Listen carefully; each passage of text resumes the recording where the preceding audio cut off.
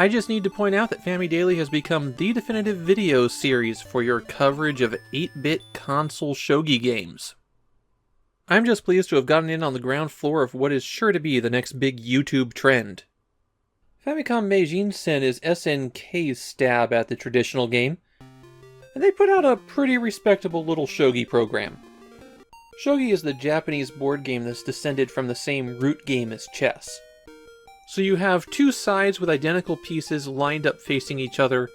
Each piece has their own rules for movement. Players take turns each moving one piece, and pieces are captured by moving on top of them. The two things that make shogi distinctive are being able to promote pieces that get to the back third of the board, which turns them over and grants them new moves, and you can place pieces that you've captured back on the board. That's why rather than colors, shogi pieces have direction. The goal of a shogi match is to capture the other side's king. The title Famicom Meijinsen is a little bit interesting. Nintendo's trademark wasn't Famicom, it was Family Computer. Famicom is just what people started referring to it as.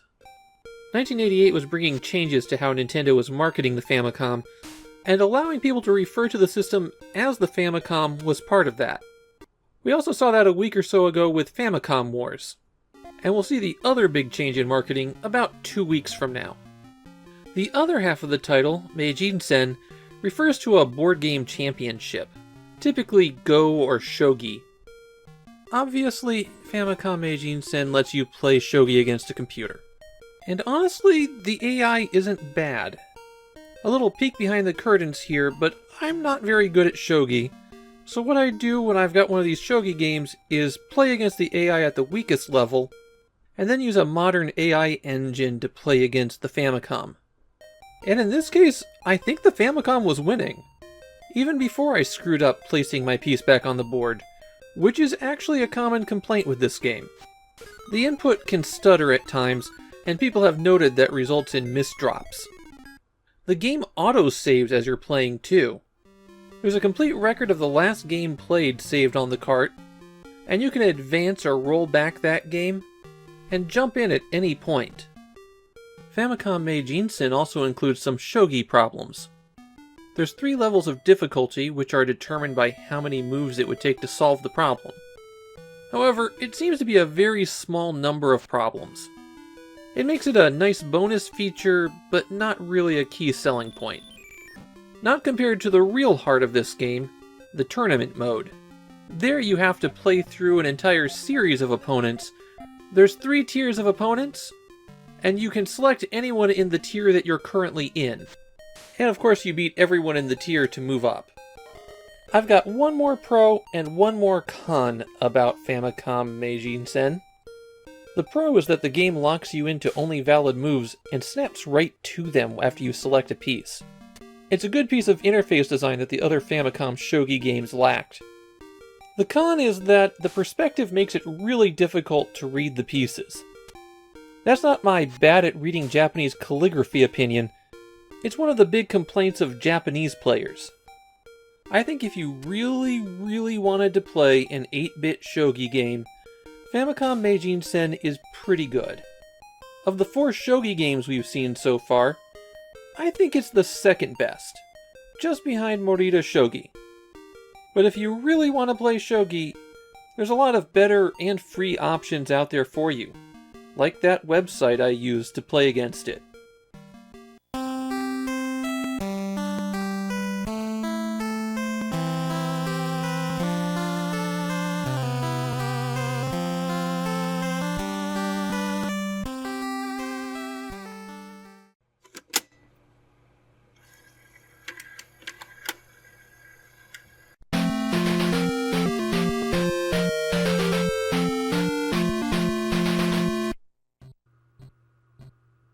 Take a look at the logo on the cover for Matou no Houkai. See how that last character is falling apart? That one basically means destruction, and it's being destroyed. It's a very clever bit of design. You might also have noticed that I got off the title screen awfully fast, and that's because it flickers a lot. It has an effect where it changes up the whole image every couple of frames, so I had to cut around that. What you might have missed, because I cut away so quickly, is that Matou no Houkai has a subtitle, The Hero of Babel, and that ties into the game's plot. In ancient times, people built a tall tower to reach God, and because they were trying to reach video game God instead of Old Testament God, he filled the tower with monsters to chase people off. Now that backstory is given in 2 paragraphs in the manual. The plot of the game is given half of one line. Koibito must rescue his girlfriend. Oh, there's also a part 2 of the plot listed on the next line. Destroy the tower. I'm used to video game plots being thin, but I can't recall one that went that hard on detail and that light on plot. The way the game really works is that you're essentially climbing the tower. And in the tower areas that you're passing through, your goal is to find a key and then get to the exit door. After you leave the tower stages, there are long hallways you have to traverse, and then it's back to ascending, or very rarely descending. A jumps, B swings your sword, but both of those don't work quite the way you'd expect. For example, you automatically jump when you run into a surface, and that jump is terrible at clearing gaps. It looks like you could just barely clear a 2-step gap, but you can't manage that, you'll miss. In fact, you pass through terrain a lot in this game. There are some bizarre, inconsistent things happening here when you run into objects. It makes all of the movement a bit flaky. As for your sword, well, you can duck and swing your sword, and you'll have to do that because a lot of enemies are small, and you use your sword to break walls to find items, and there's some bricks that are low to the ground that will block your path. One problem with this, though, is the special weapons. You'll find special weapons scattered through the game, and attacking with these uses up weapon points. That's the WP in the lower left-hand corner. You activate special weapons by pressing down and then hitting B, so you can't do low attacks with your sword anymore. But if you hit select, you can bring up this menu where you can equip different special weapons. Once any special weapon's been collected, you will always have one equipped. You can't just remove them. Now, if you don't have any weapon points, then you're allowed to crouch and attack again. Also, if you crouch and mash B, then you'll attack with the special weapon, and then attack with the sword. Of course, that costs some of your weapon points. You also have to crouch in order to collect chests. These can contain very useful things like the exit key, or more weapon points, or they can include things that will increase or decrease your health, or they might have luck inside them. You can see your current luck from the status screen in the menu, and what luck does is, Actually, the manual doesn't really explain what luck does. It implies that if you have a high luck, then you'll get more health refills from those boxes, but it's all kind of ambiguous. Navigating the tower is harder than it seems. There are a lot of hidden elevators that you have to use by standing on them and hitting up and down, and even some that swing right and left. The tower itself is only one screen across, so while there's horizontal scrolling, it loops back pretty much immediately. And of course, as a rule of thumb, the obvious short path is a trap. You want to go the long way around. The navigation challenges aren't just those hidden platforms. There are things like invisible doors and hidden chests that you have to find in order to get the exit key. In the hour that I played, it wasn't that bad. Things were signposted to some extent, and once you made it over the hurdle of understanding what the game wanted you to do, then it wasn't too difficult to apply that. But that doesn't mean it doesn't become unfair later. There are side rooms throughout the tower, doors where you can enter and talk to someone. If you lose a life by running out of health, then you reappear at the last door you exited from. You only have 3 lives in this game, and when those run out, it's back to the start of the tower. However, you do keep your experience. You get experience points by defeating monsters, and you have to have experience. For example, in the very first section, you have to earn 50 XP in order to get the first sub-weapon, and you need that sub-weapon in order to get the key. The monsters that appear give you 1 experience point, so you have to sit there and grind for a while just to exit this area. You level up every 100 experience, and that increases your maximum health bar, plus lets you do extra damage. The difference that extra damage makes is pretty significant. For example, it's nearly impossible when you start out to get through the connecting corridors. These infinitely spawning slimes drop on top of you, and then because of the way that getting hit knocks you around, while enemies can still move on top of you, you just take damage over and over again until you die. The slimes take 3 hits to destroy at first, and the only way I could figure out how to get through those passages was to turn around and let myself get hit so it would shove me toward the exit door. But after you've leveled up twice, well, you can take out those slimes fast enough that you can get through the corridor pretty easily. The levels make an even bigger difference against the boss enemies. You'll probably need to be level 3 before you can take out these giant skeletons. And I'm not sure how strong you have to be to really work on this scorpion. You can only damage it when it's jumping over you, and my damage output against it was so low that it was outpacing me. Basically what I'm saying is, get ready to grind a lot in this game. At least you can save your experience level to the disc. The response I found to Matou no Houkai among Japanese players might be the most strongly mixed one I've ever seen. A lot of people made fun of it and pointed out how it obviously did not compare well to certain other games, but there were also a lot of people who thought it was pretty clever. And I kinda get the mixed reception here. Matou no Houkai is a real mess of a game. It's a lot of systems that really don't work right. On the other hand, it's also not actively horrible, and it's got some clever ideas. I like how the tower is only one screen across, and you just keep circling. That makes for some pretty interesting level design. And I like the creative monsters. Not the slimes at the beginning, those are pretty standard, but the later areas have an interesting assortment of creatures. I think I'm going to come down on saying Matou no Houkai is not a good game, but at the same time, it's distinctive enough to be worth checking out. It's flaky and weird and broken, but that's what makes it interesting.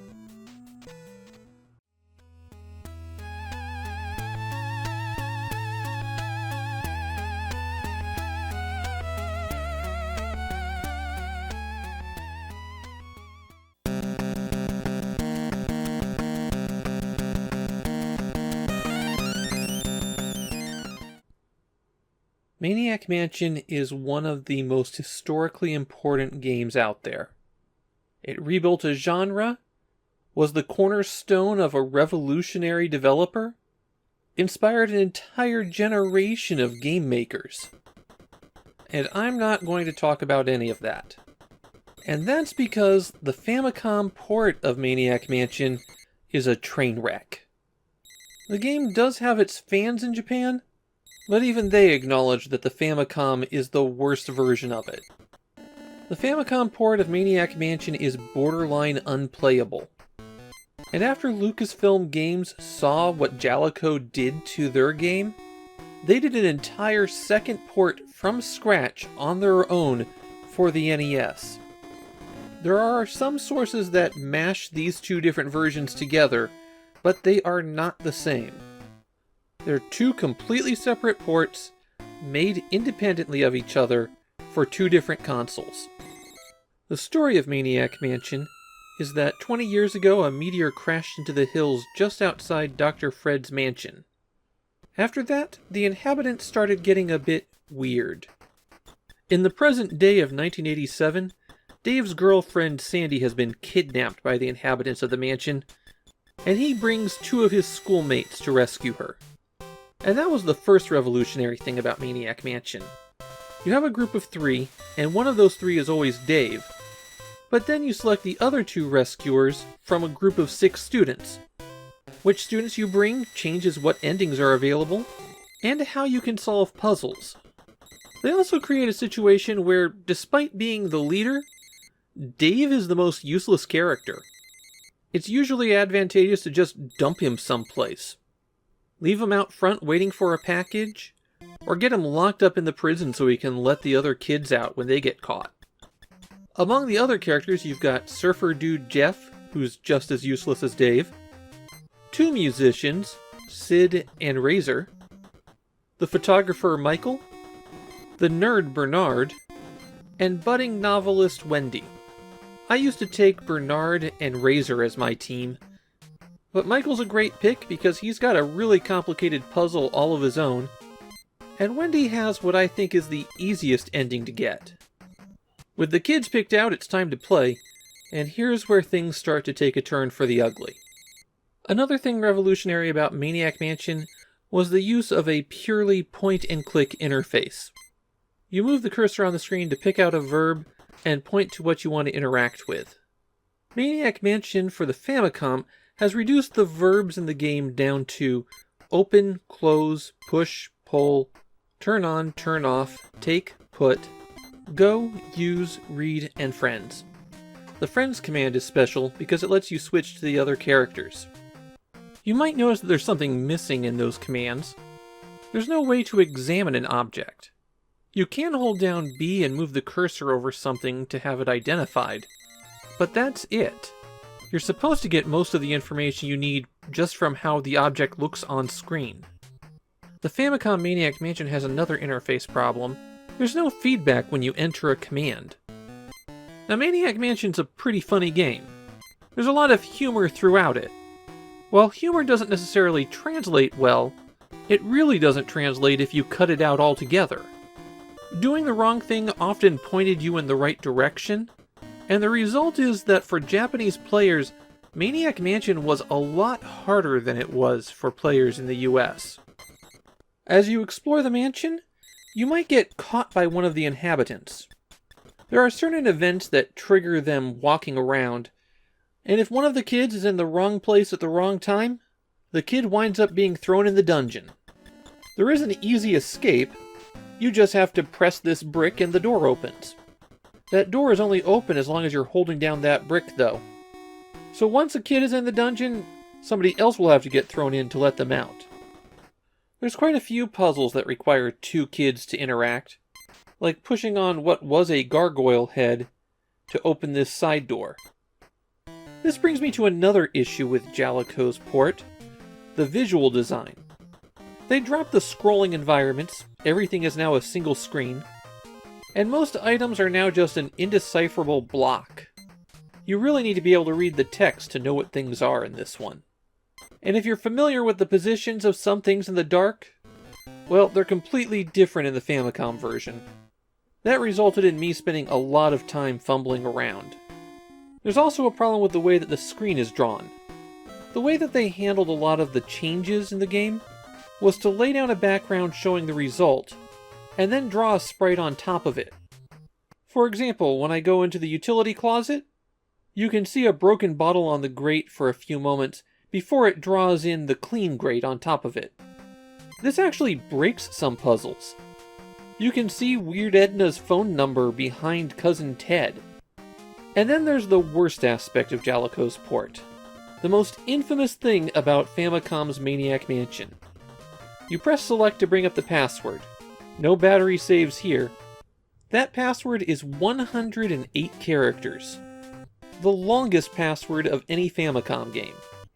At least in Jaleco's port, the puzzles are mainly intact in Maniac Mansion. There's some that are cut down, some with tweaked solutions, but the game seems to be mostly intact. One thing that annoyed me in the game? I tried to kill Dave with some radioactive steam, and it didn't seem to work. Unlike later LucasArts adventures, it is possible to get Maniac Mansion into an unwinnable state. But the game is so straightforward, you can generally tell when you're on the wrong track. I even ran into a few bugs in this port. I broke the flashlight so it no longer ran out of batteries, and I managed to crash it just by playing a record. Sorry to anybody with sensitive ears who was listening in headphones for that one. I like Maniac Mansion a lot. In fact, as I record this, I'm wearing a purple tentacle shirt. Seriously. It was the very first adventure game that I beat all on my own, and I was playing the Commodore 64 version. Its sequel, Day of the Tentacle, is even better. But this port makes me sad. It feels like Jaleco knew that it was a popular game, but didn't really get why. And so we have this sloppy port. But there is a positive ending for this one. Maniac Mansion picked up a bit of a cult following in Japan. It was unpopular in the 80s for being excessively difficult, in large part due to the changes Jaleco made to the game. But people were still able to find Maniac Mansion and come to enjoy it.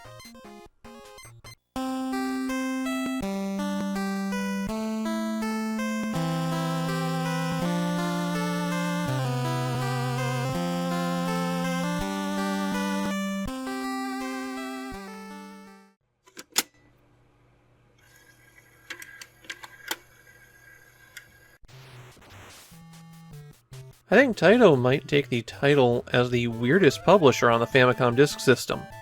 Not for the individual games. Kick and Run is a soccer game. It's going to be a soccer game.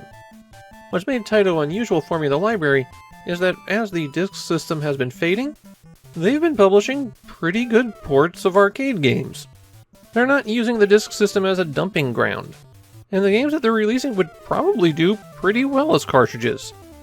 So it's weird that they keep doing this.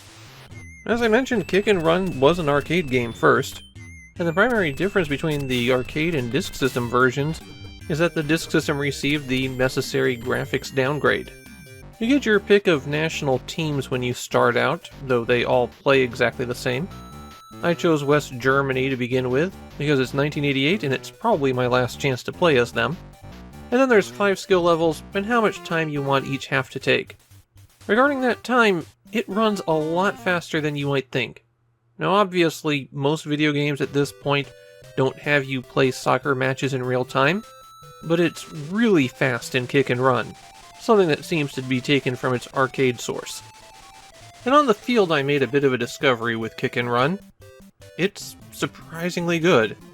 I'm not going to say it's a must-play that will change your world, but I've played a lot of really weak 8-bit soccer games. And Kick and Run has some really smooth, dynamic action. This is a game that plays fast.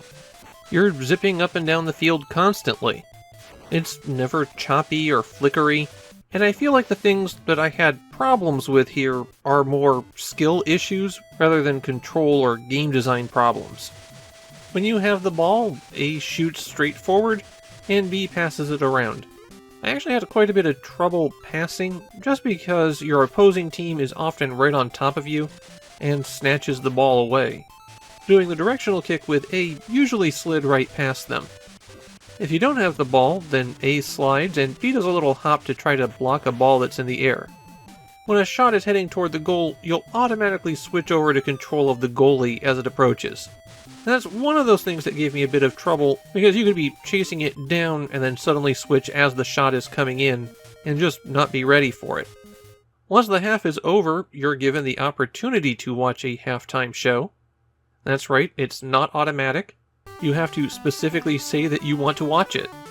Getting the option to skip 30 seconds of animation that are completely unnecessary for the game might be the single greatest innovation that Taito ever came up with. Kick and Run has a couple of other modes. There's a penalty kick mode where all you do is shoot penalty kicks. You can set how many penalty kicks every side will get before you play, so it doesn't have to be the default 5. And Kick and Run has a 2-player mode, of course, but it doesn't have to be player versus player. You can also have both players team up and take on the computer. Unsurprisingly, as a sports game released on the disk system, Kick and Run doesn't have a lot of fans in Japan these days, though I did find a few people praising it as a pretty good arcade port. And as I said, it's a very good soccer game. If I got this in 1988, I would have been thrilled. Okay, maybe not thrilled because I really wasn't a soccer fan, but still, if I liked soccer and I got this in 1988, I would have been thrilled. His biggest flaw is that sports games don't age well unless they do something really different. And in this case, Kick and Run is just a very well executed, action-based soccer game. There's nothing wrong with that. It's just something that won't catch a lot of people's eye.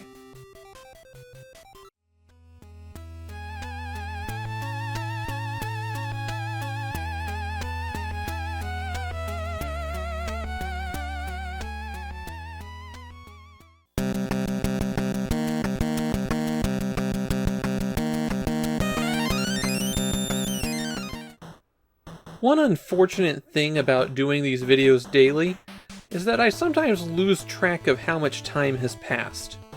I was playing Reigen Doushi and thinking, didn't I just play another game based on a Hong Kong action film about Kyonshi?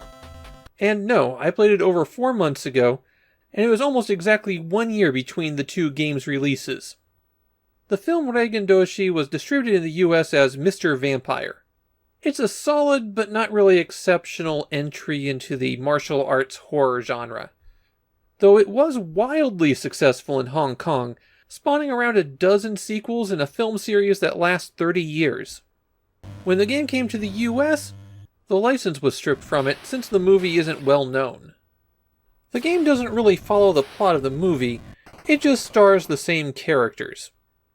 You're a traveling Taoist priest who fights monsters in various villages, and in each town you come to, your goal is to collect 3 jade orbs, then battle the boss vampire. As you're wandering the town, stand in front of a door and press A or B to tell you what the building is, and when you go inside a location, you begin a series of one-on-one fights against a monster. In these battles, the A button kicks, the B button punches, and you can press up to jump. You can also duck, but you can't attack while you're ducking, at least not until you buy an ability that you'd get very late in the game. Initially, the kicks have longer range, but are weaker attacks, while the punches are able to hit the Kyonshi who get right on top of you. There's not a whole lot of variety to the enemies that you face. They hop with their arms outstretched, and then kind of vaguely wave them. If your attack winds up hitting their attack, you both can take damage. And thanks to the long reach of the Kyonshi, that's going to wind up happening a lot. The best tactic I found was to kick them a couple of times, and then back off. Basically, run in and out. That said, after you get a few attack upgrades, it can be more effective to just stand there and hit them as they jump toward you. Defeat all the Kyonshi in the building, and you get a reward. You need 3 of the Jade Spheres to be able to confront the boss, and they also heal you to full when you collect one. You can also get scrolls, which are used to buy ability upgrades, and special items that change your attacks. When you go back to the entrance of the location, your assistant pops up and offers to let you go out, or change your special item. You can only have one special item equipped at a time, and they replace the punch button. Every time you get hit while you're using a special item, there's a chance it could break. The talisman freezes Kyonshi in place, while the mirror dazzles them and sends them backwards. Between the two, the talisman's better because you can attack after you use it. The sword extends your reach, but it's a very weak weapon. By the time you've upgraded your punch, it's already fallen behind on the damage. The last item is a special one. You can only equip the bell if you're in the room with the child Kyonshi.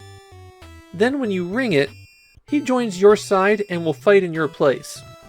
He's also extremely weak, limited to the terrible hopping movement, and can't really do anything, so it's not worth using him at all.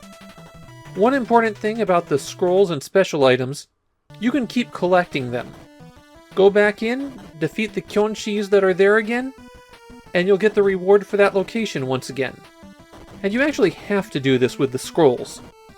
The scrolls are used to buy move upgrades, and so you'll need to get all of them. But there aren't enough scrolls that you can buy all the moves. In fact, there's not enough scrolls that you could buy half the moves. And that winds up making Reigen Doushi very grindy. You have to collect a certain number of scrolls, then go turn them in for your upgrade. And with the vampires getting tougher through each level, it can actually take quite a bit of work to just acquire those scrolls. In the second village, for example, you have to defeat 2 consecutive enemies to get the scrolls. So when you start out and you're underpowered for the village, it's actually kind of difficult to take out 2 in a row. If you get a game over, you lose all the scrolls that you're carrying. Fortunately, there's infinite continues, so you can always just grind your way up again. There's 2 important locations that you need to know about in town. The first is the temple. It's always guarded by 1 Kyonshi, and once you defeat it, it's gone forever. After that, you can just walk to the back of the temple and get healed to full at any time. You're probably going to need to just come back here in between every single house clearing. The other important building in town is the dojo. That's where you can trade your scrolls in for abilities. But before you can train, you have to answer the apprentice's trivia question. Fortunately, they're all multiple choice, with just 3 options, and you can retry as many times as you like. For the first 2 towns, the first upgrade increases your punches, the second upgrade increases your kicks, the third increases your jump, and the fourth increases your speed. That pattern doesn't hold past that point, though. The last chamber in each village is the boss. The bosses are hopping vampires with special abilities, but the real danger from them is that they do a ton of damage. They can knock you out in 3 or 4 hits, so it helps to come in equipped with a talisman to stun lock them. I found one moment in Reigen Doushi that replicated the movie. Your apprentice can get kidnapped by a ghost, and that's similar to the film where the apprentice was having a love affair with a ghost. But in the film, she turned out to help them with the vampires, and here you have to beat her up. There's a lot to like in Reigen Doushi, but I feel like it comes up short. There's too few enemies and they're too similar to each other, and that scroll grind is just tiring. Over half my playtime for this video was just grinding up scrolls. And the grind gets worse on later levels. The game does give you a password when you get a game over, so as long as you're willing to put the time into it, you'll be able to beat this one. But I was already getting tired of doing the same fights over and over again after an hour. And this is a long game. Even the tool-assisted speedrun takes an hour.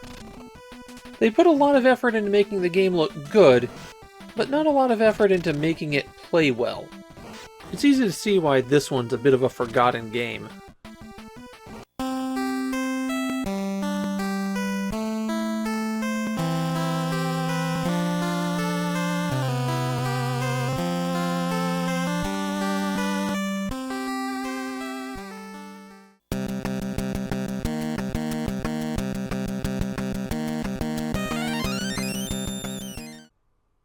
You'd think playing video games on the internet to make videos with would be something nice and safe and easy. Well, I actually hurt myself playing Konamic Sports in Seoul. Having to mash those buttons for a full hour really put a strain on my wrist. And I had to use a standard controller with it. The events in this one are a lot more complicated than the ones in Hyper Sport and Hyper Olympic. So the Hyper Shot wasn't used. I tried using a rapid-fire controller, but it disables the expansion port. So I had to mash like crazy on the standard controller, and I still never won any of the events that required mashing. In fact, I'd say that all of the events here have terrible controls, and they're poorly defined. I have to point out the timing of this release. Despite what some internet sites will tell you, it was released on September 16th, 1988. The Seoul Summer Olympics started on September 17th, 1988. Konami was striking while the iron was hot with this game. There are 15 events in Konamic Sport in Seoul. 2 of them are only accessible if you do well in the Olympic mode, so we won't be seeing them at all. Olympic mode lets you represent a country as you take part in a series of events. There's 3 events per day, but you have to qualify in order to continue to the next day. One of the events, arm wrestling, is solely a 2-player versus game. In that event, players just compete to see who mashes the button faster. The remaining 12 events can all be accessed from training mode. There, if you qualify an event, it automatically loads up the next one. And you keep doing this until you fail to qualify. Okay, let's walk through these events. Fencing is the first of our 2 one-on-one fighting events. Pressing A swings the foil, while holding B puts you into a defensive posture. Where you're aiming at on your opponent depends on what direction you're pressing on the pad. You have to score 5 hits on them to win the match. This one's actually pretty easy. You can button mash your way to victory for it. Event 2 is swimming, and here's where the interface problems really start. Hitting the A button does a stroke, and hitting the B button takes a breath. And if you press down and hit A when you jump off the block, you do a butterfly stroke. It's faster, but it takes more breath. You basically have to alternate mashing A to build up speed, and then mashing B to recover oxygen. All you can do on this one is mash. There's no real strategy here that will help you. And in a pattern we're going to see a lot of, if you don't mash incredibly fast, you have absolutely no chance. The triple jump is similar to the event from Hypersports. Mash the A button as fast as you can to build up speed, and then press and hold the B button to jump. The longer you hold down B, the greater your launch angle. And that launch angle builds up really fast in this game. You have to hit B again when you touch the ground, but if you hit B before you touch the ground, it's a foul. So the timing on this is incredibly tight. In the high dive, you have to press A to select how you're going to jump off the board, then press B to jump off, then you press A or B and a direction on the control pad as you're heading down to do a trick, and finally you press up or down to straighten out as you enter the water. Then you're given a subjective ranking of how well you did. I never got the timing to straighten out down. Clay pigeon shooting is probably the easiest of the events. Press B to launch the pigeon, press A to fire the gun. You have to move the crosshair yourself for this one. The later rounds just change what angle the clay pigeons are launched at. In the hammer throw, you have to spin the pad as fast as you can, then press and hold A to launch it while you're flashing. How long you hold A determines the angle. If you don't throw it, eventually you'll fall over and get a foul, which means that you can't build up power indefinitely. Taekwondo is similar to a traditional fighting game. The A button kicks, the B button punches, and the direction on the pad determines what move you do. When people get knocked down, they have 10 seconds to get up, and as far as I can tell, mashing the button doesn't affect that. Sometimes you'll just get knocked down and lose for no good reason. In the pole vault, you mash the A button as hard as you can, and when the end of the pole is over the anchor point, you press B. Press B again at the top to launch yourself over the bar. For this one, you can pick how high of jump you're going to go for. But why would you pick something below the qualifying height? In canoeing, pressing A rows forward, B rows backwards, and you can turn your canoe left and right. You have to pass through the gates in number order. You'll find that gate 4 comes before gate 3. And there are some gates where you have to do something special.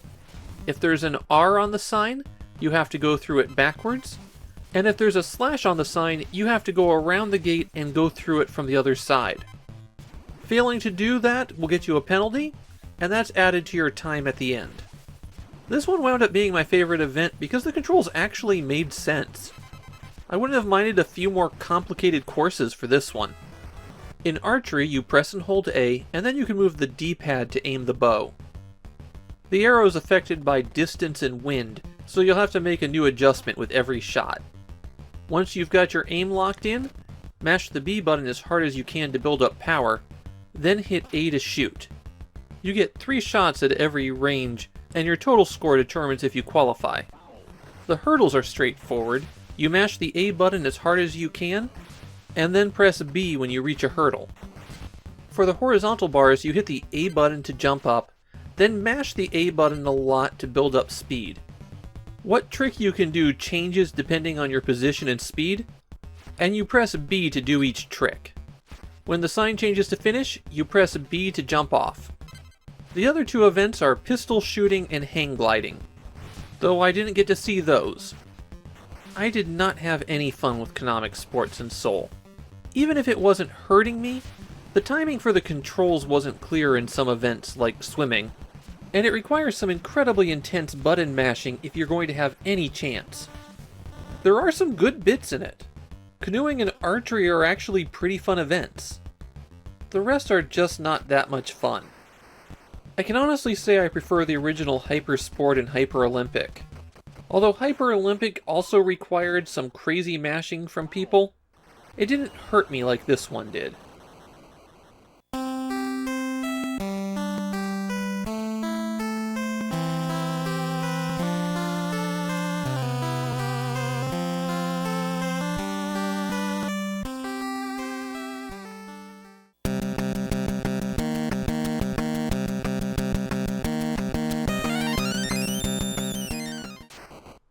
Is that a naked woman on the cover? The second Pony Canyon game in 5 days is based on a popular boobs and blood comic. The kind of thing you'd read if you want to see naked women get molested by monsters, and then the monsters get chopped up by the hero. So I guess it's kind of appropriate that she's there. You definitely know what you're getting into with this one. The comic is about Buddhist monk Kujaku and his fight against demon hordes. Oh, and he's the reincarnation of Lucifer. The comic has been translated into English under the title Peacock King, and this is far from the only game based on it. There's a Famicom sequel, and there's games on the Master System and Mega Drive. Those two were released in the US without the license as Spellcaster and Mystic Defender. This Kujaku Ou is an adventure game and RPG. From what I can tell, the storyline is unique to the game, though it does take a couple beats from the source material. The story that they did come up with is awfully generic. Kujaku is just going around fighting demons and stumbles into a conspiracy to resurrect some really old demons. It's like a placeholder story that was there until they could come up with something better, and then they ran out of time. The adventure game portions consist of a menu, and that mainly has the commands that you're already used to. Go, talk, look, take, use. But then we hit something distinctive here. Spells.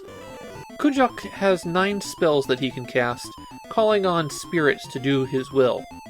Most of these are attack spells and will get used in combat, though occasionally they're helpful for solving puzzles.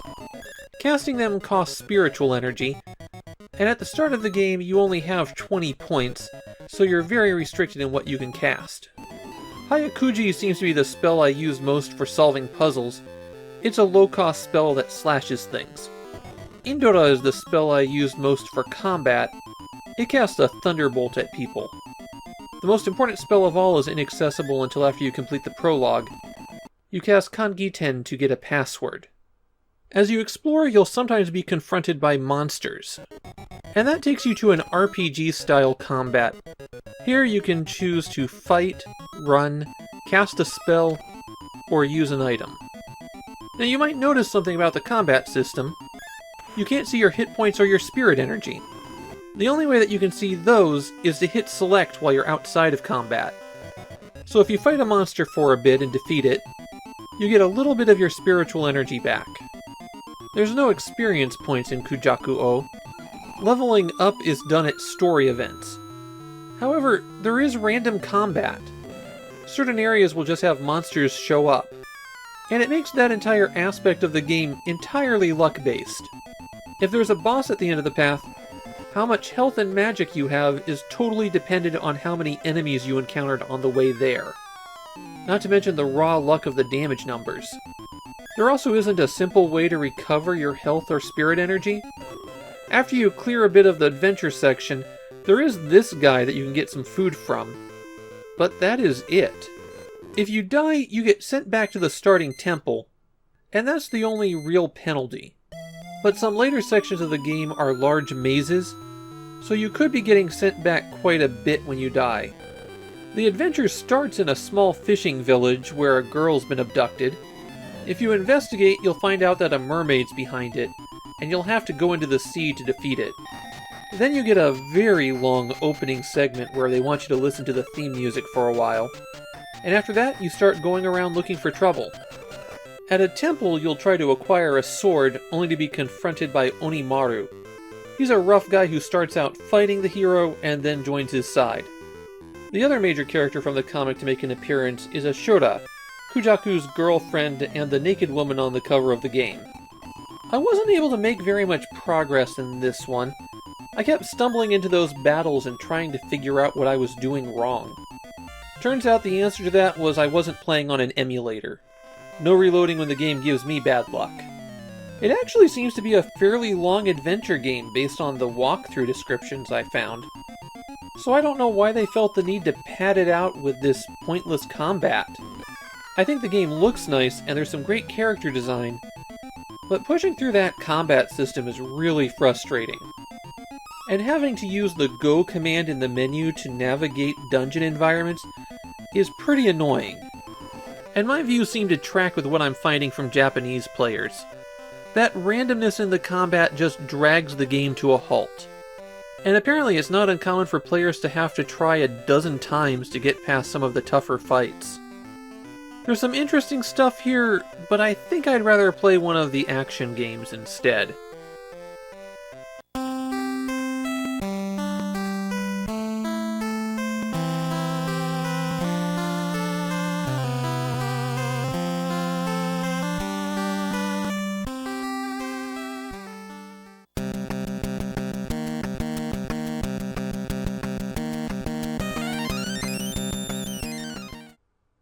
The 1988 Summer Olympics are still going on, so it's time for another collection of sports minigames. The thing is, Konamic Sport in Seoul had Konami behind it. Donald Duck is brought to us by Kemco. I think this game is the first instance of Kemco doing their trick of releasing the game in different regions with totally different licenses. The Duck sprites for Japan get switched out to Snoopy for the US. Donald Duck, of course, is Disney's duck with anger management issues. He has a pretty big following overseas thanks to the popularity of Donald Duck comics, which for about a 20-year period were the best-selling comic books in the world. The game Donald Duck has him flying off to Italy, where he will compete in 6 events. The first player is always Donald, and the second player is Daisy, and in some games they compete head-to-head, and that makes me go, Donald shoving his girlfriend out of a boat in Venice seems wrong. There are 2 ways that you can approach Donald Duck. You can select game, which means you pick one of the 6 events to just try. Or you total game, which means you play all 6, get a score for each of them, and if that score is high enough, you move on to the next round. You don't have to do especially well in the first round to continue on, but if you want to win the game, then you'll need to master the events. The first event is Mino Mushi no Game, or the Bagworm Game. This is a sack race in Naples where you hit the A button to hop. There's some manholes that will randomly flip over, but they are super easy to avoid. If one player gets too far ahead, the other one gets moved up, and you can knock each other over by jumping into each other. This event is functional and not too confusing. I'm going to go ahead and rate it 3 out of 3 nephews. The second event is Kutsunake Game, or a shoe toss. Here you have to spin the D-pad to make the boot go around, and hit the A button to throw it when you're at the correct angle. For this one, how you're spinning the D-pad doesn't actually affect how the boot is moving. I can just point in 1 or 2 directions and suddenly it's flying around in a circle, or I could be spinning like a maniac and watch it go very slowly. It's also extremely difficult to time that toss when it's moving fast. There seems to only really be 3 speeds: not really moving, going kinda slow, and flying around. Also, you can only throw the boot in the 8 cardinal directions. It's bad, but it's understandable, so it gets 2 out of 3 nephews. Then we have Hopping Game, which is a pogo stick race through the forum. Here, you have to hit A to send the pogo stick high over the obstacles, and you get points based on how many obstacles you clear. You can't go backwards in this one, and if you get too close to the obstacle, then you can't jump over it. The timing to clear an obstacle is actually really annoying, but the basic technique to get going is just hit right and on your first hop hit jump. There's also only 4 obstacles on the track, so it's not a particularly complicated course. Bad controls and wasted potential on this one give it 1 out of 3 nephews. Next is Otoshiko Game, where you're in the canals of Venice and trying to shove the other player out of the boat. You can do a bit of maneuvering to the left and right to shake the boat a bit, but really all you need to do is mash the A button as hard as you can. It's not complicated, but this event actually does what it's supposed to, so it gets 3 out of 3 nephews. Up next we have Pizza wa Kopi Game. Here you're carrying a stack of pizzas in front of the Leaning Tower of Pizza, and as you move the stack gets wobbly. Your goal is to get as many pizzas as possible across the finish line. You're also on a timer for this one, and you get points for remaining time and number of pizzas. The pizzas are worth a lot more points though. The thing is, the pizzas only tilt forward, so it's not really a balancing game. You just have to keep tapping right and stopping when the stack is a little wobbly. If you do drop a bunch of pizzas, When it gets down to 4, it seems like you can't drop them anymore. This one's easy to understand but not much fun, so 2 nephews. The final game is Kawatopi, or River Jump. For this one, you have to mash the A button rapidly, then press and hold the B button as you approach the river. If you fail to release, or if you only press the button, you'll just sink down into the river. The timing on this one's pretty tight, and the controls are really confusing. And once you know how it's done, it's not really much of a game, so it gets 1 out of 3 nephews. That building in the background, by the way, seems to be the Castel Sant'Angelo, which would make the river in the distance the Tiber, but I have no idea what river you're supposed to be jumping over. Those are all the events, and so that's everything that's in Donald Duck. And these are not a good set of mini-games. The best one they've got is the sack race, and that one rises to the lofty heights of not particularly good. I don't even see this one being much fun in competition against other players. The only people who might want to play this one are Disney fans.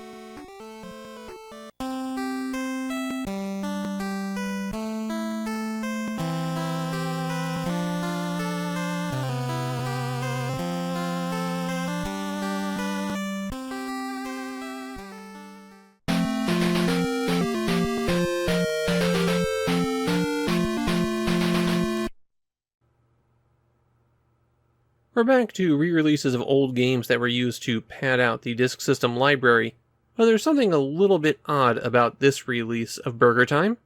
It was published by Data East. Now most of you are probably going, Data East made the arcade game, of course they published it. Except, when this port was made, Data East wasn't porting their arcade games to the Famicom. Instead, Namco licensed all of Data East's arcade library. So all of the Famicom ports of Data East arcade games, through about July of 1989, are made by Namco. But it seems like Data East found a loophole with the disk system. Or maybe they just made another deal with Namco. The contract just being for one specific platform, or 2 businesses coming together to rework a deal a little bit. Both are equally plausible. But either way, this is Data East publishing Namco's port of Data East's arcade game. And of course, it's a re-release made for the disc writer system. The kiosks in stores where people would bring in their old games and have them rewritten with new games for a nominal fee. Like I mentioned, BurgerTime was a Data East arcade game, and it was one of their first big hits. Any more than anything before it, BurgerTime put Data East on the map. And while I enjoy BurgerTime a lot, when I was playing this time, I was realizing how out of practice I was. The last time I played it was episode 77 of Famidaily, so that was over 4 years ago. This time I was really struggling to get past the 3rd stage. BurgerTime has 6 levels altogether before the game starts cycling. It was, after all, a classic score attack arcade game where your goal was to get as many points as possible rather than to beat the game. And I actually think that 3rd stage is the hardest stage in the game. There's a lot of choke points that you have to pass through. The goal of the game is that as Peter Pepper, you need to build burgers. And your burgers are all laid out on a series of ladders and girders. Run across the surface of one of the burgers or its condiments, and it falls down to the next level below it. And if it lands on another piece of the burger, then that piece falls. So you're always looking to create a cascading domino effect. Once all the burgers are properly stacked, then you go on to the next stage. Getting in your way are other foodstuffs that are jealous of the burgers. Hot dogs, eggs, pickles, and there's a lot of them running around on the stage with you. Touch one of them and you lose a life. But if they're below a layer of the burger when it falls, they get squished. That's worth extra points, and they have to wait a few seconds before they re-enter the stage, though fewer seconds than you might think. If they're on top of one of those burger parts when it falls, then their added weight makes the burger fall further. One hostile foodie on top will make it fall an additional 3 layers. And if there's more than that, it'll fall further. Though really, if you have to, it's probably sending that piece and anything below it all the way to the bottom. So one of your core strategies here is trying to manipulate them to walk on top of something that you're about to send flying. And that's actually one of BurgerTime's strengths. Even though it's girders and ladders, this is really a maze chase game. You're trying to clear a pattern and evade the enemies. And the enemies are very predictable. If you're not on the same horizontal plane as you, then they'll take any turn that gets them closer. If they're on the same horizontal plane as you, and you are not more than one turn away from them, then they will follow immediately behind you. And if you are more than one turn away from them, then they'll turn away to try to cut you off. Your opponents start scattered across the whole stage, but if you maneuver well, then you can bunch them up all together. Though when you do that, and crush them, or drop them, then they go back to being scattered. Peter Pepper has one weapon that he can use, his eponymous pepper. Hitting the A or B button will sprinkle some pepper in front of you, causing enemies right there to stop and sneeze. You only get 5 things of pepper, however that doesn't mean that you should hold on to them. If you're cornered, you might as well use the pepper rather than lose a life. Okay, unless losing a life puts you in a more advantageous spot, but that's getting kind of complicated. That's all there is to the game. It's very straightforward, but it works pretty well. The original Famicom port has plenty of fans in Japan. It is a good port of a beloved classic after all. The disk system version, though, is a bit obscure, both as a late release and a disc rewriter release. And my feeling is this is a great example of early Famicom software. A port of a popular single-screen arcade game where the only compromises made for it really don't matter. Of course, as a 1988 release, it would feel horribly dated. That's just how fast technology was moving at that point. Still, BurgerTime is a pretty good game, and I don't think anybody who likes the arcade version would be disappointed here.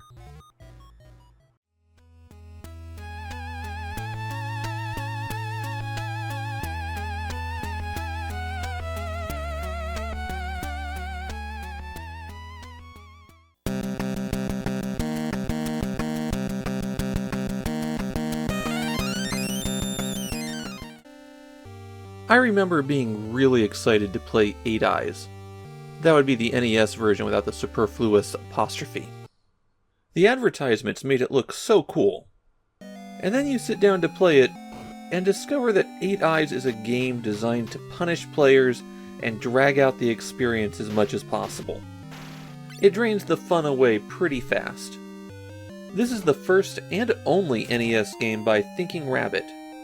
They were a pretty important computer game developer, and the people behind Sokoban, the box-pushing puzzle game. So the next time you encounter a box-pushing puzzle, you know who to blame. It's also the first Famicom game that uses the MMC3 mapper chip. The MMC2 was really only used in Punch-Out, and we've actually already seen the MMC4 because it was used in Famicom Wars. But those mapper chips don't have a significant impact.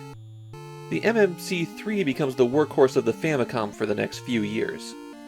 The chip greatly expanded the programming and graphical memory that the Famicom could access, allowed for higher speed when accessing those extended memory areas, and most importantly, it was the chip by Nintendo, so anyone who wanted to target the US market was inclined to use it.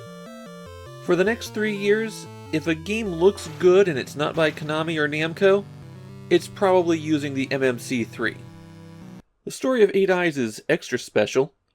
It includes justification of the Armenian genocide. You see, one of the mean Armenians who were harassing those poor innocent Turks was Ruth Grandier, a Satanist bandit who's also the daughter of the devil. But don't worry, helpless Ottomanian Empire. Help is on the way to deal with those Armenians in the form of the British Army. I bet you thought the story couldn't get any worse than justifying genocide, did you? Ruth has raided some archaeological sites from the British Museum and stolen the things necessary to resurrect Lucifer. So MI5 sends in Sir Julian James Bond to stop her. Given that these are 8-bit games and the story doesn't matter that much, I usually try to trim that stuff, but this one was a bit special. Obviously, they had to change James Bond's name when they brought it to the US, so he became Orin. As for the gameplay itself, it's like if someone pitched the idea of Castlevania crossed with Mega Man, And the versions of those games that they based it on was Vampire Slayer on the MSX and the DOS Mega Man. Starting the game up, you're given your choice of 8 stages, though really you can only access 7 of them. On this screen you press the A button to cycle through them clockwise. All of the stages are named after countries, but apparently that's just the name of the building, since the entire game takes place in the Balkans. Pick your initial stage, which should be Spain, and then you're off. Bond attacks with a sword, and pretty much the only way to do well in 8 Eyes is to get a swing in and then back off. Enemies attack immediately, and getting hit will knock off about a quarter of your initial life bar. When you defeat an enemy, they may drop a cross. The white crosses give you weapon energy, and the red crosses give you health. There's also 2 sizes of crosses. The big ones are 1 full square, and the small ones are 1/4 square. Now you might think that sounds great, since you'll be able to get some health back regularly, but health drops are extremely rare. Perhaps 10% of the time. And a quarter of a block of health is nothing. You can get these jars to extend your life bar, but they don't give you any health, they just make the maximum point larger. The sword isn't Bond's only attack method. He also has his pet hawk, Cuttress. You press up and B, the sword attack button, to send Cuttress flying around. Cuttress will bob up and down at roughly the height that you launched him at, and you can press down and B to send him into a swooping attack. Cuttress has his own health bar, and health pickups that he flies over will be applied to it. One convenient thing about Cuttress is that he's really good at finding hidden items on the stage. But you have to hit the block once to reveal it, again to break it, and then fly over again to collect it. Besides the maximum health increase, you can find some scrolls that give you hints on how to unlock the final level, and once per stage you'll find a potion that will fully heal whoever gets it.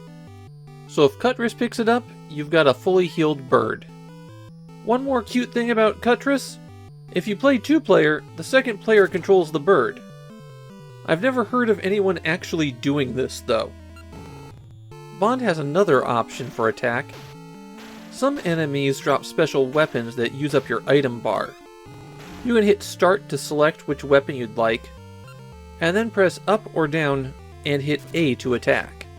Of course, when you're getting around, A is usually the jump button, so they put attack on B and special attack on A, with jump on A and a different special use on A. It's a real mess of a control scheme.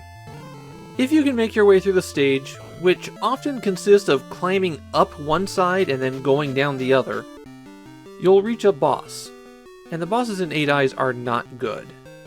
Often you'll only have one option for dealing with them, and that's mash as hard as you can. I honestly thought I was missing something since I couldn't find any reasonable patterns or approaches, but no, you just have to mash. However, sometimes the boss can't reach some platforms that you can, and in that case, you could always release Cuttress.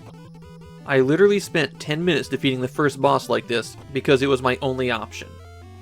You see, Bond's regular sword doesn't do a lot of damage to bosses, but after he defeats one, he'll sit down to a nice meal with them and be given a new sword that does double damage to a different boss. But be careful, if you pick the wrong boss to go to next, and you somehow manage to defeat the boss, then your current sword is replaced by that boss's sword. So whichever one you were supposed to go to, you'll now have to face with a weak sword. If you find it confusing, that's okay, it's because the game is terrible. Similar to the bosses, there's certain enemies that can't be injured by some of your weapons, and if you have to defeat them, you're just going to have to try a few different things. If you're defeated at any point, it's game over. You only have one life. The stages can be pretty long, and if you die at the boss, you gotta start all over again. It's guaranteed frustration. I made it to the end of the 3rd stage in my hour-long play session, and the boss there just hurls a storm of attacks. And like I said, the only option I found online for fighting him was to just get in his face and attack. If you're lucky, you'll do more damage than he does.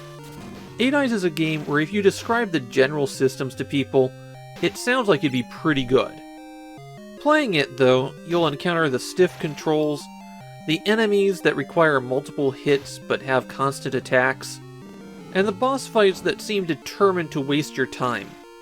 There's also some real snore-inducing level design, as a lot of levels will just reuse the same sections over and over and over again, so 8 Eyes would be a pretty bad game.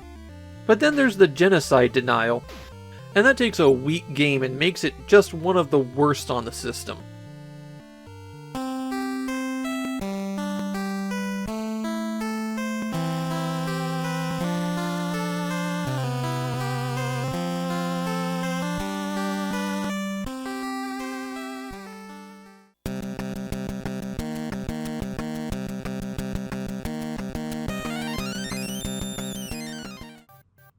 Erika to Satoru no Yume Bouken is an innovative game, has some very nice graphics, and wonderful adventure design, and the only thing that people will ever remember it for is the completely unhinged programmer rant that's accessible when you complete it. If you enter this code after the credits complete, and you wait over half an hour, then the message appears. I performed a dramatic reading of it attached to the end of this video. I based the lines on the Cutting Room Floor's translation of it, and since I try to keep this channel family friendly, I did wind up bleeping some stuff. But if you've got kids in the room, you'll probably want to stop the video at the end card. Other than being a vehicle for disgruntled programmers, Erika to Satoru Yume Bouken is an adventure game. The story is that one night as the two siblings are drifting off to sleep, they're lured off into a wonderland by following a white cat.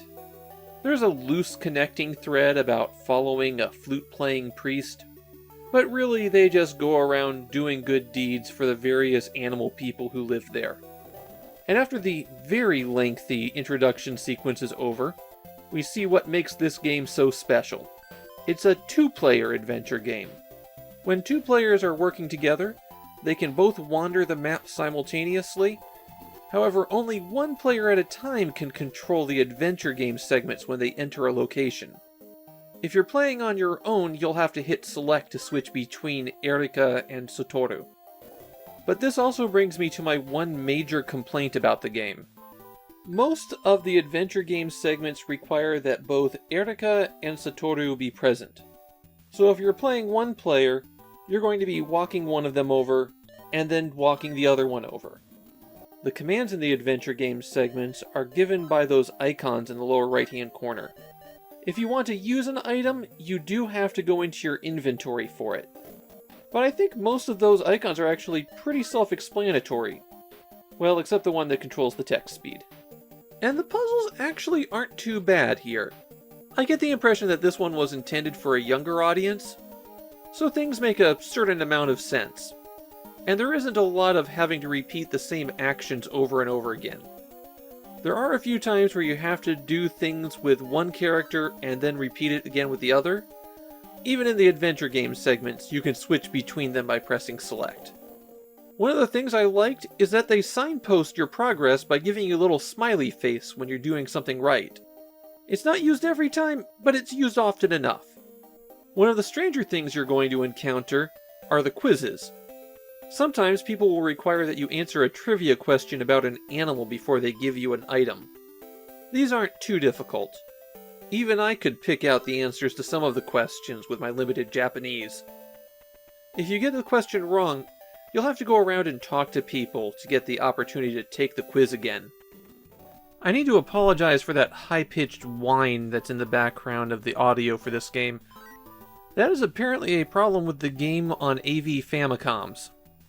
I actually couldn't hear it while I was recording over the electronic hum of the television, but it is very noticeable as I'm wearing headphones and editing. On a less uncomfortable note, you may spot this dinosaur character in the background of several scenes.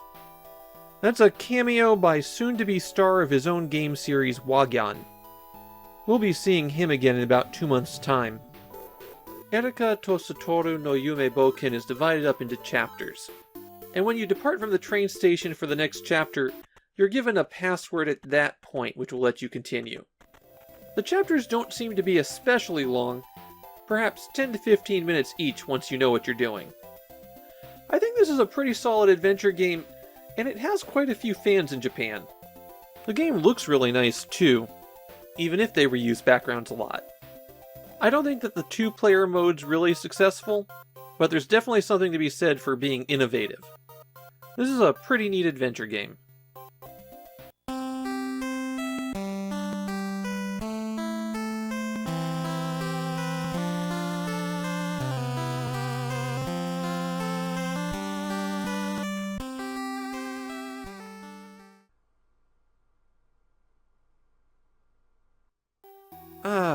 There's a nostalgic song playing. Those were good days. But beside that, who the hell are these people on this project?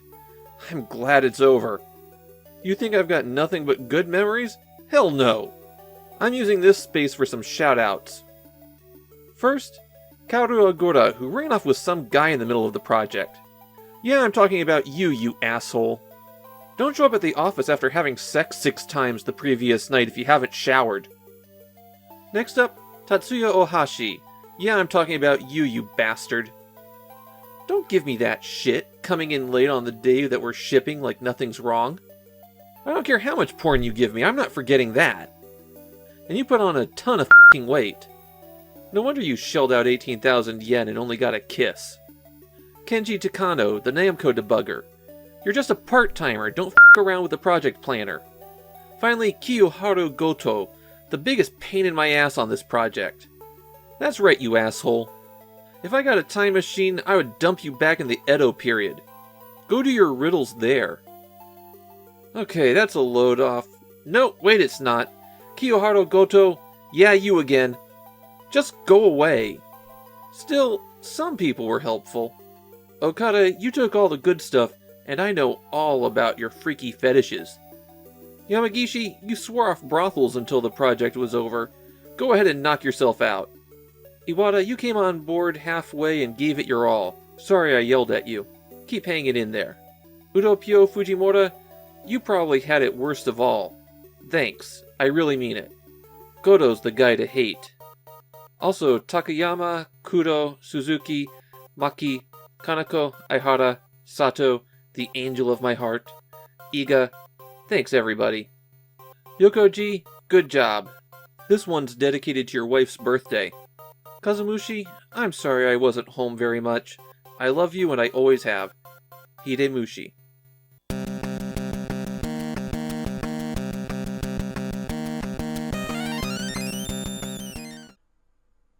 The question everybody always has about the Knight Rider game is, wasn't that a little bit late?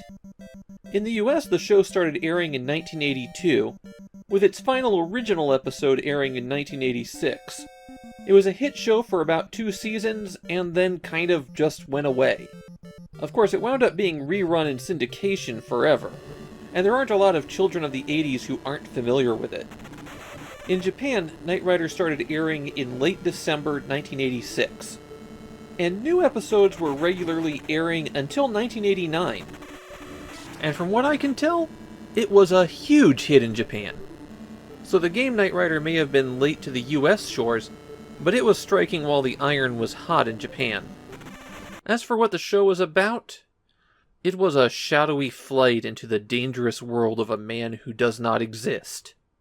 Or to put it another way, it was the 80s show about a guy who had a talking car. In fact, that's the most disappointing thing about this game.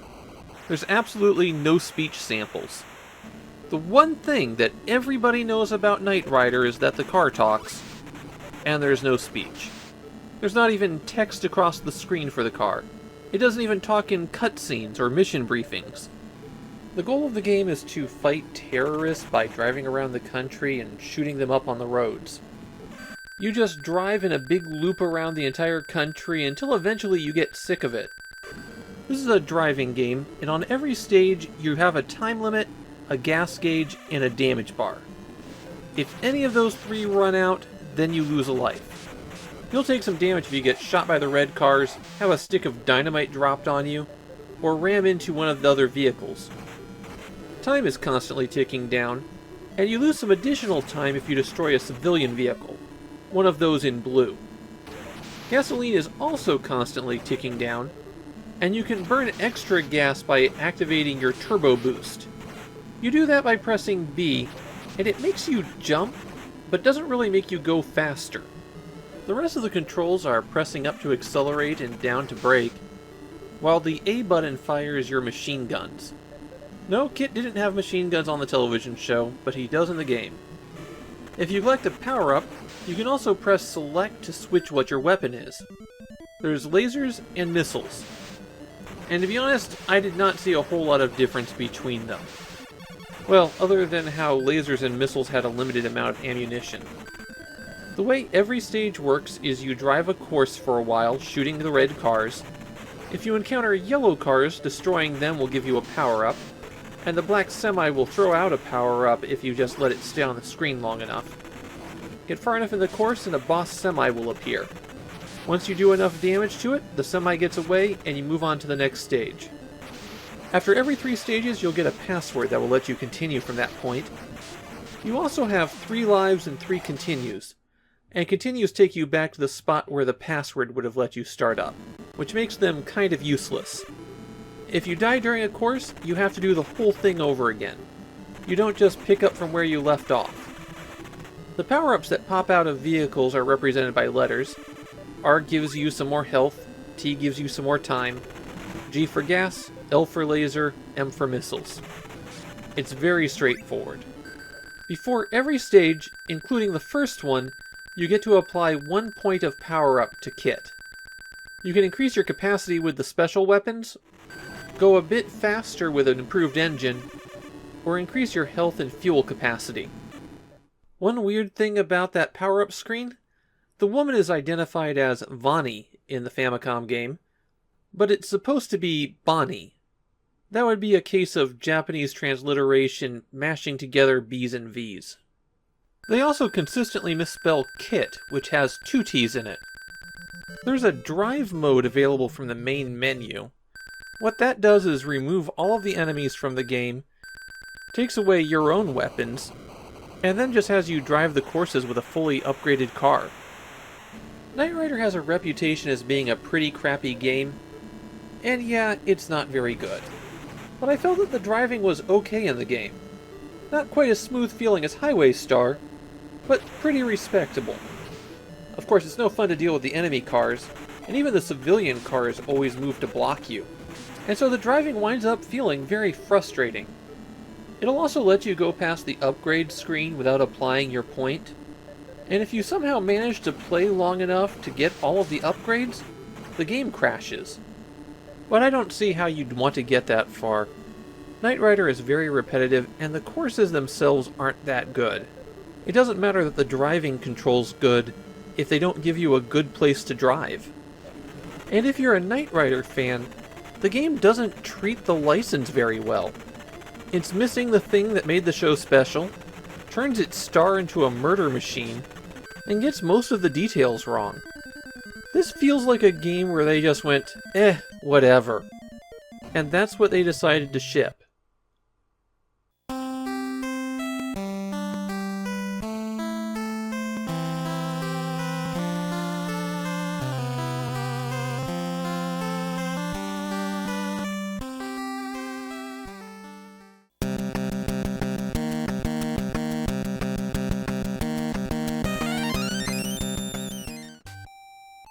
Viva Las Vegas is something distinctive on the Famicom. It's our first casino game, and it also has some scenes where you're required to make choices and see the results of your actions. And the game is entirely in English. And from what I've found on Japanese sites, Japanese players weren't too happy about that.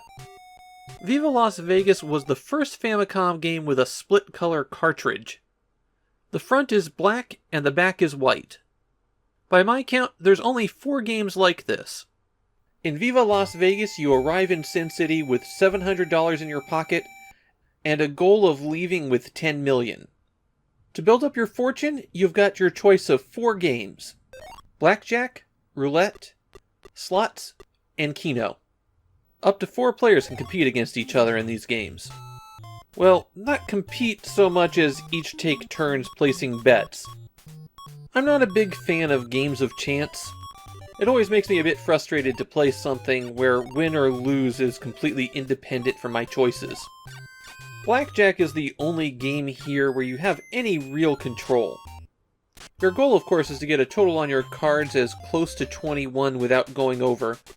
And the dealer, per casino rules, takes an extra card as long as their total is below 17.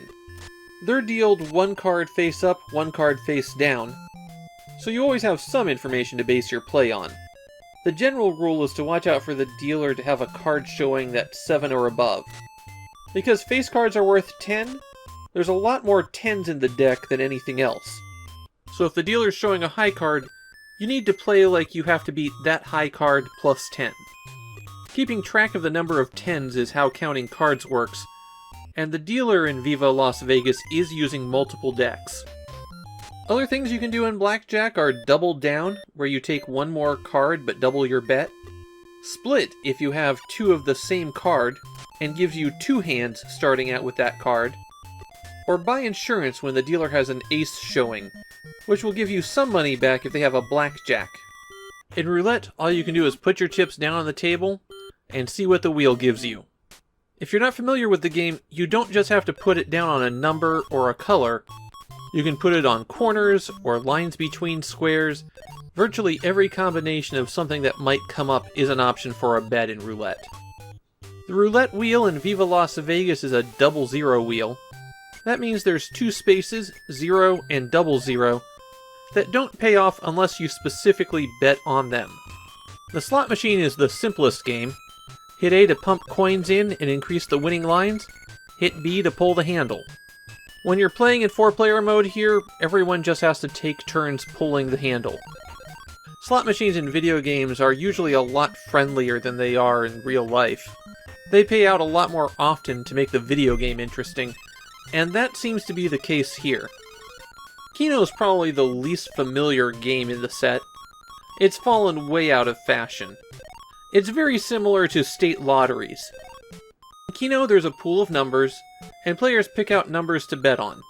You can pick between 1 and 15 numbers, and all of your numbers have to come up for it to be a win.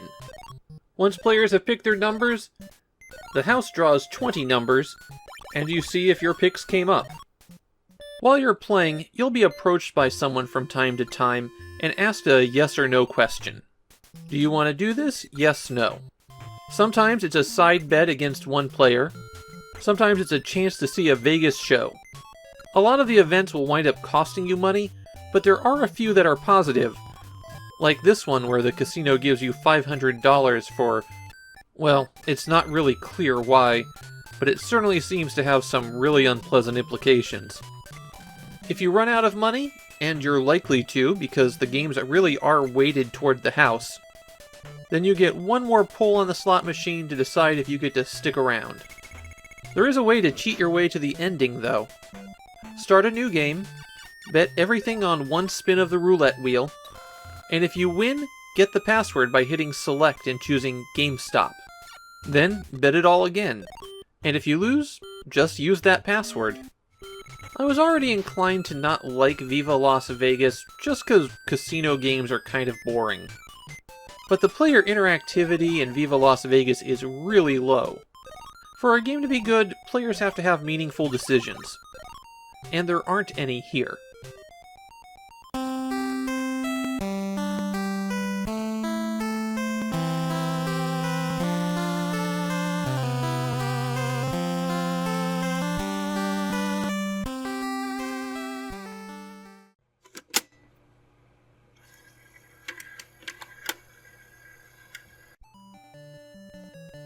There are 2 things that the original cartridge release of Pachicom are known for, and neither of them apply to this disc system re-release. Pachicom was the first pachinko game released for a Nintendo platform. That's a bit of a dubious distinction, but also made it likely that it was the first pachinko video game that most people in Japan would have encountered. Second is the incredibly angry rant hidden by a programmer in the game's memory. Apparently somebody spotted it after the original game was released, and it's been scrubbed here. If you want to know more about that and hear my dramatic reading of it, you'll have to go over to the Famidaily episode on that cartridge. Here, all I've got is the game itself to talk about.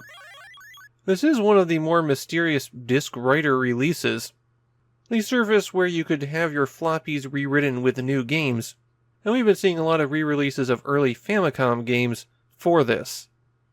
This is Toshiba's only disk system release. In 1988, this record label was winding down their relationship with video games, though they would start a whole new game division in the 90s.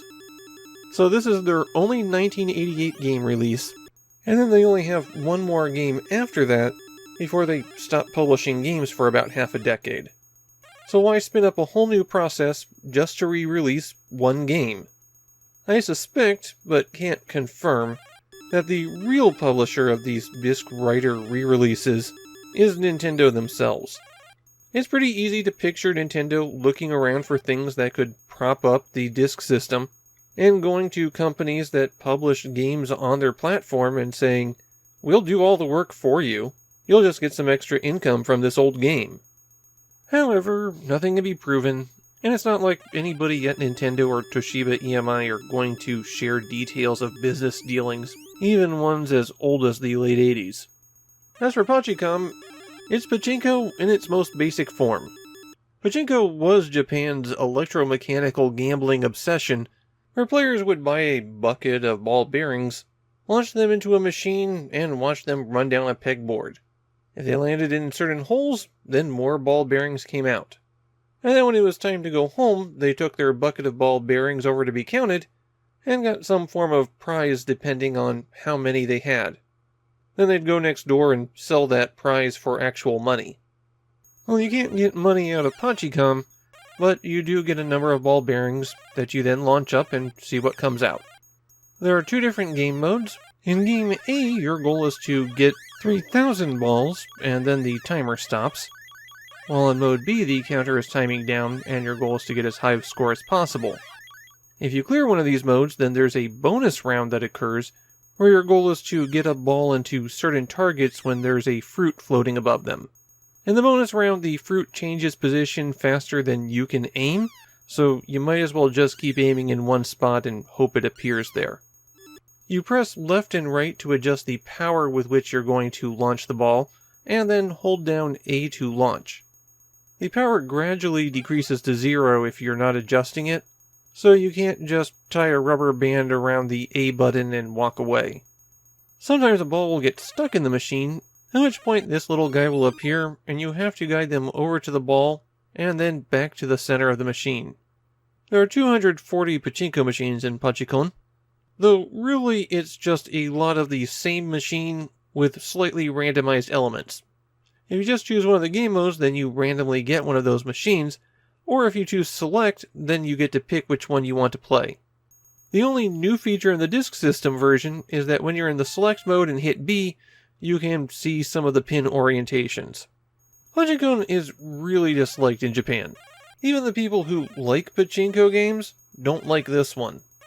And yeah, it's primitive and annoying, and makes unpleasant sounds all the time, and the way you have to deal with stuck balls doesn't make a lot of sense. And even if it all did work, you're still just playing pachinko, a game whose only real entertainment value is in the possibility of winning money. Pachicom isn't going to dispense money out of your disk system slot, so there really is no reason to play it.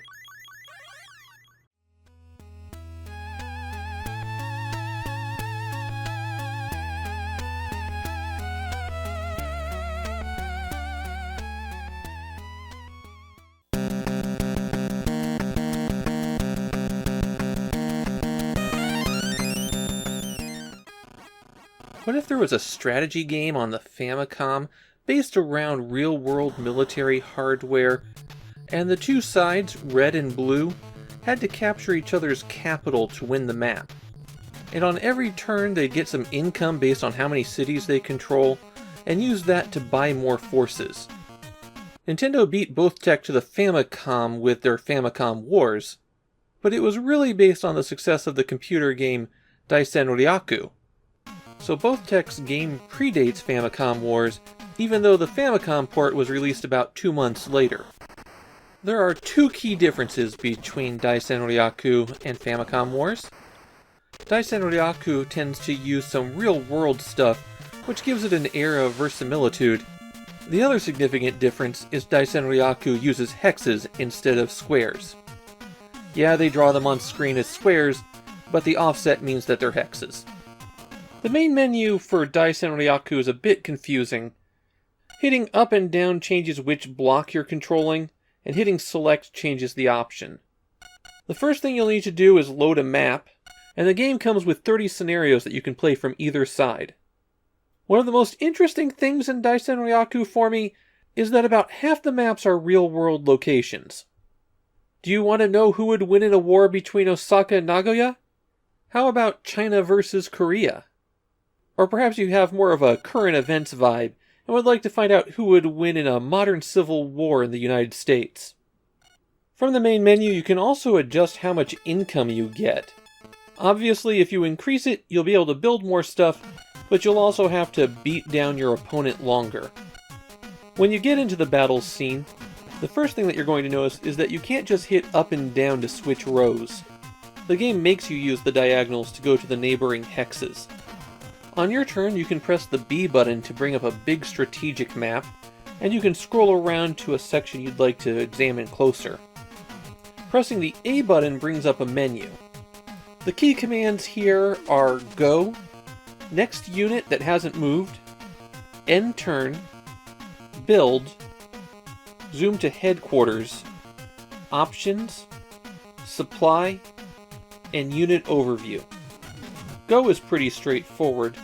Select a unit, hit Go, and then you can move them according to their speed. I actually didn't notice a lot of terrain effects on speed. My tanks seem to be able to drive through woods just fine. If your movement takes you near an enemy unit, including if you start your move next to one, then you have the option to attack. And you go into this zoomed in view where everyone takes some shots back and forth. Unit strength starts at 10, and as the men or vehicles are destroyed, they get weaker.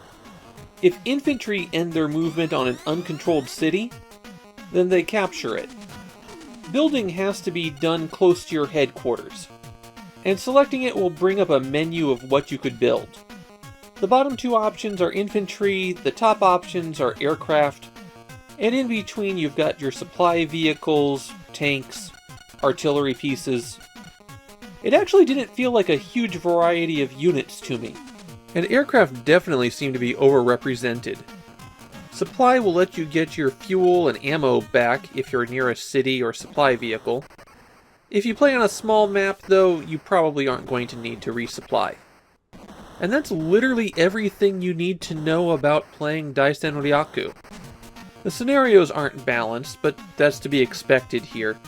If you want an easier time, play the scenario from the side that has the advantage. There's only one level of AI as well. I felt like a lot of the maps were way too big. I played the United States scenario for about 20 minutes and got nowhere near conflict, so I switched to a smaller map. Daisenryaku was enormously popular.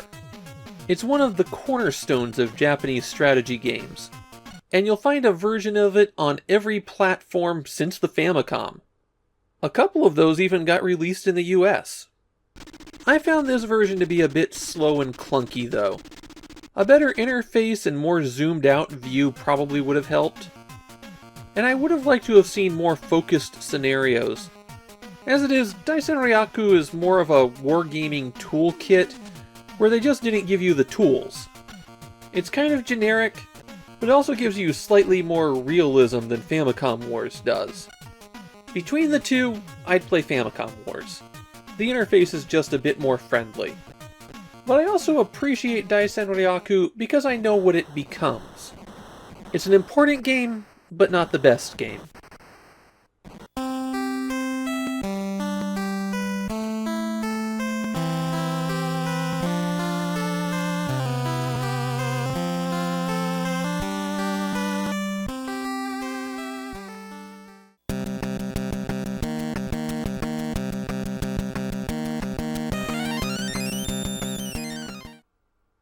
It has been 39 episodes of Famidaily and 88 days in 1988 since the release of Best Play Pro 2. And here we have Best Play Pro 2 Shin data. What's the difference between the original release and this one? Well, the box has a sticker in the upper left-hand corner saying Shin Data. The cartridge label was reprinted and now says Shin Data. And the stats for some players have been changed. Apparently what happened is that the chip shortage in 1988 prevented ASCII from manufacturing as many cartridges as they wanted, and so when they ran their second batch a few weeks later, they went ahead and updated it with current stats. It's a weird situation, and Famicom fans are divided on whether or not it counts as a separate release. Obviously, I count it separately since I'm doing an episode about it, and I count it separately because of the change in the packaging. To refresh your memory, Best Play Pro Yakyuu is a baseball management simulation game. The performance of your team is heavily dependent upon those statistics. And you can dig through your roster and look through everybody's abilities. In Best Play Pro Yakyuu, you're playing out a full 130 game season. And you're doing that for the entire league. You can set up which, if any, teams are human managed, check out the schedule, and then play ball. The teams will play themselves with no intervention by you, though you'll probably want to make a few calls. You can tell the pitcher to walk a batter, for example, or let the runner know that you want them to steal a base if they can. But the players all have their own AI, and they won't necessarily do things the way that you want them to. A game takes about 10 to 15 minutes to play through, and really, you'll only need to intervene a few times during that.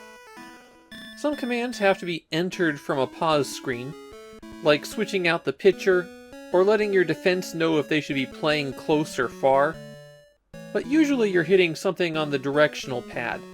When you're batting, up is bunt, right tells a runner to steal, down is to try to support stealing the base with the batter, and left is a sacrificial bunt. And while you're pitching, up lets the pitcher know that he should watch out for a steal, left is to intentionally walk, down is to pitch more aggressively, which has a higher chance of balls, but also a lower chance of the batter getting a hit, and right tells the pitcher to just do what they want. It's not a great interface, but there is something in the pause menu to show you what each direction does. Obviously it would take a long time to play a 130 game season, so you're able to save your progress to ASCII's Turbo File device. The same one they offered for saving your wizardry characters. I don't see anyone these days really enjoying the Best Play Pro Yakyuu games. You get them to check a box on your list, and that's the end of it.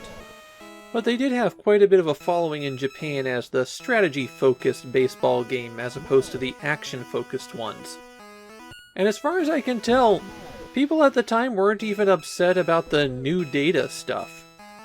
Best Play Pro Yakyuu Shin Data winds up being a weird artifact of the time.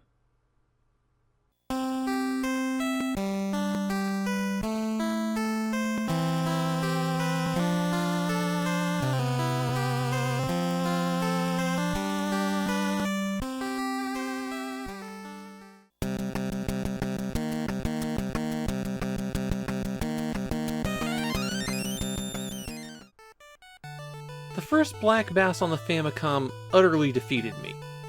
I played for an hour and couldn't even hook a fish. So as I give a bit of background on this game, I'm just gonna play out my first cast.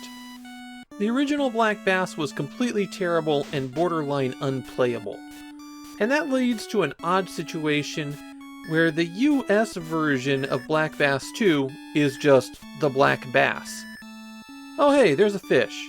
I was fishing for over 20 minutes in Black Bass 1 before I saw a fish.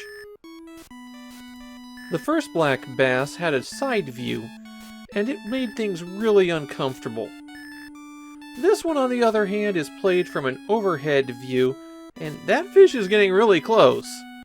And I've hooked it! The very first time I cast the line and I hooked a fish. Now can I land it? When you've got a fish on the line, hitting the A button reels it in, and the B button lets the fish have a little bit more line. The picture of the fish tells you how worn out it is, while the bar is how deep it's gone in the water. As you're reeling it in, if you hear an alarm, that means the line's about to break and you need to let up for a little bit. And I've caught myself a fish. Now perhaps some of that could just be that I got lucky with my fishing spot, but cruising around and trying a few different places, I still found fish. I'd have to try switching up bait because sometimes the fish would take a look and then swim away. And as the time of day advanced, fish became more rare in certain areas. If you want the big fish, you need the deep water in the early morning hours. And the conclusion I'm kind of coming to here is, the Black Bass 2 might genuinely be good. Well, maybe not good, but definitely not horrible. Let's step back a moment here. In the Black Bass 2, you're competing in a series of fishing derbies. You have one day on the lake to catch a certain amount of fish, and you're going to be judged by the weight of them. You have fairly limited bait when you leave. On the first stage, you just have 2 of 3 different kinds of bait, and you'll permanently lose it if you cast that bait onto the shore, or if the fish breaks the line. On the first lake, I found that the first type of bait was good for the small fish, and the last type of bait was good for the large fish. You maneuver around the lake to pick out your fishing spot, though you don't have control over what direction you're casting. Wherever you stop, it's always consistent. And then you cast. You can pick what direction you're casting in, hit A once to start, and hit A again to throw it out. When your bait's in the water, you can hit left and right to steer it, and A to reel it in. You'll want to do that to jiggle the lure a bit and get the fish's attention. Once a fish does bite, fighting with them can be a bit of a challenge. The large ones in particular are tough to wear out, and fight hard enough to break your line easily. You'll have to get good if you want to land the big fish. After you either land your fish or reel the lure all the way back in, you then have the opportunity to change the lure, move your spot, cast the line, or just return for the day. I found that after about 9:30, fish just weren't showing up for me anymore. There probably were a few spots where I could have found them, but I wasn't having much luck. Once you do get back in, you can get a password that'll let you continue where you left off. There are 4 lakes in the game, and they are different from the US version. I don't have a lot more to say about the Black Bass 2 because it's not a particularly complicated game. It doesn't seem like it was especially popular in Japan. I couldn't find a single page talking about the Black Bass 2, just lots of people complaining about Black Bass 1.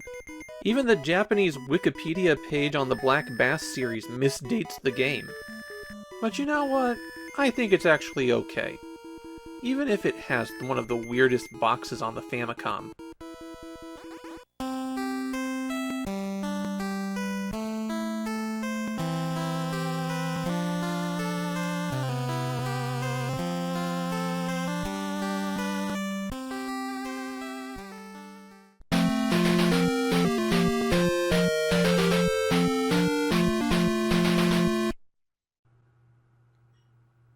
I don't think there's a game series that's more designed to cause maximum confusion than Eggerland. Starting out as computer puzzle games, every subsequent Eggerland game on a new platform has brought in a different mix of old and new stages. Eggerland Sozo Hei no Tabidachi is the slightest Eggerland game so far, just 50 consecutive stages compared to the network of hundreds of puzzle rooms in previous games. But it also might be the most accessible. If you're wondering why such a small Eggerland game exists, and where its box art went, this was released to the Disc Rewriter Kiosk, the service where you would take your old Famicom Disk System games in, and for 500 yen would get new games written to the disc. At this point, the Disc Rewriter service no longer provided cover art for the games, so the only art associated with Sozo Hei no Tabidachi is the disc label. As for why this game exists, well, HAL had just released, about 2 months before this, an Eggerland game for Famicom cartridges. And one thing that they couldn't get onto those cartridges was the edit mode. That's where the subtitle for this comes from. This is essentially Eggerland Maker. You get 50 sample stages, and then there's 16 save files on the floppy where you can write your own stages to. The interface is pretty straightforward and usable. Hitting select rotates through the menu on the right-hand side, showing you the different options for items to place. Highlighting something and hitting A will switch to that tile, and then putting the cursor over that section of the map and hitting A will place that tile. I think my only real complaint about the editor is that it doesn't really offer you any feedback on what you've selected. Of course, it's so simple and straightforward you could just remember what you've selected, and if you do screw up, it's trivial to fix it. So all in all, a good editor. But what is the point of Eggerland stages? Why would you want to make them? Well, Eggerland is a puzzle game, and it is in the style of various block-pushing games. Or at least, the most common way that you'll solve problems is pushing blocks around. Your goal on every stage is to collect all of the heart tiles, and when you do this, the treasure chest will vanish and be replaced by a key. Collect the key to end the stage. And obviously, there's a whole bunch of obstacles that get in your way. Some of them are constantly active the entire time that you're playing, and some of them don't activate until you've collected that final heart tile. Most stages consist of figuring out how to prevent yourself from getting shot while you collect something, or how to trap monsters so that you won't be run down once you advance the stage. Knowing the enemy patterns is a real key to doing well in this game. Which ones will charge at you and stop dead, which ones will shoot any time that you're in their line of sight, and which ones are just harmless blockers. As you collect the heart tiles, sometimes you'll get power-ups. There are shots that you can take by pressing the A button that will bubble up enemies, and enemies that are bubbled will eventually break free, or you could shoot them again and they'll fly away, though they will reappear in their original position after about 30 seconds, something that you occasionally have to take advantage of in order to solve puzzles. Bubbled enemies can also be pushed around and shoved into water where they'll act as a raft, floating in the currents and letting you reach out-of-the-way places. Some stages have special items that you can use after you collect enough heart tiles. You use these items by hitting the A button. There's a hammer that can smash through solid walls, making a new path for you, or ladders that will make a bridge over water. There's also special ground tiles that you need to watch out for, like the ones with arrows on them. You can't enter from the direction opposite of the arrow, and grass tiles where enemies can't enter them at all, though you could always push things over those tiles.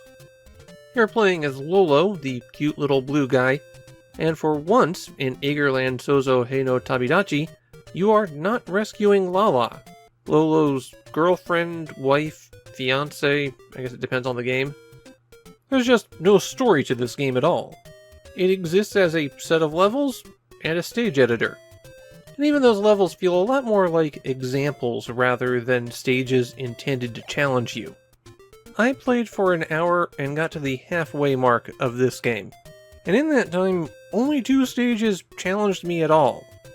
You can jump to any stage that you've completed and save your progress, but it almost feels unnecessary here.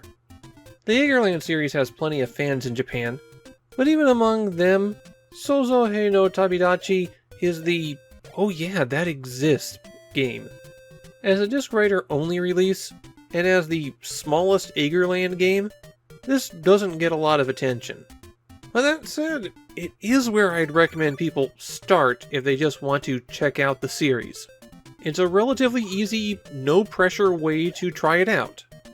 I like the series a lot, but some of the puzzles can be pretty mean in the other games. While here you're making constant progress, and the stages are really acting more as demonstrations of game concepts than real challenges. This is an Eggerland sampler, and I think it works well for that, but it's not an Eggerland game that fans of the series would regularly go back to.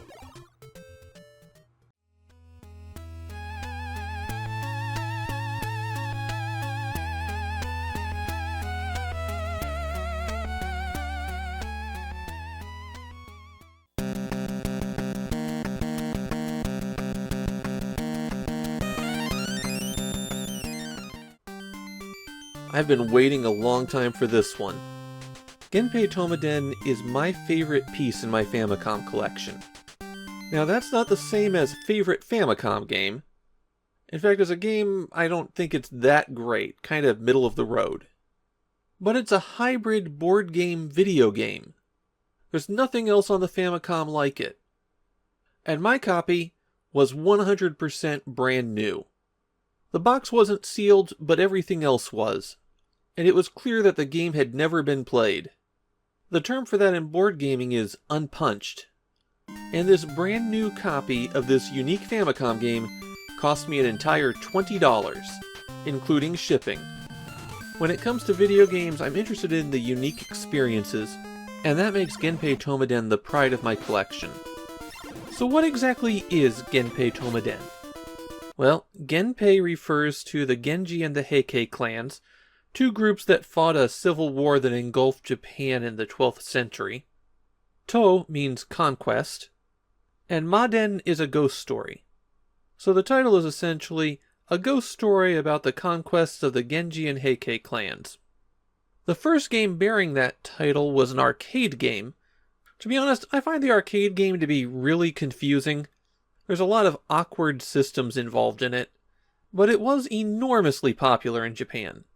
And so naturally Namco made a wonderful console port for the PC Engine, because that was the console they were backing. The Famicom got a short-form RPG married to a board game. But here's the dirty little secret about Genpei Touma Den. The board game is totally unnecessary.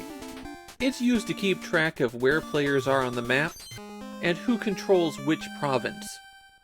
Not that controlling a province gets you anything. It's just tracking where you've been and what you've done. The goal of the game is to recover the 3 imperial treasures of Japan: a sword, mirror, and jewel.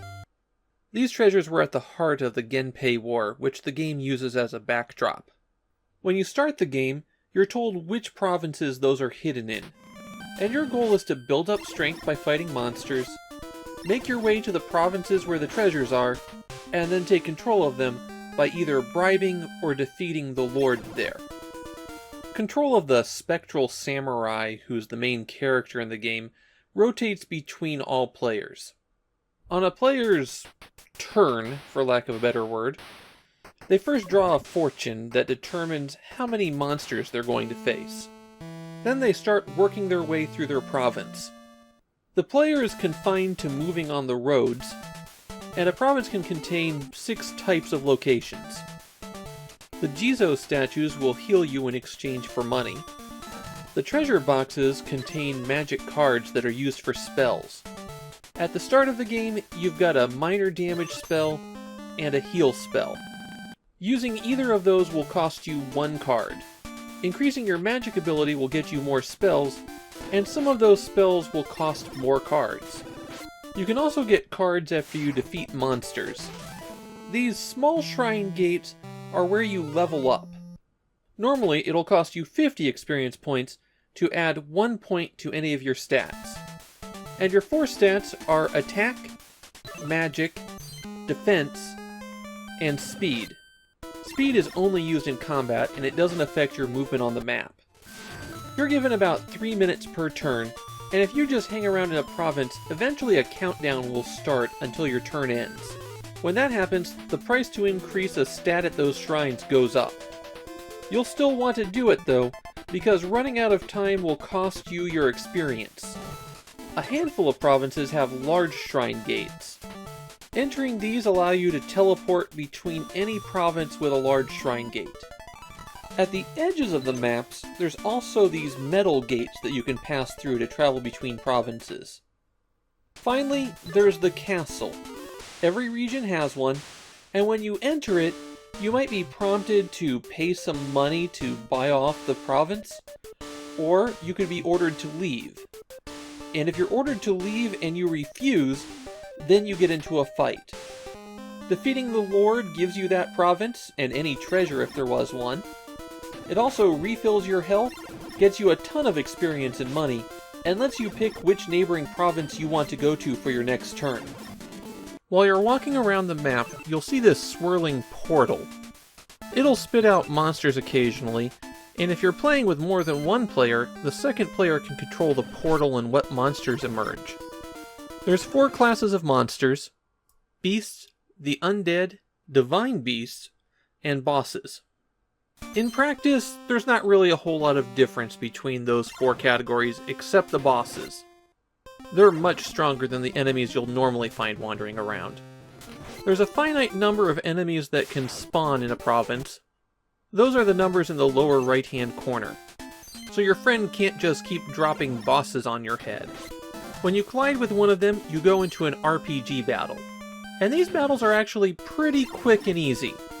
Your health is represented by the candles, and your options are to attack, cast a spell, or run. That's it. And it's rare for these fights to go more than 2 or 3 turns. And that's actually one of the things I think works in Genpei Touma Den. The game actually plays pretty quick, which makes it play okay as a game where you just watch your numbers go up. That is one of the big weaknesses of it, though. It typically takes about 2 hours to complete a game of Genpei Touma Den, and there's no way to save or break it off. If you're defeated by an enemy, you go to hell, and there you're judged by King Enma. And by judged, I mean you use a slot machine to see what your fate is. It's never permanently game over. It's just you could get some of your magic, money, or experience back if the right things come up on the wheels. Or you could be set back to 0. And when you're revived, you come back exactly where you left off. The enemies that attack you do vary with the province. They get more difficult as you head further east, but the experience and money don't scale. So you're much better off hanging out in the western provinces and building up for quite a while before you start trying to make progress. In Japan, this version of Genpei Touma Den does seem to have some fans, though not an enormous quantity of them. Apparently there was some disappointment on its release that it wasn't a port of the arcade game. I'm not going to say that Genpei Touma Den is a hidden gem that everyone needs to check out. But it is a stripped-down, bare-bones RPG that you can play through in a couple of hours. You can't lose, you just keep grinding until you win. So it occupies a unique space in the Famicom's library. And it's the most experimental Famicom game from an era when they were doing a lot of experimentation.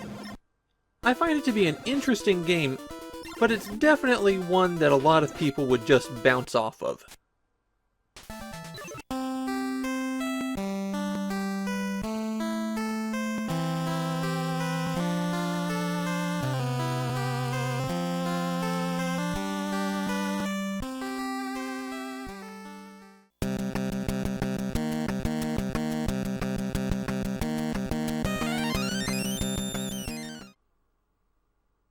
I really wish I liked Cobra Command more than I did. When you boil it down to its basic systems, it sounds like it should be a great game. What if Choplifter had a more complex environment and permanent power-ups that you collected? And the promise of the concept lures me back to Cobra Command from time to time. But it doesn't take much playing for me to start going, this really should be better than it is. And that makes it a prime example of dekoge, the Japanese terms for the games that aren't good, but could have been if they weren't made by Data East. Cobra Command started out as a Data East arcade game. No, not that one. This is the one. Yeah, Data East really Data Easted this up by releasing 2 games with the exact same title in the space of 4 years. The arcade Cobra Command was a pretty straightforward and actually relatively easy shoot-'em-up.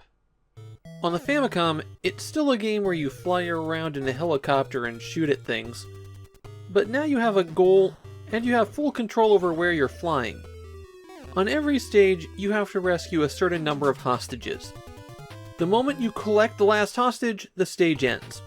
There's no bosses in Cobra Command until the very final stage. The most interesting thing in Cobra Command is how you don't just fly on the surface.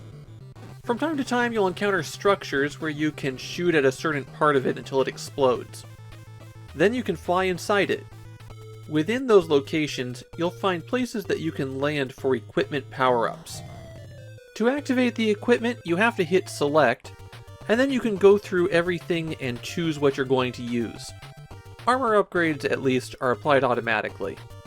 And honestly, I would not use any of the engine upgrades.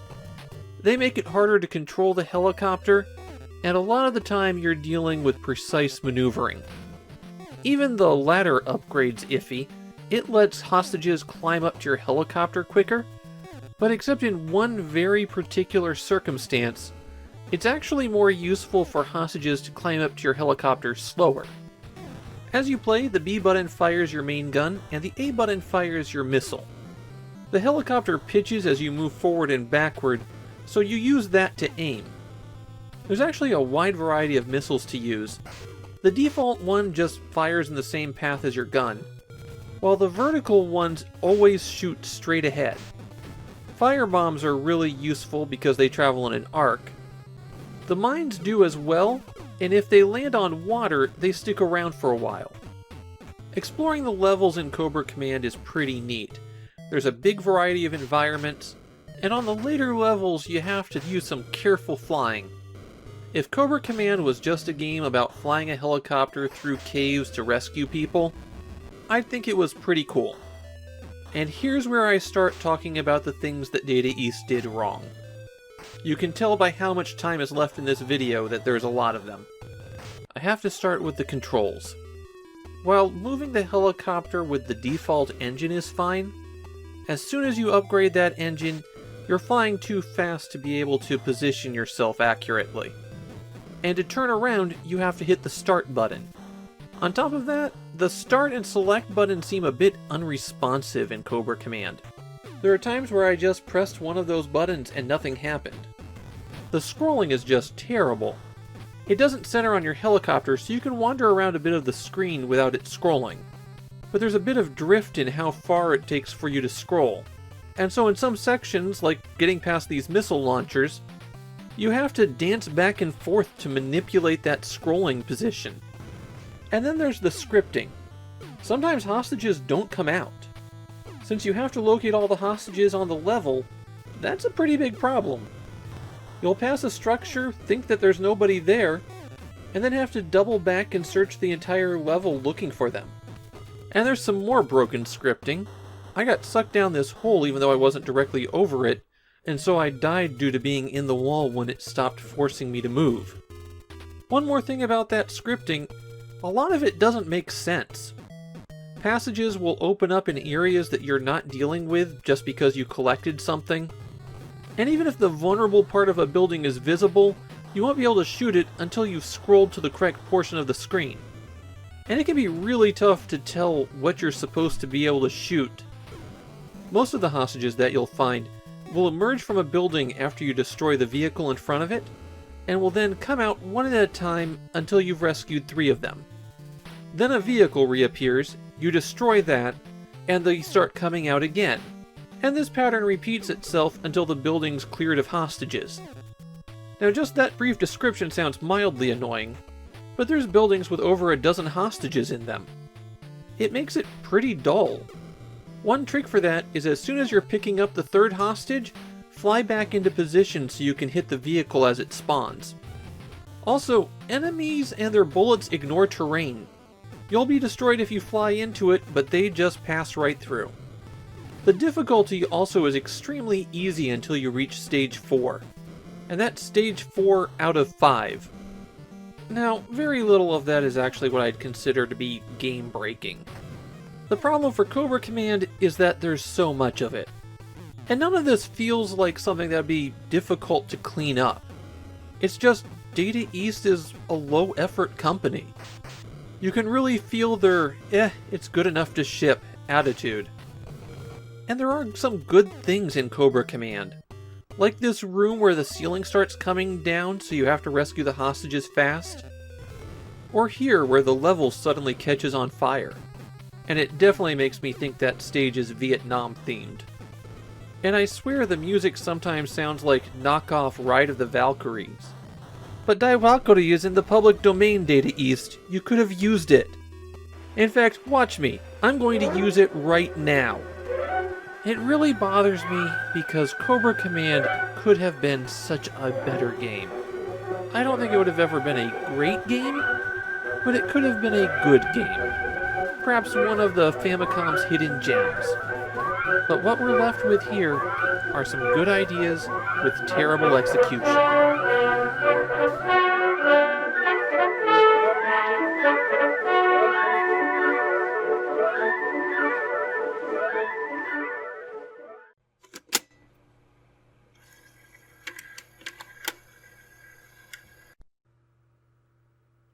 Jaleco isn't really known for their shoot-'em-ups. They made a few, particularly in their early arcade days, but I don't think anybody's ever gone, oh boy, a Jaleco shooter. Big Challenge Dogfight Spirit is their attempt to dip their toe into the military-themed shoot-'em-ups that have become very popular in the late 80s. And I think they did every single thing wrong possible. Things are so off that I genuinely thought I had a problem with my disc. Some weird modified pirate version that broke everything. But no, this is how the game is supposed to work. The plot of the game is that there's an evil organization that has built up military forces across the entire world. The organization recruits people by kidnapping and brainwashing, and one of their victims was being trained to be a pilot, but he shook off the brainwashing and now has to destroy all 7 of the evil organization's bases. The controls work about how you'd expect in a shoot-'em-up. You can freely move around the screen, hit B to shoot. There is no auto-fire, so you'll have to mash B rapidly. Most enemies that you encounter will take 2 or more hits to destroy, and that's even if you're using a special weapon. The A button fires bombs, but you don't start out with any of those, and they're an exceptionally rare power-up. Theoretically, you could have a stock of 9 of them, and these carry over if you die, but realistically, you're going to use them. The bombs destroy all flying enemies and bullets on the screen, but they do not destroy any ground-based installations. And those ground-based installations are the actual threats that you'll be dealing with. Something else you'll notice once you start up is that you have a lot of lives. The game gives you 9 lives to start with. On top of that, you have a life bar. It has 3 sections, but when it reaches 0, you still don't get destroyed. You can still take 1 more hit then. So you can get shot 36 times. That makes the game sound pretty easy by shoot-'em-up standards. And that's not even accounting for the fact that extra lives become weirdly common later in the game. And yes, Big Challenge Dogfight Spirit is not a big challenge. Even the worst shoot-'em-up player will zip through stages the first time they play.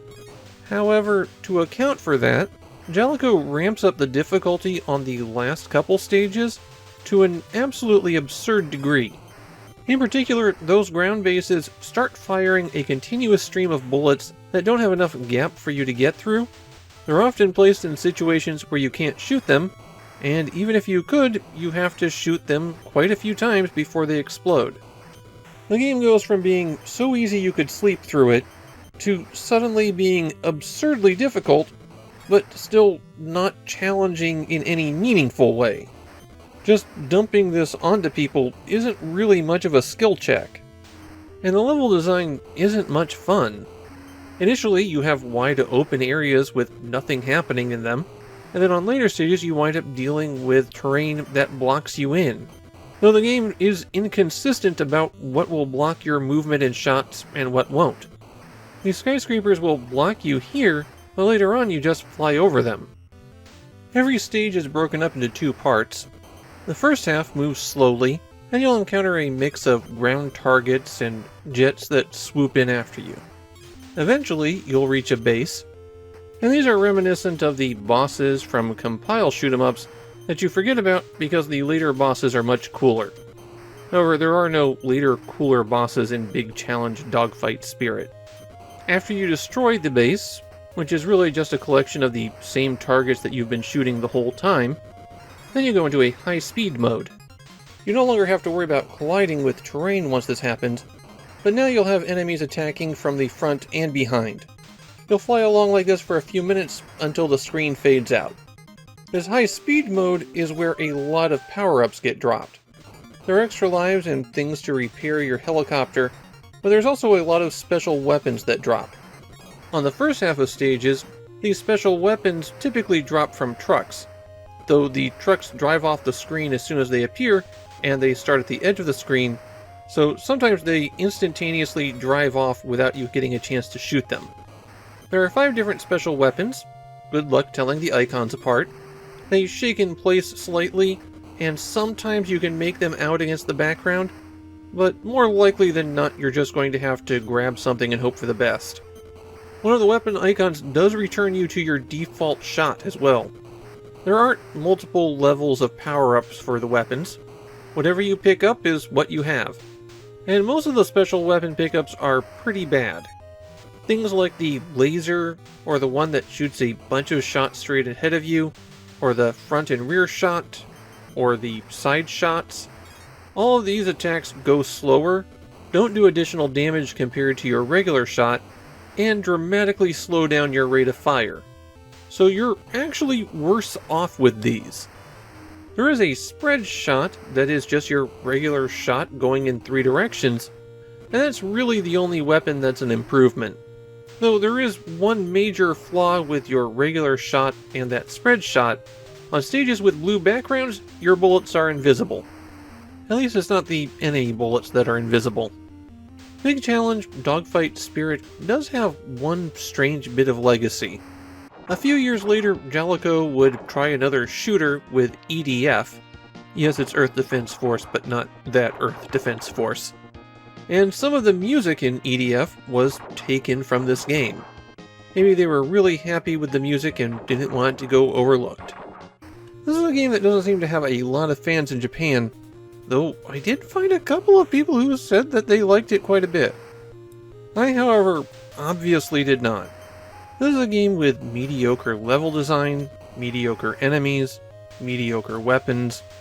They tried to patch over some of the game by giving you a ton of lives and the ability to take a ton of hits, and the whole thing winds up just being an enormous mess.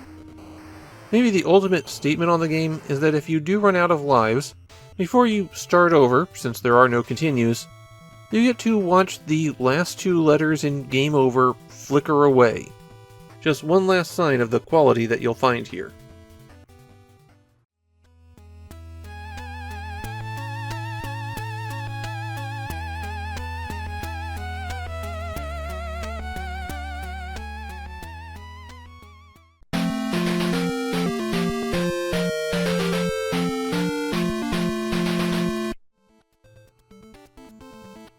I bet they thought they were being really clever when they titled this game Dandy.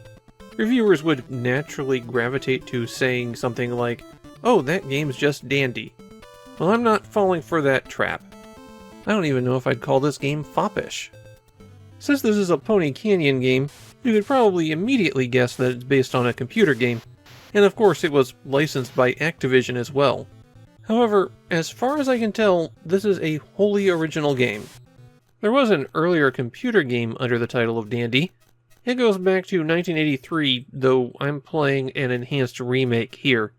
And that Dandy was a cooperative, action-based dungeon crawler, extremely similar to Gauntlet.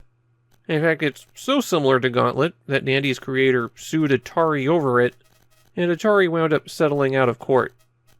The Famicom Disk System game Dandy is rather transparently based on Zelda. So it feels like this is one of those cases where Pony Canyon took an existing computer game and then made a whole new game for the disk system. It's not the first time we've seen it, and it's actually not going to be the last. They did give this one a subtitle at least, Zoan no Fukatsu, or The Revival of Zoan. That would be the big villain that you're trying to defeat in the game. That sentence also happens to be the entire plot of the game. If there's one thing that Dandy is known for in Japan, and it really isn't known in general, it's that the game has some quirks. You'll encounter the first one as you're beginning the game, because you can start the game without entering a name for the save file. In fact, it's really easy to accidentally do that and not enter anything.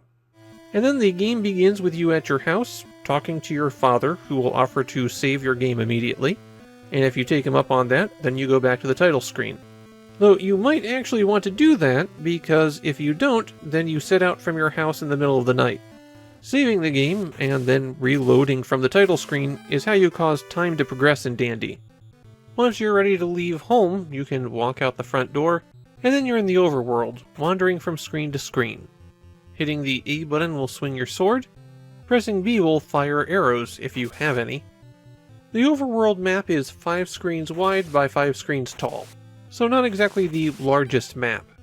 The monsters on a given screen will always respawn when you enter, though their positions are randomized, and there's a lot of screens where the map is split. so you might have to go the long way around to reach part of that screen.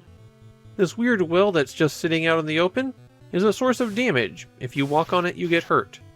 That's the only thing that they do. There's just random squares in the middle of some map sections that hurt you. Fighting monsters in Dandy is a bit annoying because knockback doesn't always work. Sometimes you'll knock people back when they get hit, and then other times they'll just keep coming straight at you. And there is no knockback for you, so once those monsters reach you, and they are programmed to head straight to you, then you start taking continuous damage as they sit on you as you try to get enough distance so that your sword can hit them again. In dungeons, there's a constant quantity of monsters, so defeating one will make a new one spawn in somewhere on the screen. And while the game will do some flickering for sprite priority, if too many monsters are on a line, then they just vanish. They're still there and hurt you, they're just no longer visible.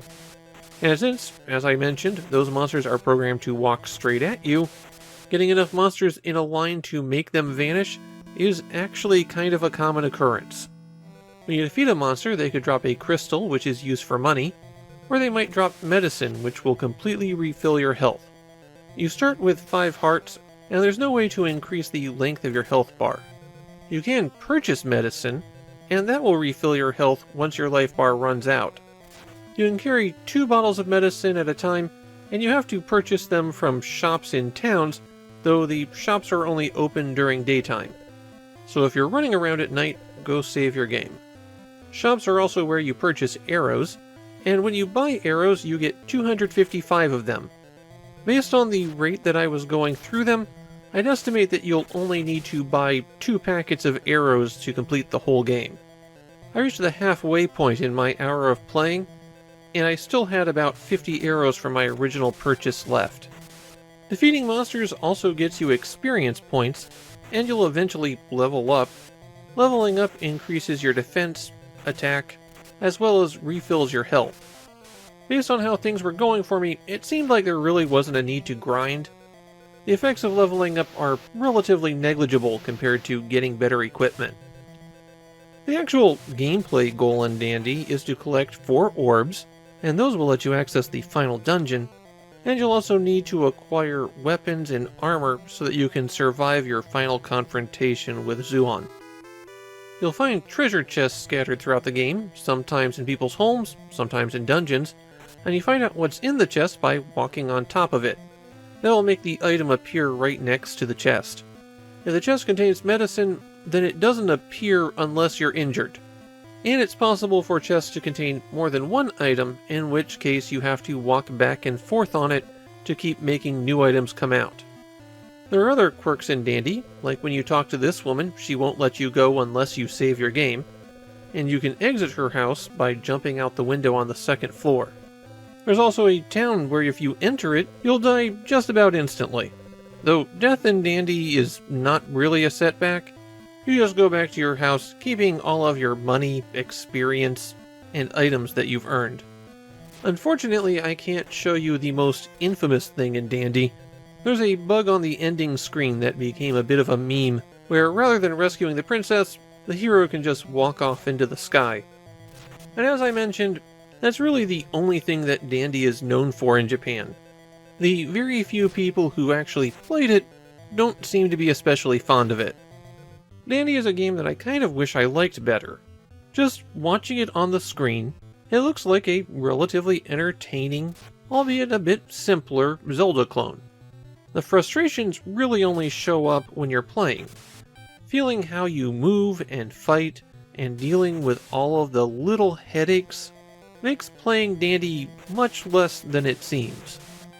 This is a game that could have been a pretty entertaining action-adventure title. Instead, I'd just much rather play one of the games that inspired it again.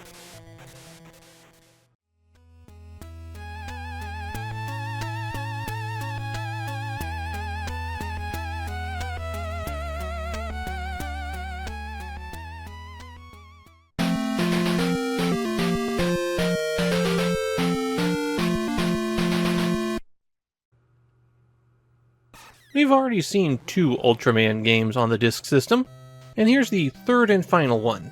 However, Ultraman Club is also the most significant of them. Those first two games existed off on their own, but Ultraman Club launched a franchise. There are 6 distinct Ultraman Club games, and the concept's been revisited under other titles later on. I've actually already talked about 4 of these games. They were Famicom cartridges, and one Daytech cartridge that I'm not going to get into here. This is the point where the series starts, though.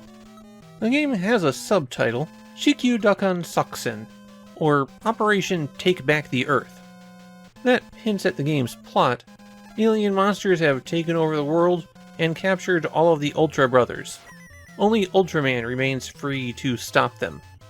Of course, Ultraman is the long-running science fiction franchise about spandex-wearing space cops that grow to giant size and wrestle monsters into submission.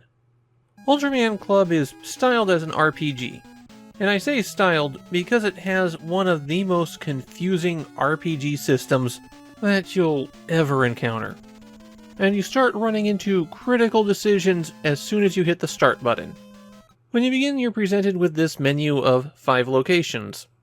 No context, just 5 locations. And which one you choose will determine how you play the game. Basically, each region is essentially a mini RPG. It'll take you about an hour of play to clear them, and within each region is one Ultra Brother, one of Ultraman's compatriots. The first 2 Ultra Brothers that you rescue will join your party. The rest of them just thank you for rescuing them. 3 of the Ultra Brothers are identical. The other 2 have special abilities, and one of them breaks the game. Now fortunately, you're not locked in as soon as you select the menu option. That happens when you rescue the brother. Instead, you can go back to headquarters, which is where you start every quest, press the start button there, which doesn't do anything on any other square of the map, and then choose to save. Once you're done saving, then you go back to the area selection. As you're walking around, you'll have random encounters. A lot of random encounters. I mean a lot of random encounters. It's not uncommon to have a random encounter after you take a single step. Anytime I could take more than 5 steps without getting into a fight, I considered it making major progress. Combat is its own weird thing. When you get into a battle, you have the option to fight, use an item, talk, or run away. Talking is only used in particular circumstances, but they're very important circumstances.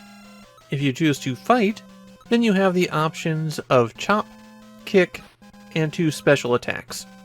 You can see your stats at the bottom, and those are your maximum energy, your current energy, your attack power, and your speed. Doing any attack other than chop uses up some of your current power, and getting hit uses up some of your current power.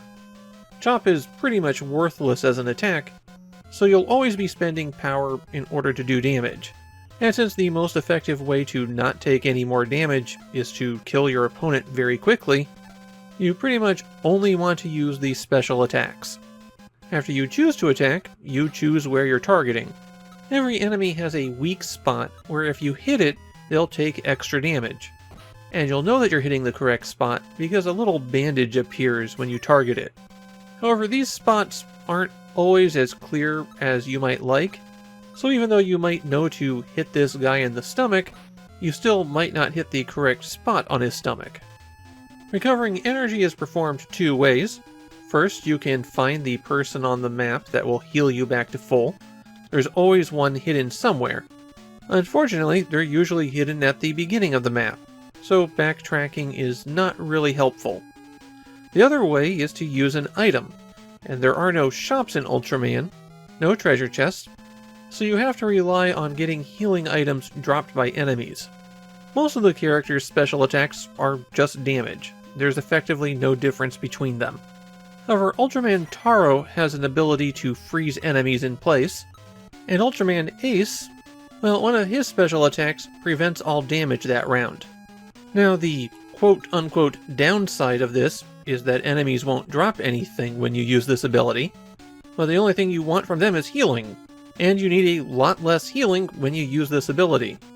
So going to the Ice World first in order to get Ace basically breaks the game. You don't get experience or levels in Ultraman Club. Instead, you power up by completing a quest. One of the monsters that you encounter in the world is someone you can talk to. They'll always be in the same place, but they'll look exactly the same as other monsters that you regularly encounter. They'll ask you to do something like kill a particular monster, and if you do that and go back to them, then you'll power up. But how you power up is a little bit confusing. You get attack power for the number of fights that you've won, and you get speed based on the number of times that you've successfully run away. Note that this has to be successfully running away. Your chance of running away depends on your speed, and you'll probably go through 4 or 5 combat rounds of getting beaten up while you try to run away over and over again before you succeed. However, it's still worth it to do this, since high speed means you get your attacks earlier and you take less damage. While you're walking around the overworld, you can hit the A button to bring up a menu, and here your options are to search, use an item, reorder the party, and check out your status. And 3 of those options are pretty much useless. You use the search option exactly once in the game, party order only matters for which commands are entered first, and the status only shows you those 4 stats, so you see them continuously in combat, or even if you choose to use an item or reorder the party. Of course, this wouldn't be an Ultraman Club game without a game-breaking bug. The dialogue telling you how to access the final area is bugged, and so you're really left to figure that one out on your own. At least it's not as bad as the Ultraman Club game that sends you back to the beginning of the game when you go to fight the final boss. This is one of those licensed games that, despite its many obvious faults, is still beloved in Japan. It's got all of your favorite Ultraman characters, and all of the cool monsters. Who needs anything more than that? Well, obviously I do. I like that they experimented with the combat system, but it's interesting for maybe 5 battles before it starts getting annoying. And there's so many random encounters that you'll probably wind up losing track of what you were doing. The leveling system wasn't especially well thought out, and the rest of the game is really minimalist. They don't even scale enemies as you get more powerful, so by the time you reach the 5th region, you're probably outclassing everything. But when you start out, you'll be struggling to clear more than 2 or 3 fights without healing. Ultraman Club is a mess of a game that winds up being way more frustrating than fun. There's just not enough going on here to make it interesting.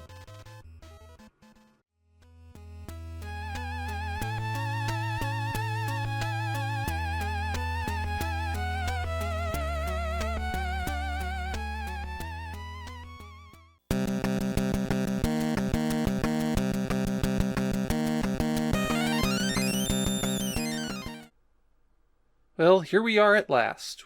The Big Boy. The game a lot of people consider to be the best game of the 8-bit era. I don't think I'd go that far. For one thing, I prefer Super Mario USA to it. But it's a big moment for the Famicom. And Super Mario Bros. 3 was the biggest game since, well, Super Mario Bros. At 3.8 million copies, it was the 2nd best-selling game on the system. And I'm going to avoid talking about it. Look, you're watching a channel that's cataloging Famicom games. You know what Super Mario Bros. 3 is. Instead, there were 3 significant things that all happened effectively simultaneously with the release of Super Mario Bros. 3. It's hard to pin down the exact date for this first one. I have 3 different sources with 3 different dates. But based on the packaging, I believe it had to be either released simultaneously with Super Mario Bros. 3 or a couple weeks afterwards. And that is Nintendo's first online service. The Family Computer Network system was a modem that plugged into the cartridge slot on the Famicom. It also had a special controller that had a number pad on it. With that attached, you could dial into a service to get news, weather, bet on horse racing, and even get game reviews. The online gambling service was built into a cartridge that you plugged into the modem, which makes the Family Computer Network service another Famicom platform. Now, this wasn't the kind of online service where you could log in and play against a friend. It was pretty slow and just fed you some drips of information. It also wasn't the first online console. Atari actually experimented with the concept briefly. The Family Computer Network system was not successful. In the 3 years it was active, it sold about 150,000 units. But if you weren't interested in online gaming as the wave of the future, 5 days after the release of Super Mario Bros. 3, the 16-bit era arrived.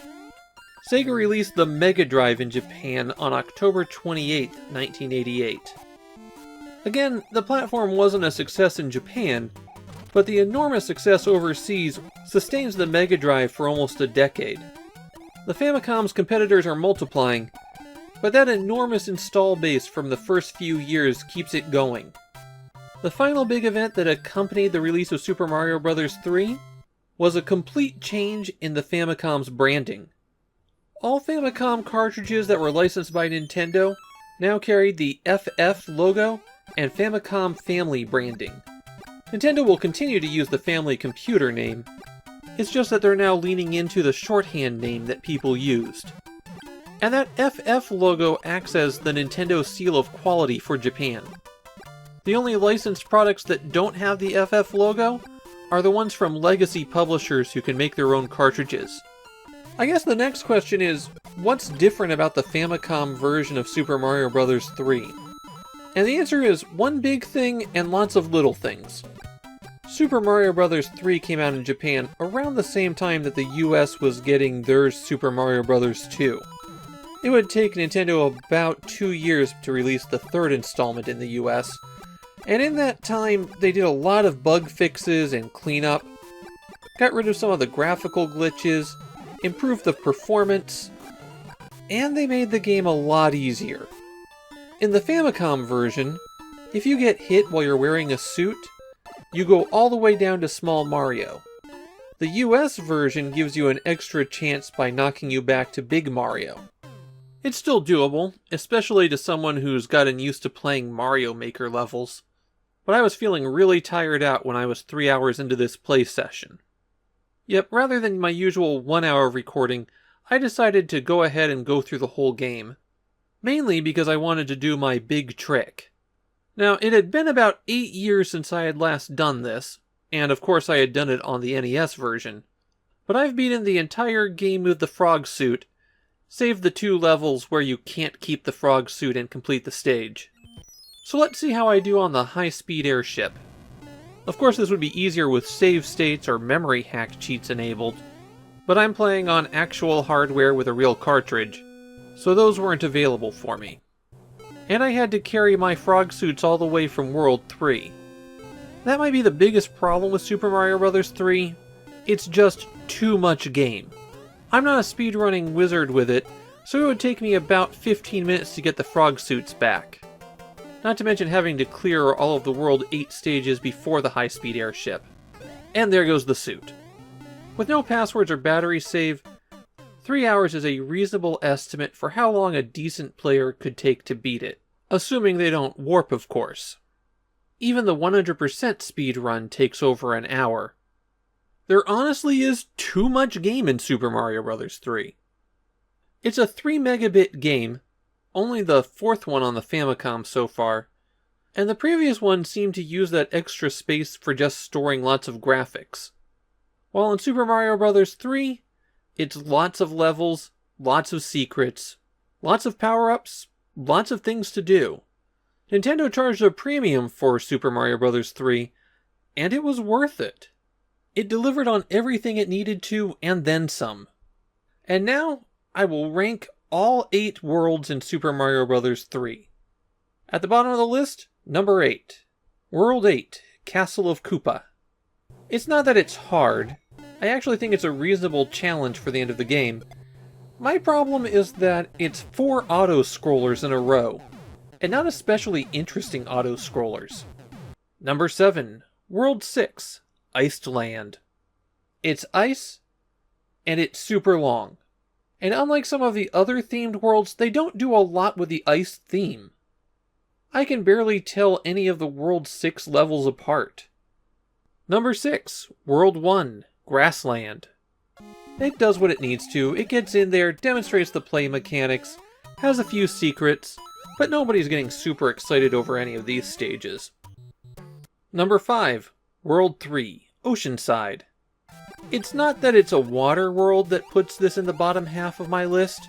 In fact, I think World 3's got some very creative stages. including a couple that people usually hate.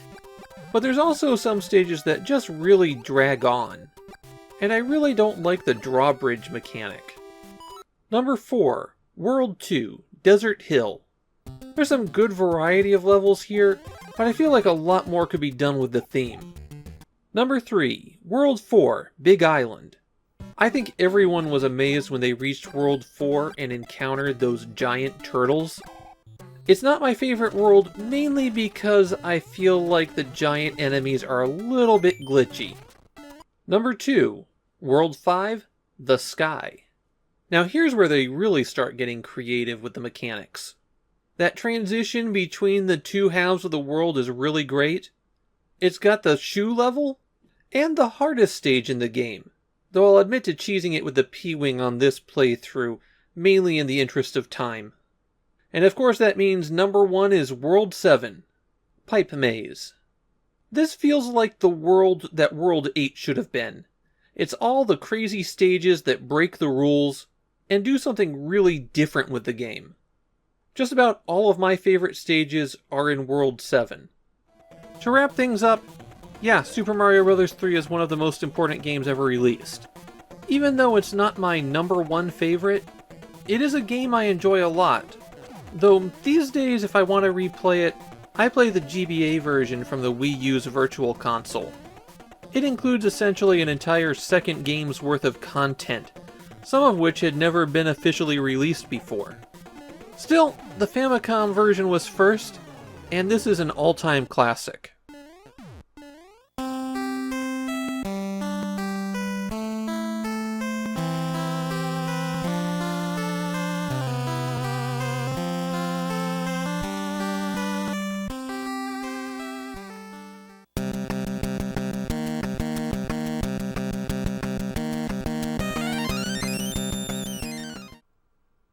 One of the weirder lessons of the past 5 years of politics is that all media featuring politics, no matter how absurdly cynical it is, has been hopelessly naive. If you encounter something with a political theme from before that, you can't help but go, that's not how any of that works. Which is a shorthand way of saying that America Daitorio Senkyo does not represent the United States presidential race very well. This isn't the first time that someone turned an election into a video game. The President-Elect series started in 1981, and even had an edition specifically for 1988. Still, this is a unique case given that it's a Japanese developer making a game about American politics for a Japanese audience. You start the game by selecting what politician you want to be. While there's 10 politicians running, you can only select 6 of them. On the Republican side, you have George Bush, Pat Robertson, and Margaret Thatcher. She's been rethemed a bit as an American senator from Minnesota who loves Japan. On the Democrats' side, you've got Michael Dukakis, Jesse Jackson, and a completely made-up politician called Suzuki. He's a senator from California who really likes agriculture. Your first task is to win the party primary. And early on, this is going to consist of state-by-state elections or caucuses, and you'll accumulate a fraction of the delegates from them. For each election, you choose 3 policy positions, and choose how strongly you support those. And the policy options are a real smorgasbord of 1980s politics. Besides the boring stuff like, do you support abortion, and should the defense budget be higher or lower, there's policy positions like, do you think all people with HIV should be rounded up and put into camps? And what about Star Wars? And of course, the American public is desperate to know your position on 8 things relating to Japan. In fact, those positions regarding Japan are so important that they're its own category rather than foreign policy. After you set your 3, you then have the opportunity to poll and see how well you're liked. It costs $50,000 to get polled, and different campaigns have different budgets. Bush and Dukakis have the highest budgets, while Robertson and Jackson have the lowest. You can also go back and adjust your positions until people in that state like you more. After that, you might have the option to buy some commercial airtime on network television. And finally, you choose how many public appearances you're going to make before the next primary. Making too many will wear the candidate out. And then it's election night, and CMM tells you the results. You repeat that until you reach the national convention, or you're doing so badly that you have to drop out, and after that you face down the opponent from the other party. America Daitorio Senkyo rewards centrism and not having really strong convictions on anything.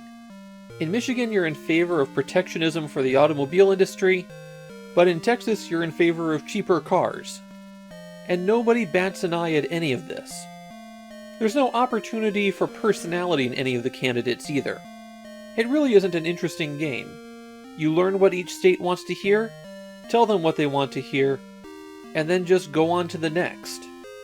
And even if we take it as a game rather than a presidential election simulator, it still feels off due to being a game designed by Japanese people for a Japanese audience.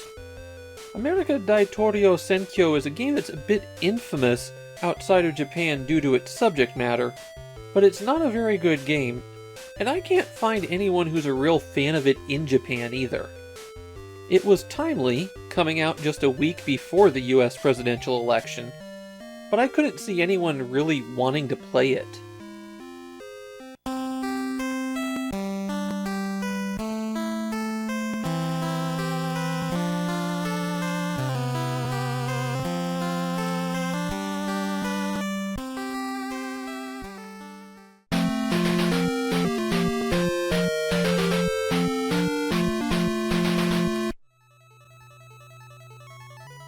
So, this is one of those titles that's going to require a bit of explanation. There's a collision of words, alternate titles, and variations in meaning that make this situation a bit more confusing than it had to be. Start out with, Yuu Maze is the title of the original arcade game. I'm pretty sure that the second half of that title is supposed to be read as the English word maze, but there is an official release outside of Japan under the title Yuu Maze, and so we're going to go with that. The Rai part of the title is probably referring to thunder or lightning, so you could render the arcade game's title as Thunder Maze. If you haven't heard of the arcade game Yuu Maze, well, it's not a surprise, this one was not a success for Taito. For the home, they've changed Rai to Yu, and the character they used at the start of it means play or game. So here we have Play Maze. Yeah, I think the Disk System title's the worst one, even in Japanese. The concept of the game is that in the future, illegal races are held in holographic mazes. You're playing as Rika Midorikawa, leader of a biker gang called the Estrus Cats. And I know I did not misread or mistranslate that, because those two words are the only ones in English in this manual. Her brother took part in one of these races and lost, and as a result has been taken by the evil organization that runs them. Now she has to take part herself, with freedom for her and her brother on the line. Now even though the story said it was races, really this is a maze chase game. You have to complete 32 levels by collecting all of the dots in the maze and then getting to an exit. In a way it resembles Sega's classic arcade game Head On, but there's an enormous variety of mazes, and the opposing cars are a lot more complicated than the ones in that arcade game.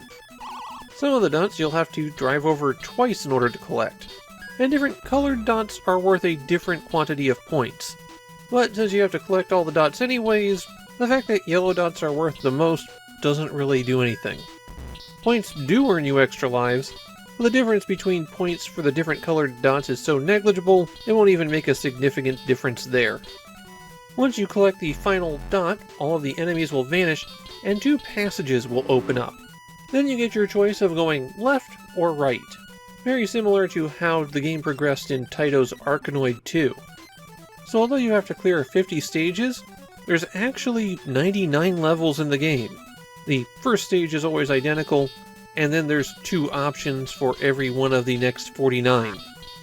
There's a few different kinds of enemies that you'll encounter in the maze, but the most important thing about them is that they all follow very regimented patterns. They all have rules that they follow to determine which way they go. It isn't especially difficult to figure out those rules and work out when it's safe to go for a row of dots. Your enemies aren't just other cars that will drive into you though. This one will become intangible from time to time, which will prevent you from destroying it, but will also prevent it from hurting you. And this one slows you down when you collide with it. And you have your own set of tools for dealing with the other racers. Sometimes when you collect a dot, an icon will be left behind. And collecting these icons will always help you. The boring ones are the extra lives, and the S that slows down all of the enemies. The L will give you an attack. Pressing the A button after you collect it will fire lasers that will destroy the other cars. Collecting the O will leave behind a gate which you can use to access a bonus stage. This is basically a hidden stage that's operating on a timer. And when the stage is over, or you get killed, or you run out of time, you restart the stage that you just left. And I do mean restart. You have to collect everything again, but this time the bonus warp doesn't appear. The C will collect all of the dots on the screen, so if any of your remaining dots required driving over them twice, then you'll still have to collect those. And finally, the B will just open the exits for you. There's 2 more stage hazards to be aware of. Mines will detonate shortly after you drive over them, so you'll need to make sure that you can get away fast.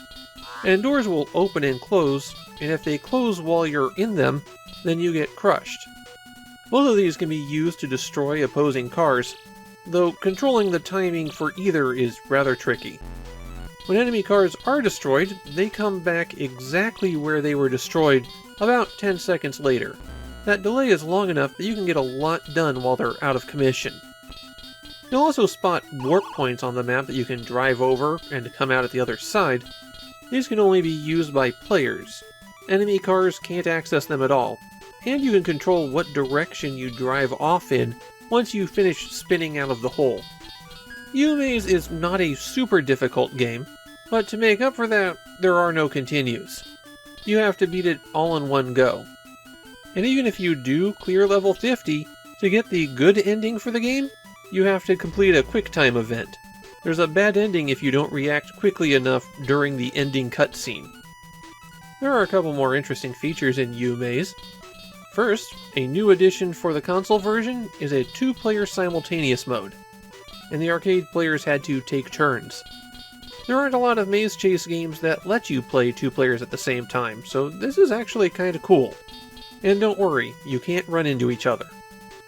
Finally, there's an edit mode where you can create your own stages. There's space for saving 5 different maze layouts on the disc. And in this situation, I'd recommend plotting out your maze on paper before you try to draw it in the game. The way that Yuu Maze handles the placement of walls is a little bit funny. It only tracks the top and left wall, so it will help to have a plan before you start out. Yuu Maze is a game that is hyper obscure in Japan. This probably isn't going to wind up being the most viewed video online about the game, but it's definitely going to be in the top 3. And I'm afraid nobody seems to want to share any opinions on it. And that's a shame because I think this is really good. It's a pretty ingenious spin on the maze chase genre, and it makes these stages into puzzles where you have to work out how to safely collect the dots more than how you can evade the enemies. Evasion is easy, you can see their patterns right there. But when you have to deal with a bunch of them, and get in and out of dead-end passages, or rush down long hallways before you get caught between them, the fact that you know which way a car is going to turn doesn't help you much. This is a fun spin on a genre that was pretty much gone by 1988. Despite a few stumbles, Taito has been bringing a lot of really good arcade ports to the disc system, and it's unfortunate that we only have one more to go.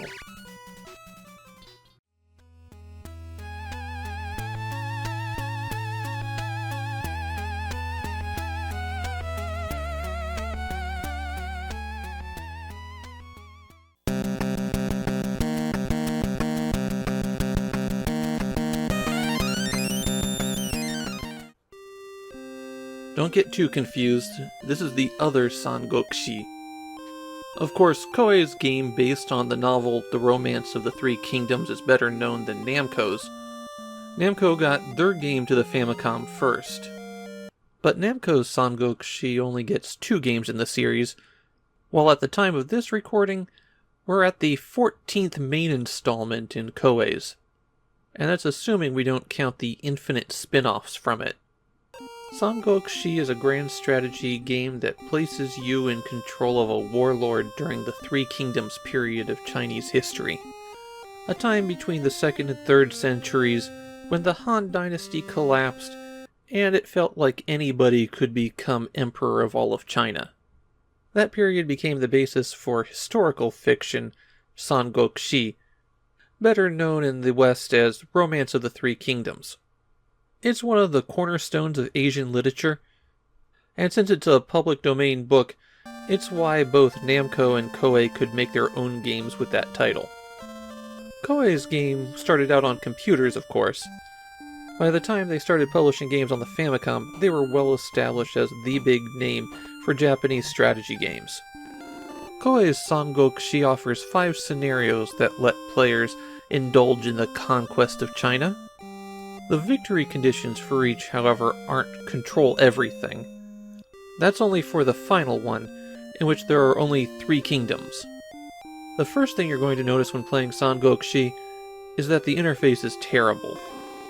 It's better than it was in Nobunaga no Yabo, Koei's first strategy game to use this engine on the Famicom, but the interface is still pretty bad here. Let's say you want to pick an option for something. You might have to hit left or right to select 1 or 2, or you might have to hit up and down to pick a number, or you could select something with a cursor and hit A. Consistency may be the hobgoblin of little minds, but I think it's kind of important for interfaces. Every turn in Sangokushi represents a month, and turns take a long time to run. Like 5 to 10 minutes if there isn't a battle. For every province you control, you'll need to select an option.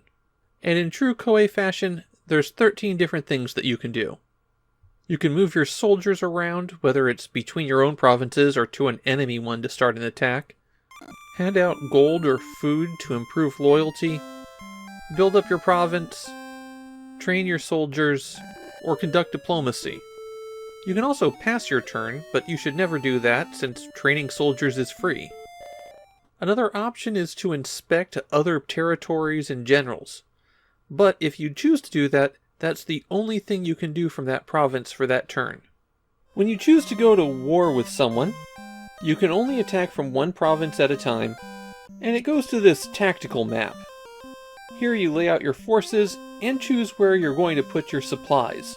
If your supplies are raided, then you lose the battle instantly. Now I know Famidaily isn't the best format for these kinds of grand strategy games. I think I got 3 turns into Scenario 5, and I had to do some stupid stuff just to give some variety to the video. But I genuinely feel that the Famicom is the wrong platform for this kind of thing.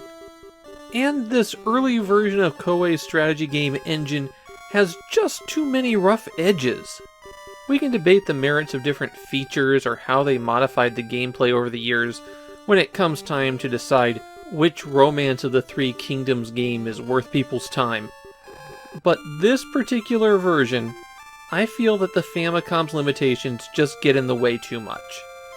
Koei had to start someplace, so it's not a bad thing that they did the Famicom game this way, but there's so many other ways to play Romance of the Three Kingdoms that I feel like you should pick any one of those before this.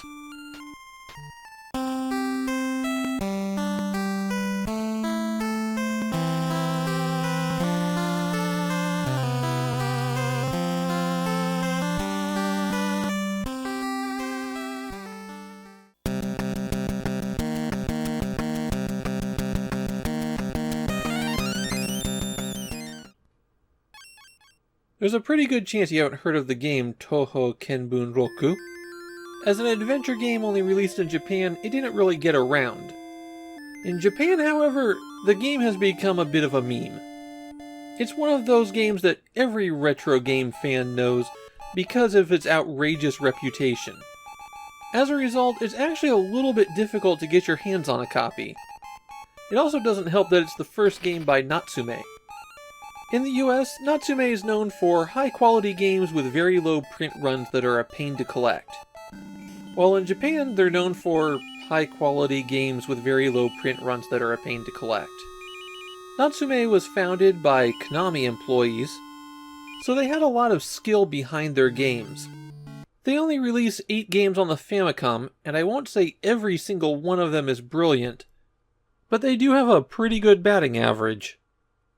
The back of Touhou Ken Bunroku's box says it's a psychedelic new wave adventure.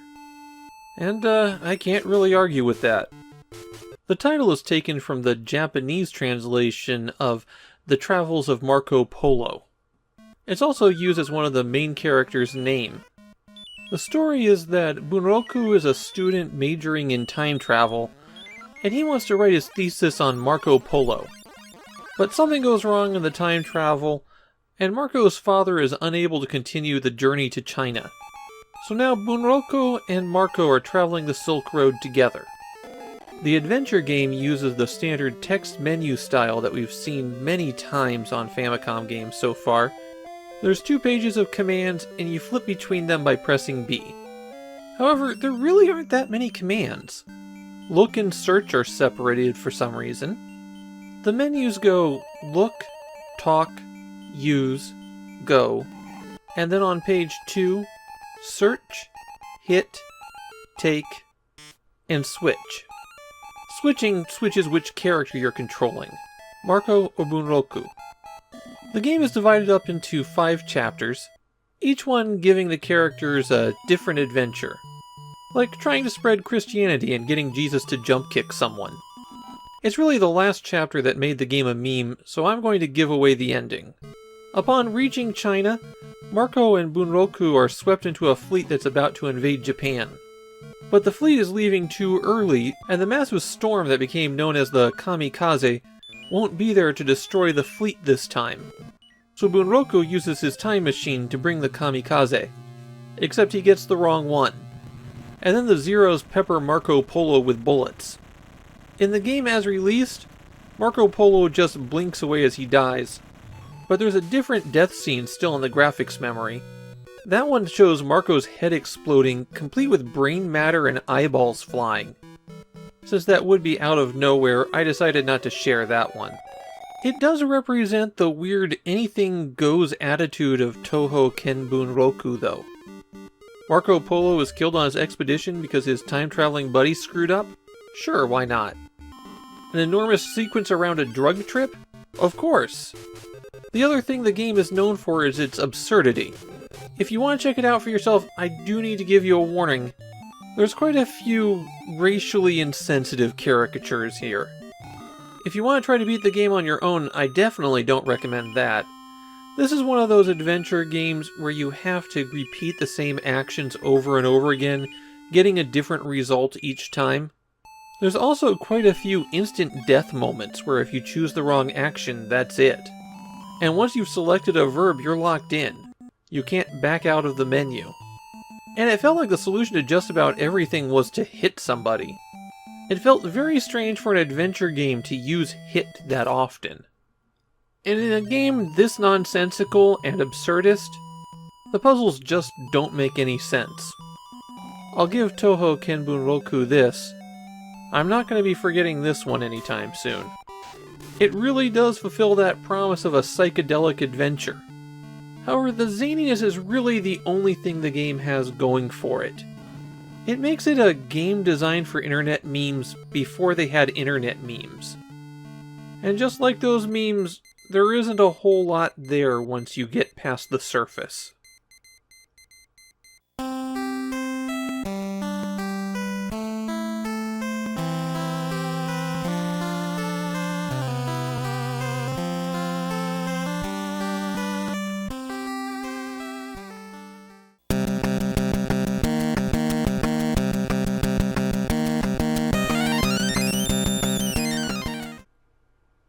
I'm already starting to get a headache on this one, because Saiyuuki World is our second Wonder Boy game.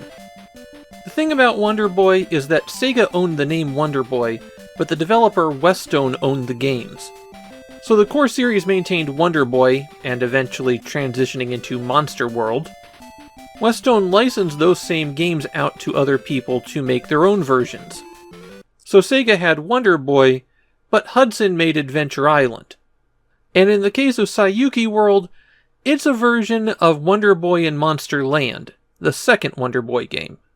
The original game was a running platformer, while Monster Land tried to fit an RPG-style adventure into an arcade game. Mainly what it comes down to is collecting money and upgrading your equipment as you go. Other names that this game goes by are Super Wonder Boy Monster World, Bikuriman World, and Super Adventure Island. Jaleco's Famicom version changes out Wonder Boy for the Monkey King. Saiyuuki is the Japanese title for Journey to the West. And because this isn't confusing enough, Jaleco would make their own sequel to Saiyuuki World that has nothing to do with any of the other Wonder Boy games. And that game had a Wonder Boy-style makeover in some regions as well.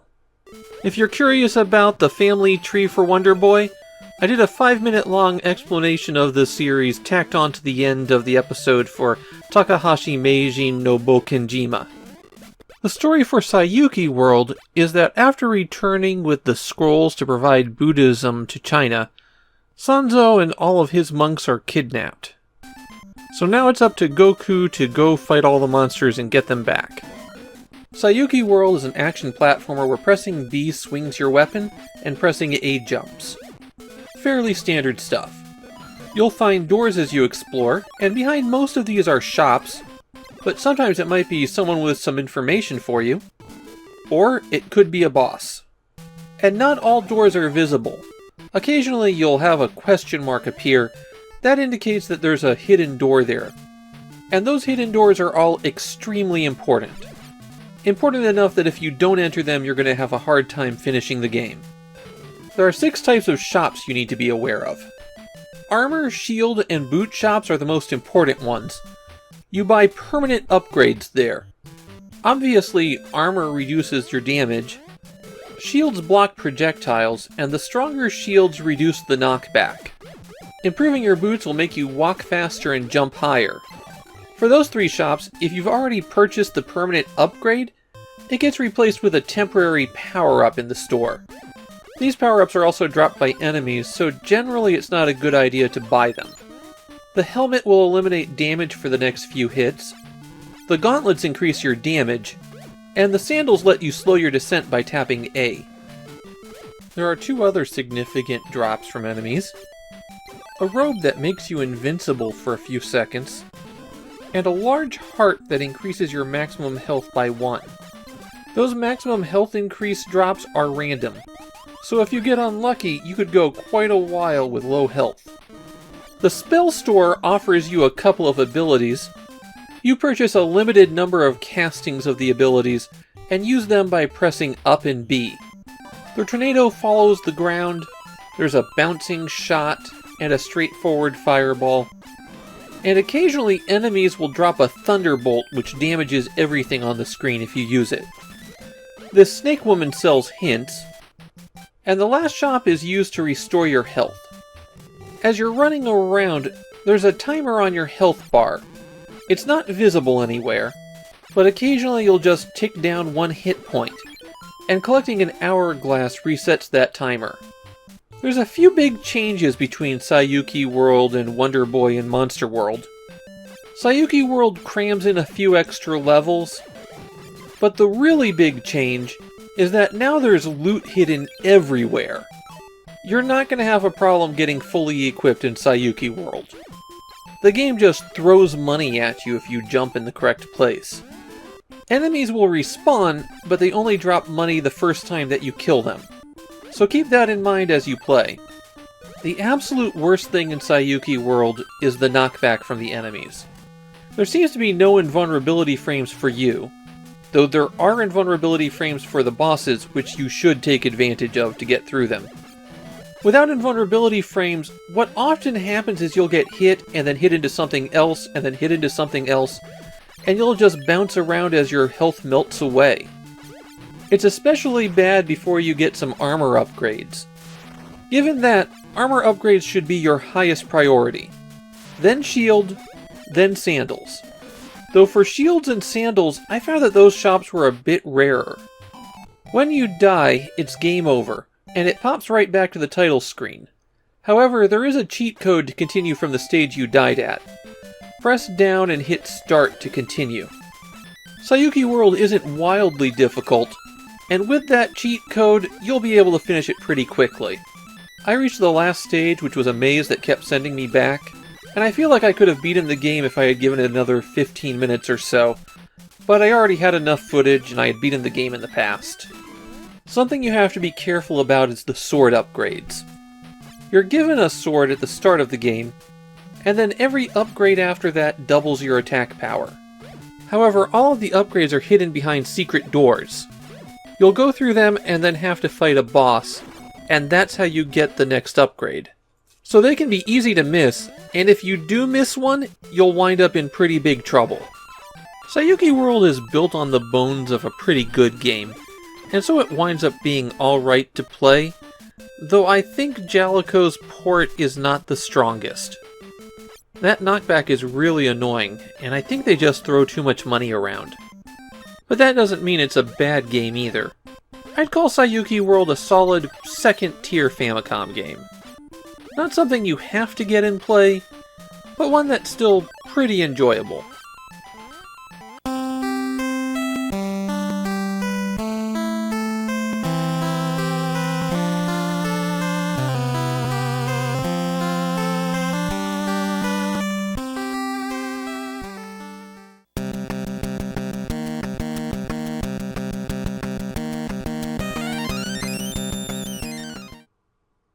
A lot of these Famicom games have some inconsistent titles.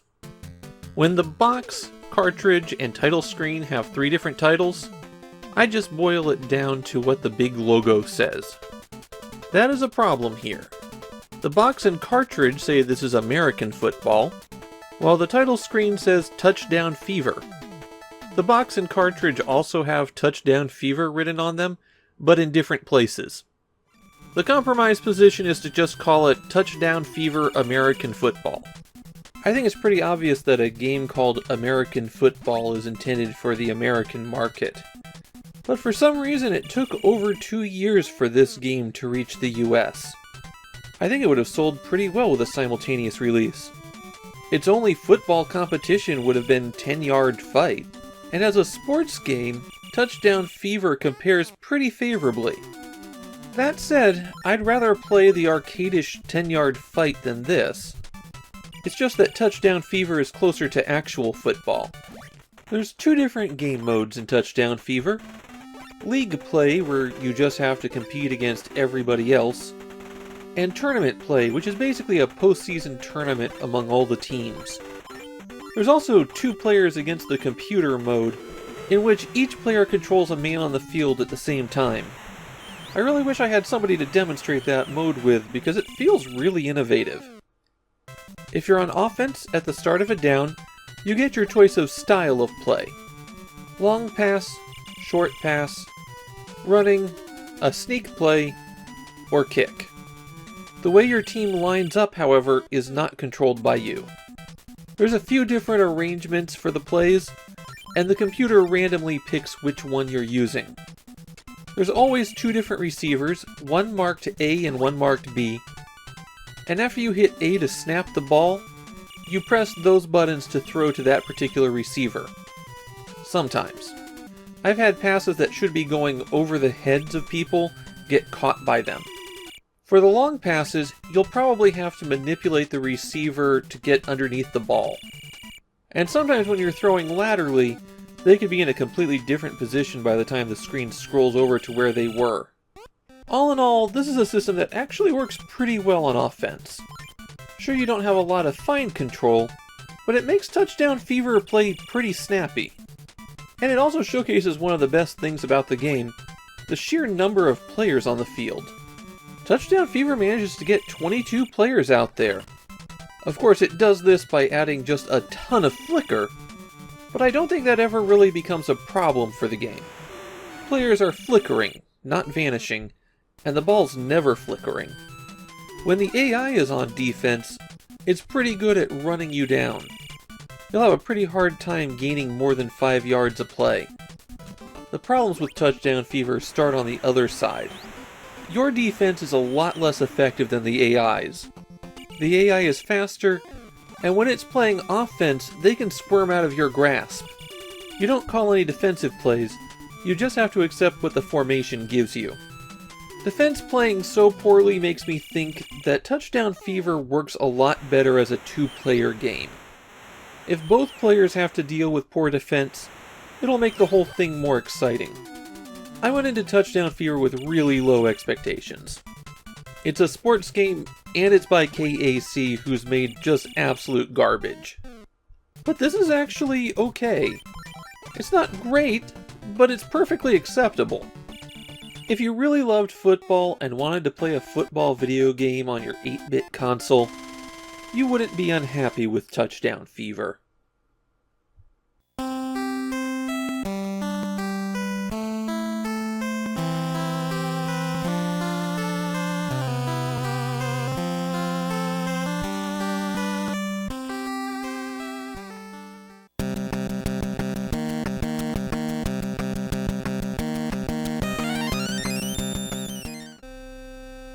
It's time for another Mahjong game, and this one is a bit different. This is the first video game based on the extremely long-running Gambler Jiko Chushinha franchise. It's a gag comic about a professional gambler who keeps encountering wacky people as he plays. His most common group of villains are the Octopus Group, a group of players who don't quite play Mahjong by the same rules as everyone else. There wound up being over a dozen games based on Gambler Jiko Chushinha. It was the popular thing to base your Mahjong games on, and there will even be a second game in the series released on the Famicom, though after it gets a CD game. In Asia, not just Japan, gamblers are seen a bit differently than they are in Western media. Just to use some broad generalizations here, in Western media, the emphasis for gamblers seems to be on taking risks. They play games where skillful play can win, but there's still an element of danger. In Asian media, the emphasis is far more on the character's luck as an inherent quality to them. Even when you're dealing with games like Mahjong, where there is a lot of skill involved, the gambler archetypes in those stories tend to draw amazing hands rather than reading their opponents or outplaying them. Strategy and psychology are the tools of the villains in Asian gambler stories. For the hero, the dice, cards, or tiles just come up in their favor. Of course, those are some very broad strokes, and it's not that hard to find some counterexamples of individuals. But that's the cultural context for Gambler Jiko Chushinha. The tiles just favor him because luck is his skill. Mahjong is a tile-based game that's kind of similar to Gin Rummy. The game can be boiled down to drawing a tile, discarding a tile, and trying to build either sets or runs. Riichi Mahjong is the variant popular in Japan, and it adds a lot of complexity on top of the game by requiring that you have certain hands in order to go out. There's also a scoring system that would require a 20-minute video all on its own to explain. The game Gambler Jiko Chushinha has 3 different modes. In free mode, you just pick out your opponents and play. In story mode, you choose whether you're on the heroic faction or the octopus faction, and then you have to play out a series of games to defeat everyone and prove the strength of your style of Mahjong. Finally, there's a tournament mode where you just play a round robin against a series of opponents. From what I was finding on Japanese sites, the Octopus faction characters don't necessarily follow the rules. For example, they may not let you pick up a tile that they discard. It all follows the comic storyline, and apparently if you know that, then you can outplay them by following their weaknesses from the comics. As someone who can barely pick out some winning hands, it made this game just about unplayable. There was a lot of, I think I should be able to do this, but I can't. And I don't know if it was my lack of knowledge, or the game playing wacky Mahjong variants on me. The AI seems fine, and I liked how you can see where they're discarding from. It gives you a hint to the structure of their hand. What it boils down to is that this is a very good game for somebody who likes Gambler Jiko Chushinha, and is absolutely terrible for anybody else. If I didn't spend so much time digging up background on this one, I would have no clue why things kept going wrong for me. I mean, besides the series of life choices that led me to record daily videos on Famicom games. I don't have anything inherently against Mahjong games, but of the ones that we've seen so far, this is the one I would put at the bottom. It's a shame since there's so much personality to the game. 18 wacky opponents, each with their own personality quirks? That sounds pretty good. But Gambler Jiko Chushinha is just impenetrable if you're a newcomer to Mahjong.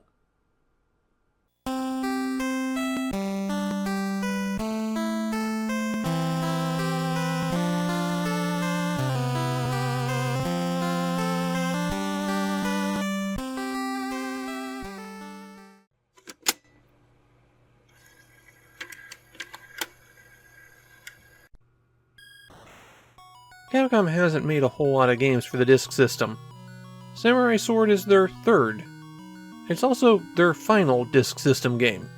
They've really reached the point in the system's library where the big names are going to be dropping out left and right. In this case, Capcom's just beating the rush. They're also going out on a very strange note for Capcom, because Samurai Sword is their first adventure game. Capcom's not a company known for adventure games, but they had about a 6-month period where they dipped their toe in the genre. A few weeks after this, they'll release Pro Yakyuu Satsujin Jiken, their baseball murder mystery adventure game, and then in 1989 they'll release Marusa no Onna, an adventure game based on a popular film. And then Capcom pretty much bows out of adventure games for a long time. Well, they did seem to have a sudden burst of enthusiasm for the genre in the very late 90s and early 2000s. The plot of Samurai Sword is that the Dark Lord Sauron has returned. One thing stands between him and covering all the world in darkness: the mythical Samurai Sword. And yes, that's in English. You play as a brave warrior who fought Sauron, but couldn't defeat him, and just before you're killed, you're whisked away to a forest. Your one clue for finding the Samurai Sword is that you have to locate a wizard, Sarya, and that becomes your first goal. As an 8-bit console adventure game, Samurai Sword's interface is about what you'd expect. You have a list of verbs, some of which don't appear unless you can use them right then, and when you select a verb, you get to pick a noun to do it to. There's the usual array of verbs here: look, search, talk, take, give. If you wind up in combat, then hit is an option, and once Sarya agrees to help you, she'll appear on the menu as a choice when you want to use her spells. Unfortunately, this is one of those adventure games where to pad out the length, they make you select the same command over and over again until you get a different result. Worse, in the third chapter of the game, there's multiple places where what you have to do to progress is just sit there until the game's timer ticks over. It's not the most engaging way to progress. On the other hand, there are a few things actually resembling puzzles here. They're not especially deep puzzles, but there are a few places in the game where you'll have to figure out how to put everything together in order to get what you want. This is a weirdly dangerous adventure game, something that we haven't seen a whole lot of. Since you keep getting into combat, it's very easy to select the wrong option and get killed. You can save your game at any time though by pressing start and then choosing to save. Samurai Sword is divided up into chapters, and as I mentioned, in the forest, your first goal is to find Sarya. To find her, you need some help from the elves, and you'll have to figure out how to rescue their leader. In gratitude, they'll give you a Palantir, and then you use that to see through Sarya's illusions. Once you've found her, though, her spellbook gets stolen, and she'll only help you if you get it back. So off you go again, and the book has been taken by a monster living in a cave. The monster's too tough for you to fight normally, so you'll have to do some puzzle solving in order to beat it. That brings you to Chapter 2, where you wander a desert, and here a dying man gives you a beat-up sword and warns you about some monsters in the area. Stealing his stuff gets you the key to enter an underground complex, where after defeating its guardian, you'll meet the person who rescued you from Sauron and put you on the quest. Turns out that old sword that you got was the samurai sword, and he restores it, which will let you beat the monsters in the area. But then Saryuki is kidnapped by Sauron, and you're off to the City of Science in pursuit. And that's where I had to stop playing. I reached about the halfway point in the game. The last two chapters being the City of Science and Sauron's Dark Tower. If there's one thing that Samurai Sword is remembered for, is that the music was by first-time composer Yoko Shimomura. Shimomura was very literally just out of college, and Capcom was her first job.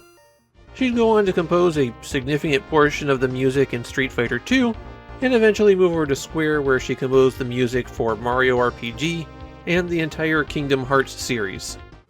Other than that, Samurai Sword is pretty obscure in Japan, but the few people who know it are awfully fond of it.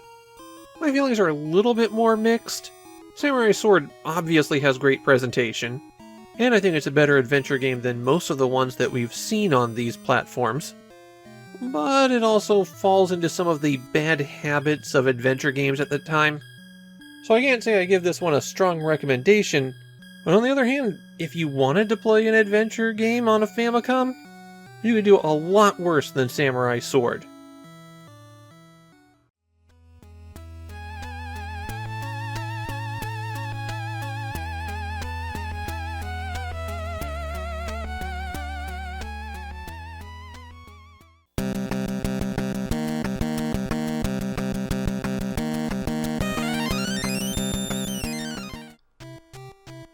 Well, this one's going to go badly. I've said in a few other videos that I speak just enough Japanese to get myself into trouble. So I can actually parse a few of the questions in Family Quiz. It just takes me about 10 times longer than you have to answer them. And it's maybe 1 in every 8 questions that I can do that for. It doesn't help that I'm completely removed from the cultural context both geographically and in time. So I have no chance of actually doing well in Family Quiz. Still, I can at least describe the game. One of the big selling points of Family Quiz is that it's a 4-player game. Using an adapter, 4 people get to answer questions, and there's 4 different game modes. If you're playing by yourself, you can only play the first one, which replicates a game show. Answer correctly to get 100 points, get it wrong to lose 100 points, and the first person to 1,000 points wins. If you ring in before the question is revealed, then you have to just guess at one of the blank spots. I tried this for a while and didn't get an answer correct, so I think it just automatically has you get it wrong. The remaining game modes require that you have at least 2 players. In this one you're playing Reversey, and getting an answer correct allows you to put a piece on the board. If you get a question wrong, then you can't ring in for the next round. This minigame has you roll and move on a track if you get an answer correct. Answering incorrectly moves you backwards.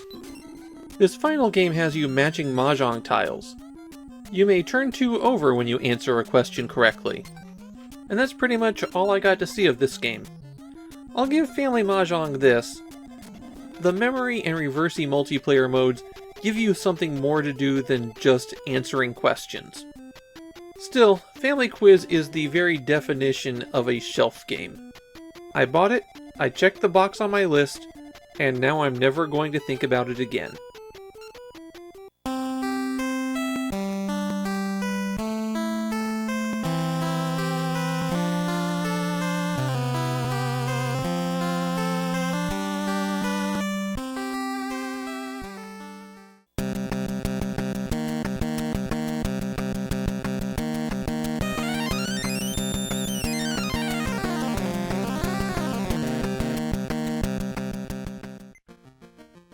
I've often bemoaned how RPGs are really incompatible with my format.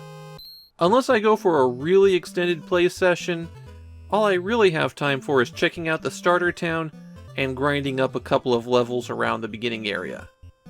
And on these 8-bit RPGs, it can take a lot of effort to get over that starting hump. Kaijuu Monogatari is a different kind of RPG. It doesn't have a starting hump. It has 4 of them. The big gimmick of the game is that there are 4 distinct characters that start out separated, you can freely switch between them, and at about the 3 or 4 hour mark, you start bringing them together. But that also means that I had 4 level 1 characters who I couldn't move more than a few steps from town. And that starting grind in Kaijuu Monogatari was especially bad. But let's back up a little bit here. From the title, you might think that this is an RPG about fighting giant monsters. However, the box gives an English translation of the title based on the kanji, Shell Source Story. And that's really more representative of what the game is. In the mythical kingdom of Sheldorado, I see what you did there, Namco. There's a civilization of monsters that all have shells on their backs. The Demon King wanted the 4 elemental shells, and he was defeated. And since this is an 8-bit RPG, he's reviving. However, there's a prophecy that a weird creature will fall from the sky and wield the fire shell against the Demon Lord. That weird creature is a human boy, and the main character of the story. So the Kai in Kaiju is literally shells. The box for Kaijuu Monogatari is different too. It's an oversized cardboard box because it came with a lot of stuff in it. For example, this is the first Namco game to come with stickers instead of the top labels. Namco puts a sheet of stickers in with virtually all of their games going forward, and you'll find them stuck to just about everything when you buy Famicom games. It also came with a giant map of Sheldorado, and 4 figurines representing each of the 4 characters. Copies of the game with the figurine are exceptionally rare. My own boxed copy of Kaijuu Monogatari arrived the day before this recording, and I couldn't find any with the figurines in it. But besides the map, there was another reason I got a boxed copy of Kaijuu Monogatari. Inside the game is this envelope. You're warned not to open it until the game instructs you to. As of this moment, I don't know what's inside that envelope. Let's open it together and find out. And inside that incredibly tightly packed envelope is another map. Looks to be like some late game dungeon. I'm speculating here, but I bet your party gets split and you have to use this map to bring them back together. Honestly, I was expecting a map of Japan for some kind of late game twist. Now let's jump back into the parts of the game I could play. The human character that you name is always the first one up, and every character starts out in one of the corners of the map getting their quest from a king. You can really tell we're in the Dragon Quest mode here. And just like Dragon Quest, you hit the A button to bring up a menu. Your options here are talk, magic, skill, item, stats, location, search, and pass. There's no equipment because as soon as you buy something, it's automatically equipped to that character. Talking is a bit different from other games. If you're not facing someone, you get the option to talk with the party. And of course, when you finally get your characters together, you'll get the option to recruit them. The personal skills are also important. That's how you save the game. However, only one of the characters has that skill. The location command is how you identify where you're at when you're wandering around on the world map. And then there's pass, the most important command. Pass is how you switch between characters. And you can do that pretty much at any time. Each time you select pass, you rotate to the next one. You name the human character yourself, but his default name is Ricky. He has the hero class, and gets some magic, but will spend most of his time hitting things with a sword. He has the fire shell. Kupi has the air shell, and they wear it on their head. They specialize in offensive magic, and are very weak physically. Kupi is the character that can save. The blue Polyon specializes in physical attacks. They have the water shell, and they can learn the special ability to teleport to random locations. Apparently there's a bit of a bug with that ability. It's supposed to only randomly teleport you to towns and castles where you've been, but it can take you to any of those in the world. Finally, Bob has the Shield of Earth, and they're kind of a middle ground character, getting a bit of attack and a bit of magic. Their special skill is Escape, which sacrifices health, but guarantees that you can get away from a battle. One issue with Kaijuu Monogatari is that the early grind is brutal, and you have to do it 4 times. When you start out, you'll be able to beat one enemy by themselves, maybe 2 enemies if you're one of the physically capable characters. Maybe. Of course, most enemies come in groups of 2, and even around those starting towns, they tend to have special abilities, like these guys can heal. Or worse, these slimes can poison you. Poison doesn't get healed when you rest at the inn, so when you get poisoned at level 1, you might as well just walk around until you run out of health. You'll revive back in town, down some cash. Fortunately, you'll more than double your abilities by the time that you reach level 4. Unfortunately, that could take you up to an hour per character. And then, once you finally have a few levels under your belt, you can start trying to head toward each other on the map. I might sound down a bit on Kaijuu Monogatari, but I don't hate it. In fact, I think there's a lot of very intriguing systems in this game that I couldn't engage with at all because I was stuck in the early game grind. In Japan, Kaijuu Monogatari has a really mixed reputation. People like the unique spin on the Dragon Quest stuff, but the game is riddled with bugs, including some that are game killers. Like one that causes you to get attacked infinitely once you step out of a town. It's one particular town in that case, but not always the same town, so you have to teleport around that area, and hopefully it's not the final town, which you have to go through to get to the last dungeon. Also, attack magic doesn't scale properly, so it's always weaker than weapons. Characters can just vanish, never to return again. And using Bob's escape ability can cause the game to crash. Despite those bugs, the game had enough fans that it got a lot of sequels, but they weren't from Namco. The developer Birthday took the sequels to Hudson. Those sequels started appearing on the Super Famicom. There's also a trading card game, and there's a gamebook that replicates this game. That gamebook is apparently quite the collector's item. It's one of the few gamebooks based on a Famicom game that was written and illustrated by the people who made the Famicom game. Kaijuu Monogatari is an interesting RPG. It's one that I think I would like to try out some more, even if there's a real risk of me crashing the game.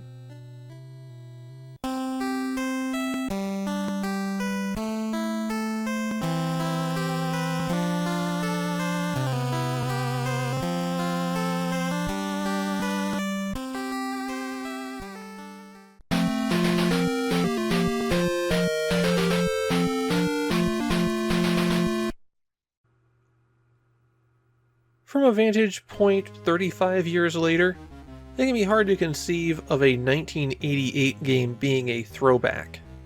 Now, 5 years of advancement in video games is nothing. Nobody in 2024 when this video is released is going, "Man, remember when we played Untitled Goose Game? Why don't they make anything like that anymore?" In the case of Gyrus for the disk system, it's Konami dipping deep into their back catalog for one last game that they could put out on the platform. The arcade game Gyrus originated in 1983, and while it's definitely well regarded among arcade aficionados, it also arrived kind of late. A single-screen arcade shooter at the exact moment when everyone was moving as far away from that as they could. The designer of the arcade game was Yoshiki Okamoto, and in a really bizarre coincidence, he left Konami for Capcom immediately after this, and wound up designing the previous episode's game Samurai Sword. With only 3 days between those releases, that might make him the game designer who had the least amount of time between his games. The plot of the game is that the evil president of the solar system, Domus, has launched a war to expand his territory. But his son Rudolph had been sent into exile, and now he's leading rebel forces against his father. And he charges in a single ship to take out the rest of the solar system. All of that plot was added in the Famicom Disk System version. In the original arcade version, there's no real story. The way that Gyrus works is that you're always flying down a hyperspace tube, and enemies will zoom in and out of it. When all of the enemies are destroyed, then you advance to the next stage. Sometimes there will be something more, like targets at the back of the tube, or a boss that you'll have to destroy before you can move on. But really, this is everything there is to the game. Pressing B will fire your regular shot. There is no auto-fire here, so you better mash that button fast.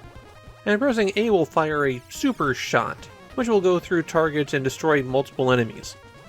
You only have one of these super shots when you start out, but it's pretty easy to get more as a power-up. The other important thing to know about the controls is that there's two different control schemes, Control A and Control B. With Control A, pressing in a cardinal direction will start rotating your ship toward that point. So if you're in the bottom half of the screen and you press up, you'll travel on a circular path around the tube until you get to the top. The advantage of this control scheme is that it's intuitive. It's easy to understand what's going to happen. But you're losing some fine control here, and when you push in a direction that's 180 degrees from your ship, it's a bit ambiguous which way around the circle you'll go. This four-way control is the setup used on the arcade machine. Control B strips this all back. Just two directions, left and right. Or in this case, clockwise and counterclockwise. The downside here is that it can feel a little bit unnatural when you start playing. You'll have to remember that your movement at the top of the screen is reversed. That said, this is my preferred movement style. Because your ship is only operating on a single axis, even if it's circular, having only two directional controls just feels better to me. On stages, besides the enemies that swoop in and out at you, you'll have some that appear from time to time, and these will be two that take shots with a power-up floating between them. If you shoot the power-up, then you'll collect it. The blue one doubles your firepower, giving you two shots at once, and it's always the first power-up that appears. And then once you have the double shot, orange power-ups appear, and these will give you one additional shot with the super gun. The bosses in Gyruss appear when you arrive at a planet, or a large member of the Kuiper Belt in the case of Pluto, and these are a bit of a mixed bag. You have fortresses that aren't too difficult to deal with, you just have to shoot the targets when they open, and then you'll have bosses that can be pretty nasty. They've got a tendency to crowd you out right at the edge of the screen, and you've got to expose yourself to some pretty significant risk in order to hit them. Your only real option here is to learn the pattern and use some real hit-and-run tactics, preferably firing the super shot at the exact right moment. If you manage to take down a boss, you'll go to a bonus stage where waves of enemies will come in, and your goal is to shoot all of them before they move off the screen. Shoot the miscolored ones and an item will appear, orange capsules for bonus points, and blue capsules will destroy everything on the screen when you shoot them. You get points based on how many ships you shot down, and a bonus for shooting all of them. Or, you could only shoot down the same number of ships as the stage number, in which case you get a very large bonus. That's easy to do at the first bonus stage, not so easy to do as you get further on. There are 39 stages total in the Famicom Disk System version of Gyruss, and this is not an easy game to beat. There are no continues here when you run out of lives. Though there is a code for 30 lives that you can use. Just hit A, B, right, left, down, down, up, in the roughly 5 seconds that the title screen appears, and you'll start out with a huge stock of lives, though probably not enough to get you through the game unless you're pretty good. And yes, that code was the Konami code in reverse. Of course, one of the most memorable things in Gyruss is the music. This is the game that plays Bach's Toccata and Fugue in D minor, and honestly it's a pretty good rendition of it. Gyruss for the FDS doesn't seem to have been wildly popular. An arcade game from 1983 felt really backward at this point. In comparison, exactly 1 month after this, Konami is going to release Gradius 2, and you can kind of see why Gyruss just couldn't get any attention with that. But that said, it does have fans in Japan. The people who have gone back to it all found it to be a pretty good port, which I think at this point is self-evident. Gyruss is a very simple game, but it's one of those games that does its simple thing extremely well. As Konami's final Disk System game, it's a good way to go out. A nod back to their past, and a fun one to play.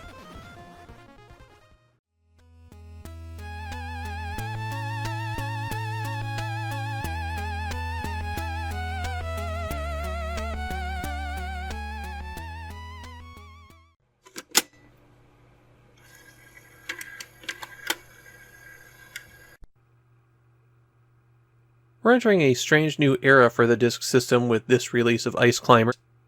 As you might notice from the lack of cover art, this was only made available at the disc rewriter kiosk. Those stations in stores where you took your old floppy disks in, paid 500 yen, and had a new game written to them. There have been some re-releases of old games lately, ones from the first couple of years of the Famicom's life. Nintendo has already re-released Donkey Kong and Donkey Kong Jr. this way. But Ice Climber starts a new trend. This is not a re-release of the Famicom Ice Climber. It's a new port of Versus Ice Climber. What's the difference between those? Well, Nintendo made arcade versions of a lot of the early Famicom games. And while the architecture inside these arcade machines was still essentially the Famicom, the arcade machines didn't have the same constraints that a lot of the home versions did. And as a result, and to give players who could have the same experience in front of their television something different, many of the Versus games had new stages, new features, refined gameplay. Basically, these were often improved versions of those games. Starting with Ice Climber, Nintendo is going to port those Versus games back to the Famicom, or Famicom Disk System in this case. It won't be every single Nintendo re-release that gets this kind of treatment, but there are 4 of them, and it starts right here. The first immediate sign of change is that title screen, which is the one used in the arcade, but the first gameplay difference that you'll notice occurs as soon as you press the start button.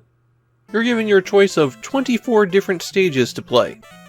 Your goal in Ice Climber is to take Popo and Nana, assuming you're playing 2 players, and scale to the top of a mountain. And when you clear a stage, you go right back to the stage select.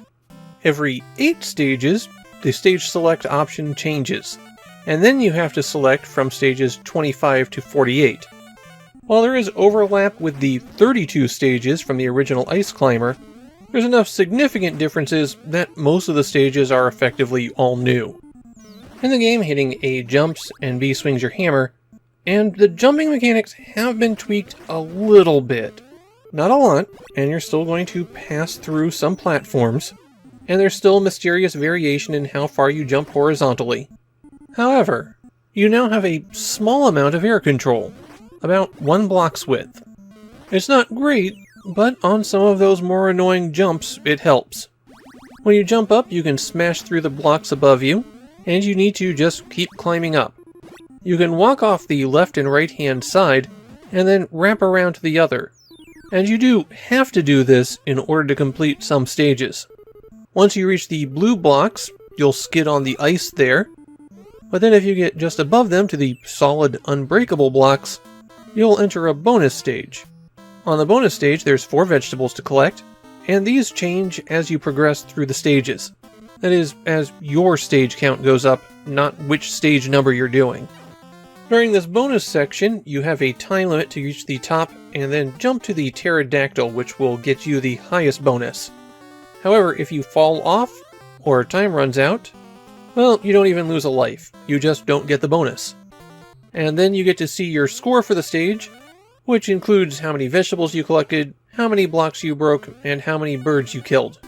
If you found the circular 2 token, then your bonus on that stage is doubled. Those tokens are hidden within a block on the stage, but there's so many of those, you'd pretty much have to know in advance where the token is in order to collect them. The first 24 stages look pretty much like the classic Ice Climbers, but the later 24 stages are much more difficult, have new stage features like platforms that move up and down, and a rather garish red color scheme. If you manage to clear all 48 stages, well then the game resets and you just do the loop again. This is a game around clearing stages and running up your score, not beating it. The only significant change on the second loop that I know of is that the bear that will push the stage upward comes out a lot faster. You really have to sit around not doing anything for a long time on that first loop in order for the bear to show up. If you're a big Ice Climber fan, you've probably already noticed a few other changes. The graphics have been improved, but more importantly, the sound is significantly better. Nintendo redid all of the sound effects to take advantage of the additional channels on the disc system, and all of those new effects are really great. Well, except for how the music keeps going for about 5 seconds after you die on the bonus stage. At least they replaced the seals that would fill in gaps with icebergs. Now they have the same snowman sprites that you'd find in the US version. Another strange feature is that randomly, on some stages, after you've cleared your first, there will be wind blowing, and it will push you around as you try to climb the mountain. This isn't a consistent thing. Stages just randomly get wind or not after you've selected them. The wind isn't especially strong, but it does push you around enough to change the dynamics of your jumping, which, given how awkward those could be, actually makes things a lot more complicated. They even interact with the platforms that push you around, and that can send you flying if you land on some of them. An extra hidden feature is that if you're doing extremely well at the game, after clearing 8 stages, there is an extra special bonus stage where the entire mountain is a bonus. But I wasn't good enough to do that. You only get 3 lives, and there are no continues. Even earning extra lives with points is extremely difficult. There is one concession that might help you clear the game, though. If you press the A button 3 times on the title screen, and then hit start, you begin with 6 lives instead of 3. Of course, the big feature that Ice Climber was known for is still here. You can play 2 players simultaneously, though with the advanced difficulty here, you're going to interfere with each other a lot. Ice Climber was tough to play 2-player before, and here it might be nearly impossible. Now if you're sitting there watching this video and going, I had no idea they made this version of Ice Climber. Well, that also seems to be the attitude of most people who encounter it in Japan. It seems like this version of Ice Climber did not do especially well, and proper copies are exceptionally rare. One of my more controversial opinions when I was going through the Famicom library was that I didn't like Ice Climber.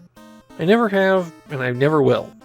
The controls are just too sloppy, and I find platforming to be infuriating when you can just fall through the edges of platforms. Now that said, this is the definitive version of Ice Climber. If you've ever said to yourself, why didn't they make an Ice Climber 2 or Super Ice Climber? Well, here you go. If you're going to play Ice Climber, this is the version to play. But personally, I think I'm going to pass.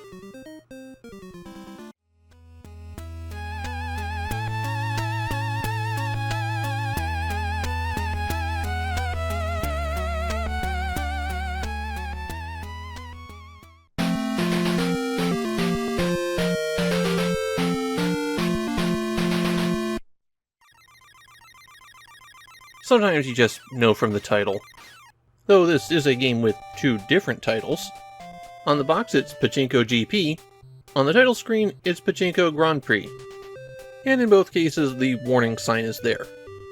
Pachinko was Japan's gambling obsession, and the bane of every collector of Japanese video games.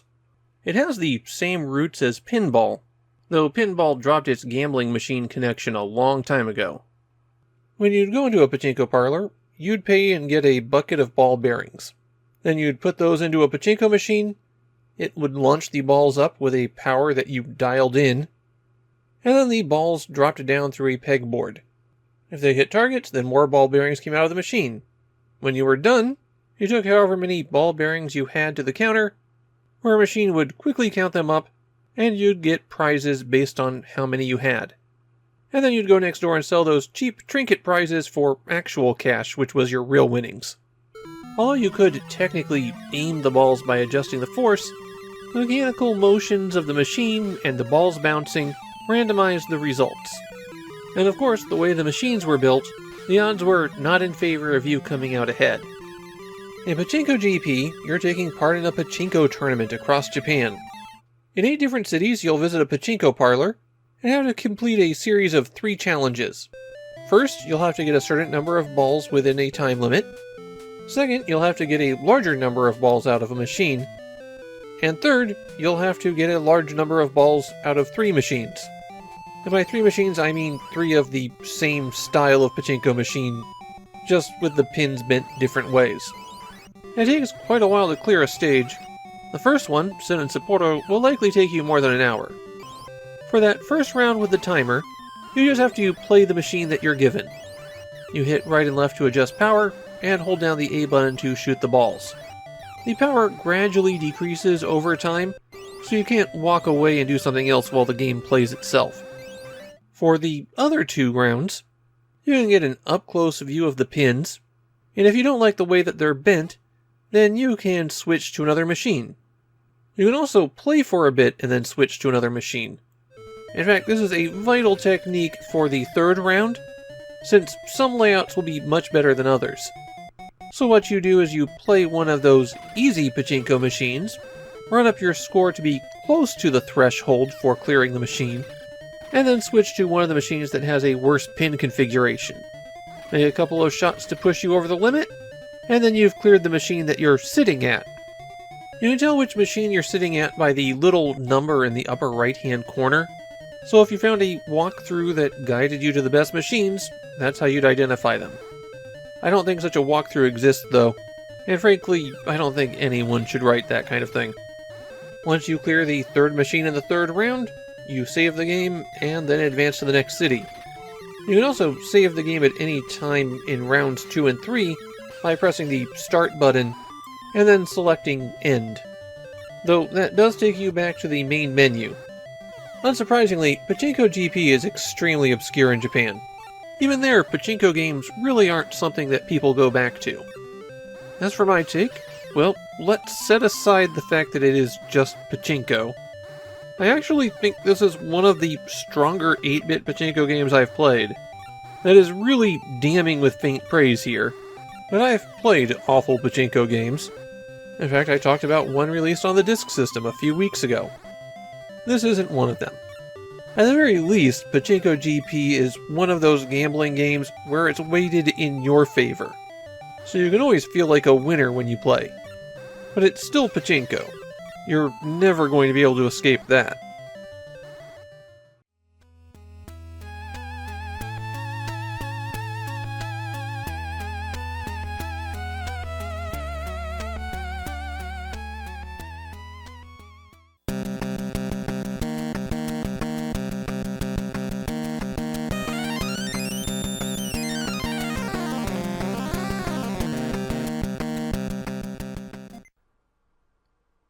With this episode, we're entering the 1998 holiday season.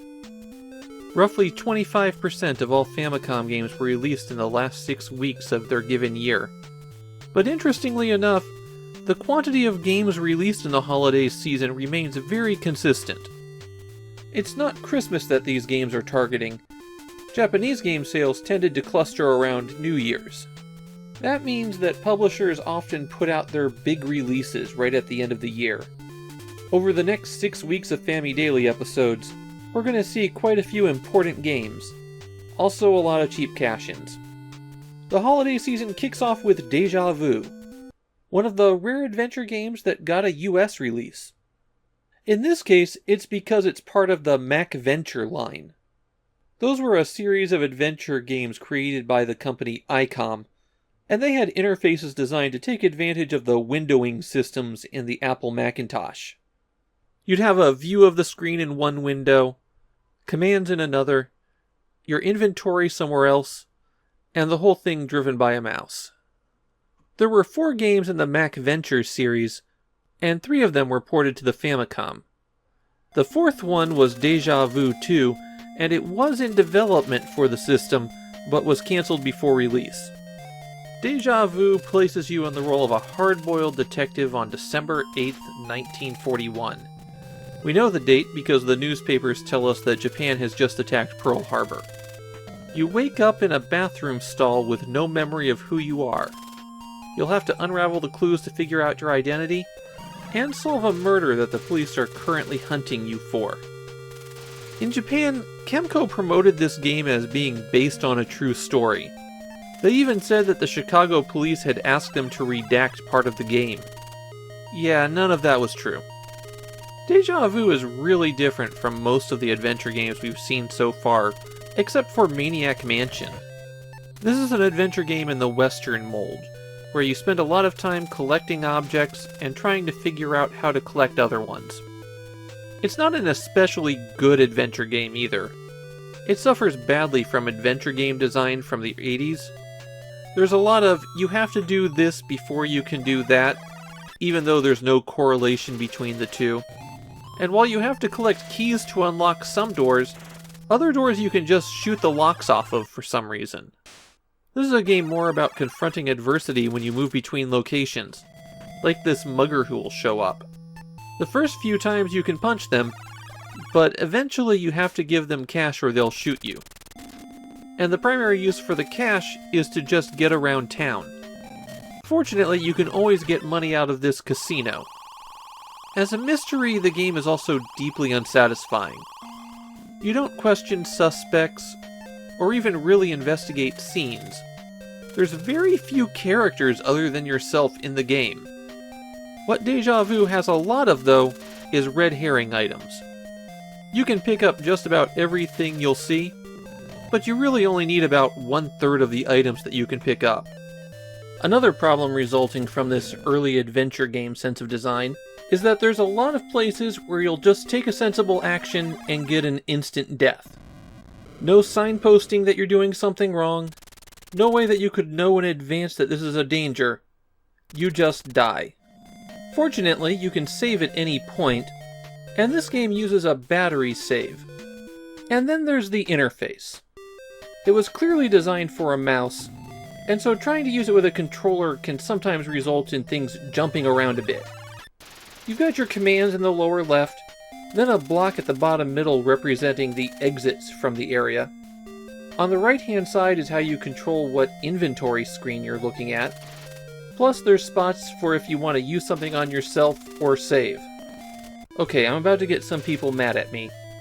I don't think the MacVenture series was very good. They're basically a visual overlay on top of bad text adventures. There's no depth to the puzzles. If you just keep plugging away, there's a pretty good chance that you'll get through the game, assuming you make it through a couple of the nonsense hoops. And I think that the console ports of the MacVenture games aren't very good either. Deja Vu's not the worst that they get. There's one coming up where the Famicom version in particular was so bad it became a meme in Japan. This is a good example of what people really hated about adventure games in the 1980s. And if you want to try it, at the time of this recording, it only cost $3 a game to pick up the actual MacVenture series. That's right, I spent an entire $3 to get that 10-second clip of the computer version at the beginning. I'm not even going to make that back with AdSense on this one.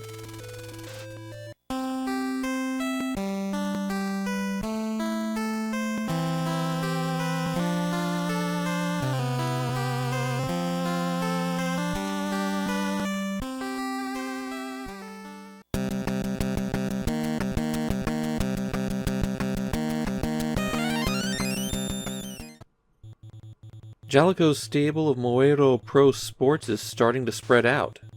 And Moreo Junior Basket is our first basketball game. It's not the first basketball game released in Japan. Konami had one on the disk system. Basketball's not a popular genre for the Famicom. If my count is correct, there's 4 Famicom basketball games, and I'm pretty confident that they were targeting the US market when they made them. Moero Junior Basket doesn't try to replicate the full 5-on-5 experience of a basketball game, and I think that's to its benefit. This is half-court schoolyard rules. You can play 1-on-1 or 2-on-2, and at the start of the game, you pick out teams, alternating between you and the computer. There's 8 characters you can have on your team, and you can check out their profiles as well. And there are some characters who are definitely just better. You probably don't want to have the nerd on your team, for example. After picking teams, you've got the option for how many points you're playing to, who gets the ball after a point, and if you're playing on the east side or west side. To determine who has the ball first, you've got to make free throws. The arrow bounces around and you hit the B button right when it's over the basket. You start, so if you make a free throw, then the other team gets a chance to make one too. Then you start taking it to the hoop.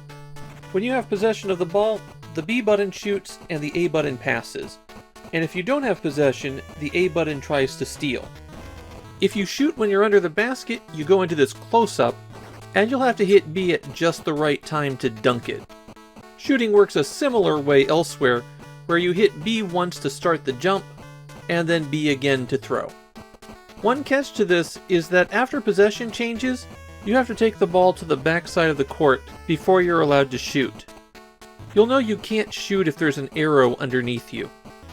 No matter where you shoot from, making a basket only counts as 1 point. And of course, the first team to your set number of baskets wins. Moeiro Junior Basket calls a lot of fouls as you play. You're going to wind up doing a lot of fouling just by accident. Just walking around on the court near the other players seems to be likely to cause a foul. When a foul's been called on the other team, you'll be off on the side and you can just run it back in or try to pass it to the other player. There aren't multiple difficulty levels in Moeiro Junior Basket. You're basically adjusting how difficult you want the game to be by who you're selecting for your team. I found that the AI opponent was generally pretty good, and I mean that in the sense that it'll stick on top of you, take the obvious shots, and it moves a bit faster than you to compensate for humans' abilities. If you really want to, you can watch the computer play itself, but I don't think you really learn anything from that. Moeiro Junior Basket is a pretty simple game, and I think the learning curve is getting used to the controls, not figuring out the strategy on the court. There's also a password system for when you're playing a tournament and clearing out all of the computer opponents. But it's a pretty short game, so I'm not really sure that you need it. It really doesn't take longer than 10 minutes to play a basic match. And that's really all there is to the game. It's about as stripped down as basketball can get. In fact, it reminds me a lot of EA's one-on-one game, which was a big hit on computers and had just gotten an NES port. Considering how the Famicom struggles with large team games, I think the choice of scaling the game back actually works pretty well. Moeiro Junior Basket might be simple, but that simplicity works in its favor. And the end result is a solid, but not really exceptional basketball game.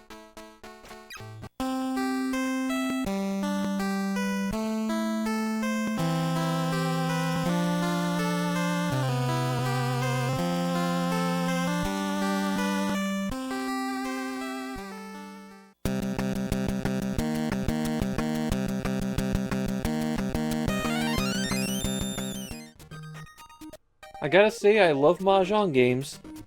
Not playing them. They're fine, but it's not something I'd go out of my way for. No, I love Mahjong games because they have a bunch of identical screens, so there's no difference in the footage that I put up. And I don't even have to spend much time describing them. Mahjong games are my cheat day. As you might guess from the title, Family Mahjong II is Namco's second Mahjong game. And the second one developed for them by Nichibutsu. Nichibutsu publishes their own Famicom games, but they also made a lot of Mahjong arcade games. In fact, Nichibutsu had their own dedicated Mahjong console that was released just about 2 months before the Famicom. It was called the My Vision, and you'd switch out the cartridges to play other strategy games. But this is the last time that Namco and Nichibutsu will team up like this. Both companies will release their own sequel to Family Mahjong II. We've been seeing a lot of 4-player Mahjong games lately, but Family Mahjong II is a 2-player game. It's a more streamlined version of Mahjong, and is favored for arcade games, which would be why Nichibutsu uses it. Mahjong, of course, being the Rummy-style set collection game that's popular in Asia, and these video games in particular are based on Riichi Mahjong, which has an extremely complicated set of rules for which hands are valid. The game has a subtitle, Shanghai Enomichi, or Road to Shanghai. That's your goal in some of the modes, getting to Shanghai for the Mahjong World Championship. Family Mahjong 2 offers 3 different modes of play. You have a mode where you can select which opponent to play against, including an octopus, which has to be a reference to gambler Jiko Chushinha. The second mode is Round the World Mahjong Quiz. There you're given a question and have to draw a hand that's an answer to it. I think as a strategy and puzzle mode, that one's pretty clever. And then finally there's a quest mode where you have to beat a series of 12 opponents, and you can spend money to buy advantages or negate their advantages. The interface for Family Mahjong is a little bit confusing. You hit left for pon, when the other player discards a tile that you use to make a set of 3, and right for chi, when the other player discards a tile that you use to make a run of 3. You also hit down to declare Richi, when you are just one tile away from completing your hand. As I recall, I wasn't super fond of how Family Mahjong 1 worked, but I think this one's actually decent. It's got a lot of good features and a couple interesting play modes, and as somebody who has to play with a cheat sheet in front of them, I find the 2-player variant easier to understand. I think I'm going to say that this is the best Mahjong game so far on the Famicom. Of course, we have a lot of Mahjong to go, so I don't know if it winds up being the best. But Family Mahjong 2 is not a bad pick if you just wanted to play some Mahjong.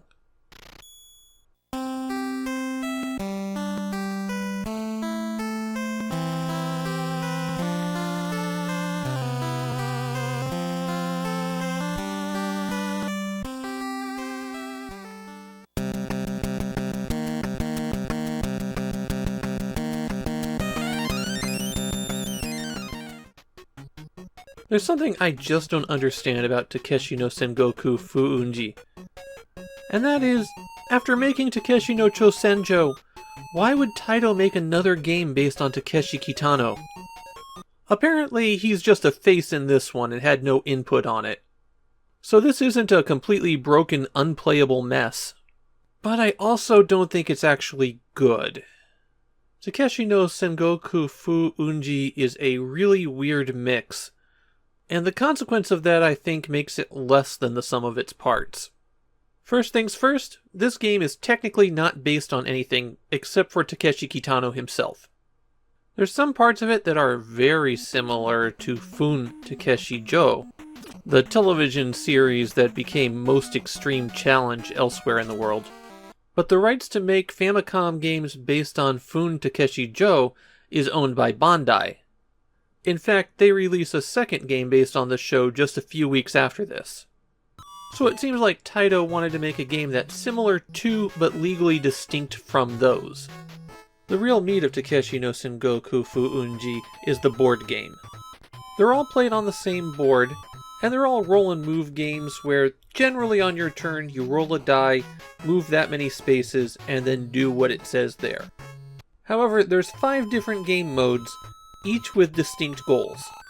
In the Cross Japan game, you start at the north end of Hokkaido, and your goal is to reach Takeshi on the south end of Kyushu. Once you get there, you're forced to play a mini-game where you have to get a hole-in-one, and if you fail to do so, you're sent back to the midpoint. In Find a Master, all the players are Ronin who are competing to get a lord. First you have to go meet Takeshi and get a letter of introduction from him. Then you have to start working your way into the good graces of one of the feudal lords by demonstrating your skill as a samurai and bribery. First player to get a master wins. The Daimyo game picks up where that game leaves off. In fact, you can continue right from the previous game. There, your goal is to replace the daimyo you're working for. You'll have to build up your skill, and either work your way into the good graces of a lord, or challenge them directly to replace them. If you challenge your lord and fail though, you're kicked all the way back down to Ronin and have to play that version of the game, catching up with the other players. When someone wins the daimyo game, they can choose to continue on to the unification game, or someone could start from that mode, because you don't have to play through all the modes in series. There, all the players are daimyos and trying to conquer all of Japan. For some reason, conquering Japan mainly consists of going around to shrines and praying.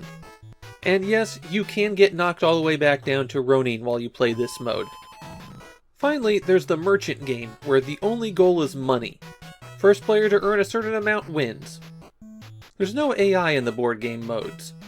You have to play with at least 2 players, though the game supports up to 4 players on the board game.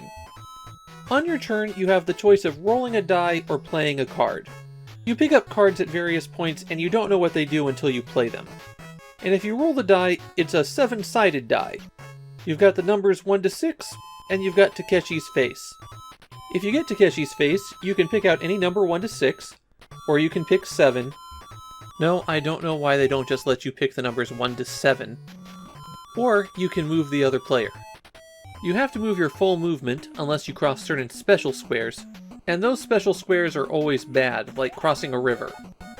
So if you have to get to a specific castle, or want to visit a town, or need to reach a ferry, you have to roll exactly to land on it.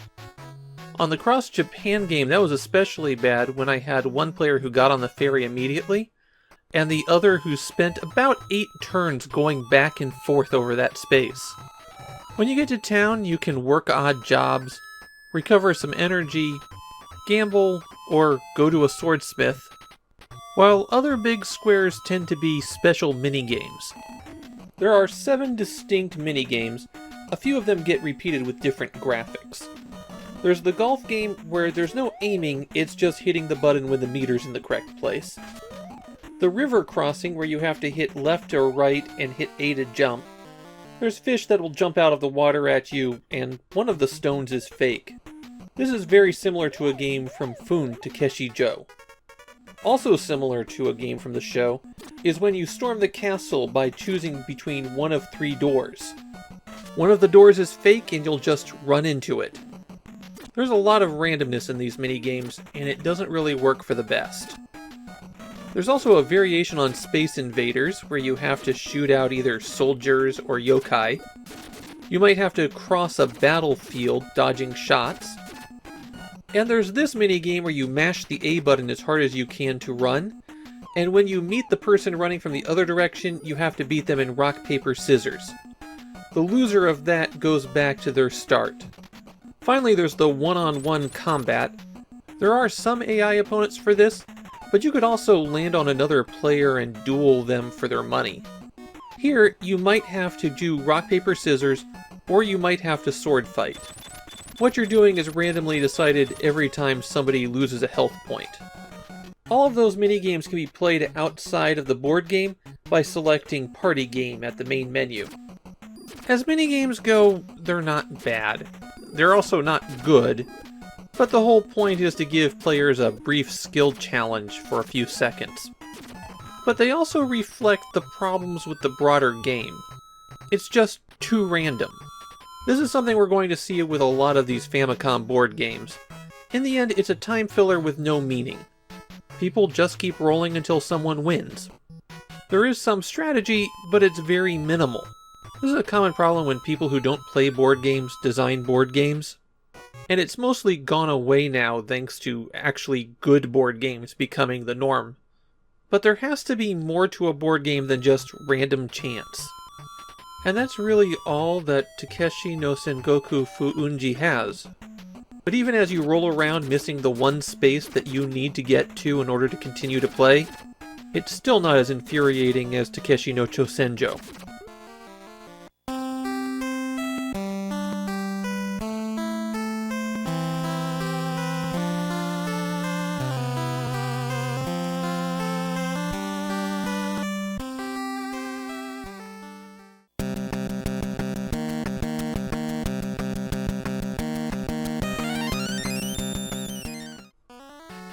Okay, I screwed up. At the outset of this project, I laid out that it was for Famicom games. That was mainly so I could draw a sharp line around some weird outliers. It wasn't due to pricing. Those outliers are downright cheap compared to what I'm spending on some of my last Famicom games. It was more that I thought that they'd make some pretty bad content. But as I drew up my list, I overlooked about 4 cartridges that I shouldn't have kept on it. 2 expansion packs that aren't Famicom cartridges, and 2 fortune-telling cartridges.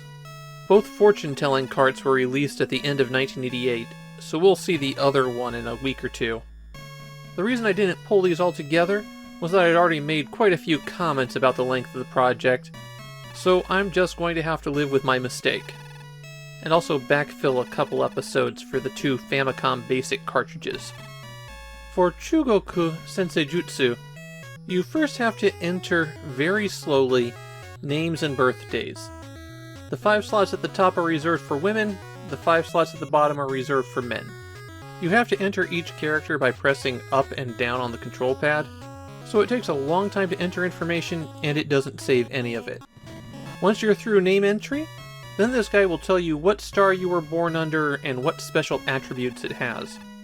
All of these are even more generic than the usual horoscope stuff, which is already based on being so generic that anyone would say that it describes them. After that, you get your choice of horoscopes for particular areas, or more generalized for a period of time. So let's see what my horoscope says for the year 2020.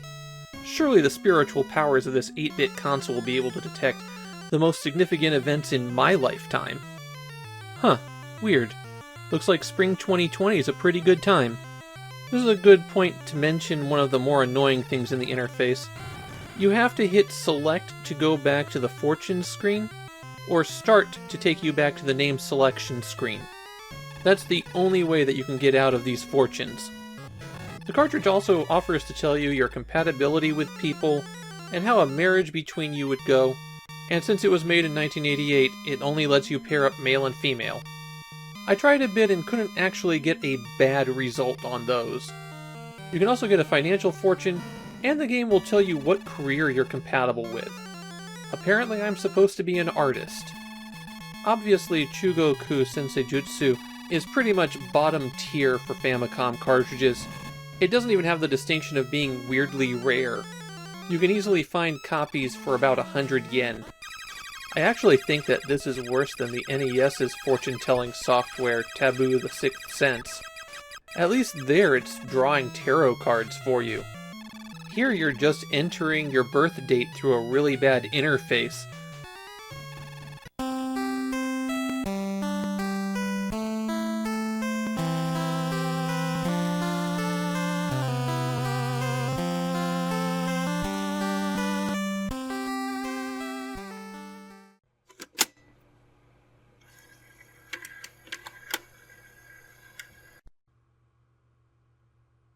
German Tateiden Marine Gumi puts us at the 1988 holiday season for the Famicom Disk System, the last 6 weeks of the year in which most people try to get out their big games. However, this is also the last holiday season for the Famicom Disk System. Now if you're watching this when I release it, you're going, wait, this is still October, and this is supposed to be a year-long project covering all of the Disk System games. Well, that's where the release schedules get kind of weird. In 1989, there are no holiday releases for the Disk System. There's a release gap from mid-November to late March. Then in both 1990 and 1992, there is one Disk System game released in this period. Not really enough to call it a holiday rush. So this is really the last grasp at any kind of sales for Disk System games. After this, all that's left are the stragglers. Some of these videos are harder than others, and this is one of the hard ones. It's not the background for German Tateiden Marine Gumi. I have way more of that than I'm comfortable with. The issue is, this is a very confusing game, and the manual is factually wrong regarding just about everything in the game. I usually talk about the modern Japanese reception at the end of the videos, but this needs to go up front because everyone I found who was talking about it mentioned that they had effectively no idea how the game worked. Not the broad strokes. It's easy enough to explain the basic concepts here, but there's a lot of details that are ambiguous. And not small details either. Some of this might come down to the game's creation process. You might remember a Famicom Disk System game that I covered a few months ago called Omoikiri Tateiden Hard Gumi. That was a game based on a television show where a group of child detectives fought a weirdo in a mask. The TV series that was based on was part of a programming block called Toi Fushigi Comedy Series. It was a time slot given to a production company rather than a specific show, and so every year they would have a new show airing in that block. Omoikiri Tateiden was their 7th series, and it was the breakout hit. And so they did the really obvious thing, and just made pretty much the exact same show all over again. German Tateiden is about a group of kid detectives who consistently fight a masked villain, but they don't use a World War II bomb shelter as their headquarters. They use a World War II German submarine. That's why they're Marine Gumi, though the way that Marine is written in the title You could call them devilish neighbors. Their enemy is the greatest thief of the 20th century, Sigmar, and the group of kids hunt him using all sorts of wacky gadgets like a Sigmar detector that picks up when he's nearby, a device that you'd think would interfere with his ability to be the world's greatest thief. In one episode of the show, Sigmar is going to steal video games, and the kids go to the game development studio where they help make the greatest game ever, which would be this game, and that episode aired about a month before the game's release. Maybe they got delayed by a few weeks. Of course, when this disk system game turned out to not be the greatest game ever, people noticed and laughed at it a lot. You take control of the entire detective squad, and naturally your goal is to capture Sigmar. At the start of every stage, Sigmar will send them a message on their teletype machine, or since it's on a German submarine, maybe it's an Enigma machine, and he lets the kids know that he's stolen something and hidden it in a neighborhood. He'll come back at a certain time to pick it up, and then depart at 9 p.m. The kids arrive in the neighborhood at 9 a.m., and have to spend the day investigating, hoping to identify the location that Sigmar will appear, and then work to ensnare him. Time only passes when you're walking around, and it passes pretty slowly. On the first map of 4, Sigmar will appear at 4 p.m., and it takes about 15 to 20 minutes of walking around until you reach that time. So how do you fill it? Well, you walk up to the people who are wandering the neighborhood and talk to them.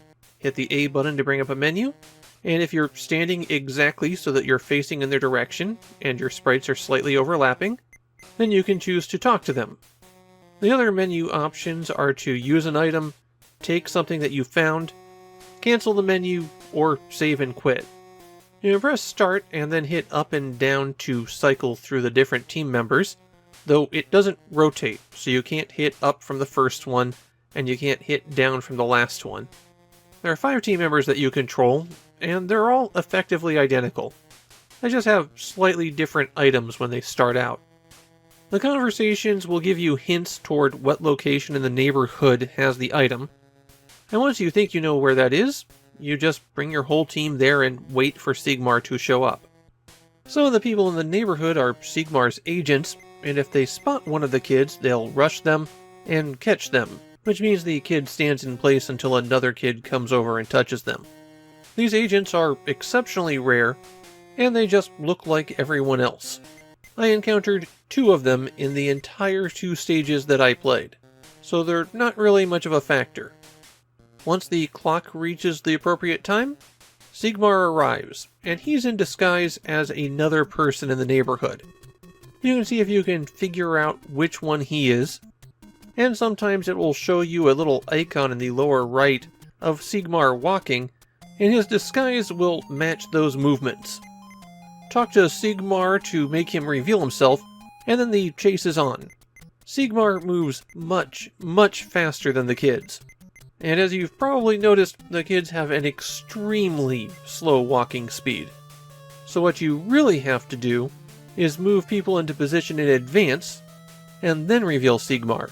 You'll corner him and capture him that way. When running, Sigmar can pass through barriers on the map, and if he reaches a manhole, he'll duck underground and randomly move to another manhole. When Sigmar gets off screen from your detectives, he dons another disguise, and you'll have to try to reveal him again. Though because of the way that limits his possible locations, the best way to play is to reveal him, let him run toward a corner and get away, then bring everybody over to trap him. There are items that could theoretically help you defeat Sigmar, but most of them don't actually seem to do anything. Use an item by selecting it from the menu and then pressing A while you're walking around. The skateboard will put you on a skateboard, but you don't move any faster. If you want to go faster, then you have to choose the running shoes. You can also use a bus pass to get on the buses at bus stops, but why would you? It's not like that actually helps you get anywhere. The Sigmar detector looks like a badge, and it's supposed to indicate on your map that you access by pressing B when he passes over a spot, but the map really doesn't help, and it's not like you really need to narrow things down that much. The metal detector is something that everyone always has, and technically it is possible for that to reveal items, but I didn't find anything the whole time I was playing. There's also an item that will let you shout at any person on screen, and that's probably most useful for when you set up a trap for Sigmar, and want to reveal him when there's no chance of him walking past you in disguise. If you manage to catch Sigmar, then you get a congratulations screen, and a score that rates you on bravery, friendship, reasoning, investigation, and strength. The way those scores is generated is a bit abstract. Bravery comes from capturing Sigmar fast, friendship from rescuing your friends quickly, which means if they never get captured, then you don't get any friendship points, logic from finding items, and strength from using items. But absolutely none of that matters. The scores don't do anything. And since they really aren't related to your performance in the game, who cares? Then you're given the choice of repeating the stage, going on to the next one, or saving your game. And that's how you play German Tanteidan. Most of the game is pointless, you spend a lot of time doing nothing, and a good portion of the systems appear to be broken. The investigation phase, which the manual plays up, is absolutely pointless. This is a very good contender for the worst game on the Famicom Disk System. Just a complete slog to play, and it really feels like it was just dumped out so that they could cash in on the TV show before it wrapped up in a couple of weeks. This is a game that should only be played by the most extreme of masochists. It really is that bad.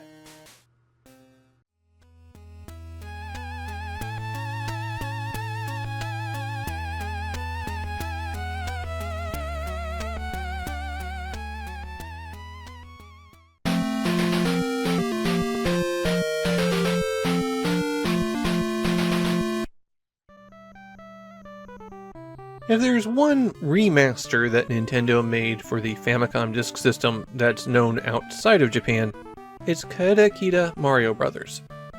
At the very least, it actually got a cartridge release outside of Japan, and only in Europe, and with part of the game missing. But still, there's a cartridge release. Kaijuu Mario Bros. Was only available through the disc writer kiosk, where you would take your old game discs in, pay a small fee, and have them rewritten with new games. Usually, this fee was 500 yen. However, in this case, Nintendo made the game as a promotional tie-in with Nagatanian. They're a company that made pre-packaged food, particularly seasonings that you put on different styles of rice. So this was roughly the equivalent of having a Kraft mac and cheese tie-in. Before you start playing Mario Brothers, you got one of 3 commercials for a Nagatanian product. You might get ochazuke seasonings, that's rice with green tea on it. The commercial also features a celebrity endorsement from Saburo Kitajima. Another commercial was for fried rice seasonings, and then the last one was for Super Mario Bros. 3 Furikake. Furikake is a type of dried seasoning that's sprinkled onto rice. That ad also lets you know that Super Mario Bros. 3 Curry is available. Mario 3 had just come out in Japan, so that's another piece of cross-promotion. You're offered 2 different modes, Original Mario Bros. And Nagatanian World. In terms of gameplay, they're identical. Nagatanian World has one additional feature, plus it was part of a contest. If you scored enough points, then you'd be given codes, and these codes were used to enter yourself into drawings. For 100,000 points, you could win a pack of Super Mario Bros. 3 playing cards. For 200,000 points, you could win a copy of Super Mario Bros. 3. The contest ended in May of 1989, so don't send in those codes now. Once you get into the game, you've got a whole new experience. This is a fresh port of Mario Bros. Made from the ground up. I think the best thing I can do is put this disk system version side by side with the cartridge release from 1983, and you can take a look at the differences. Obviously, graphically, Kaijuu Mario Bros. Is an enormous improvement. You've got bigger sprites, more animation, even the game's sound is way better. Mario Bros. Was originally an arcade game, released almost simultaneously with the Famicom. It was a major hit at the time, and the first time that Mario got his name in the title. On every stage, your goal is to knock out the monsters that creep out of the pipes. You hit them from underneath to make them flip over, and then run into them to kick them off the stage. Once you've knocked out all the enemies for a level, the whole thing starts over. Toward the bottom of the screen, there's a POW brick that will shake the entire stage when you jump into it, and that will effectively hit anyone who's on the ground. You can only use this 3 times, however. There are 4 types of monsters that you'll face. The shell creepers are the turtles.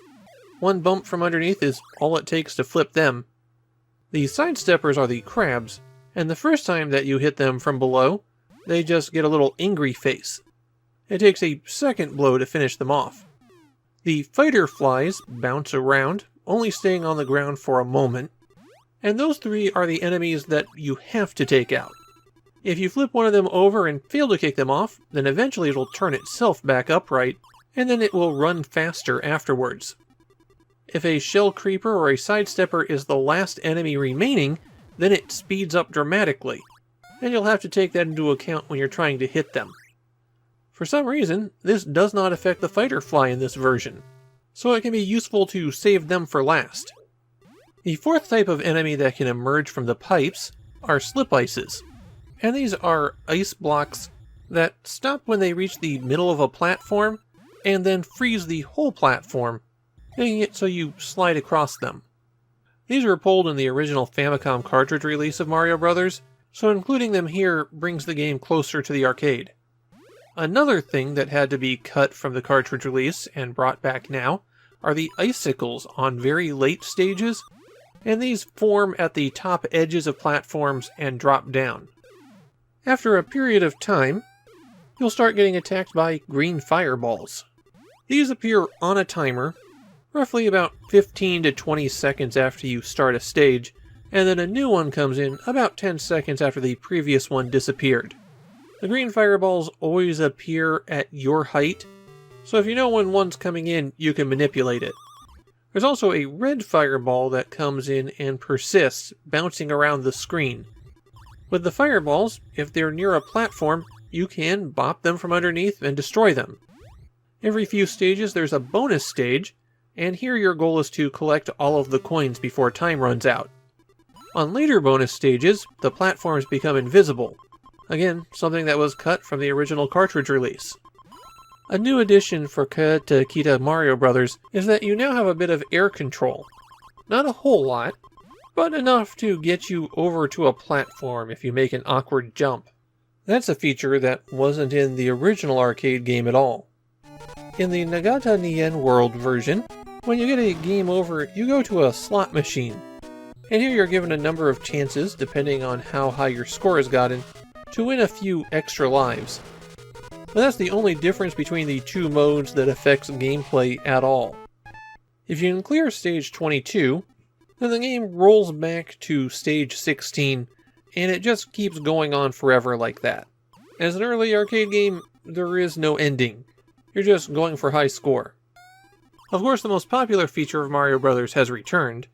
In both game modes, you can play 2-player. And as always, it is cooperative competitive. Cooperate to see how far you can get, and it quickly becomes competitive when you screw over your friend. This port of Mario Bros. Is really well regarded in Japan. But apparently it sold very poorly at the time. With Super Mario Bros. 3 right there, nobody was really interested in this one. If you want one of Nintendo's home ports of Mario Bros., this is the one to get. Though you might not want to actually buy it. After all, it was a late disc writer release, so there is no cover art or packaging to get. And the disc can be a bit pricey if you find one. It's still well worth playing as a great spin on a classic arcade game.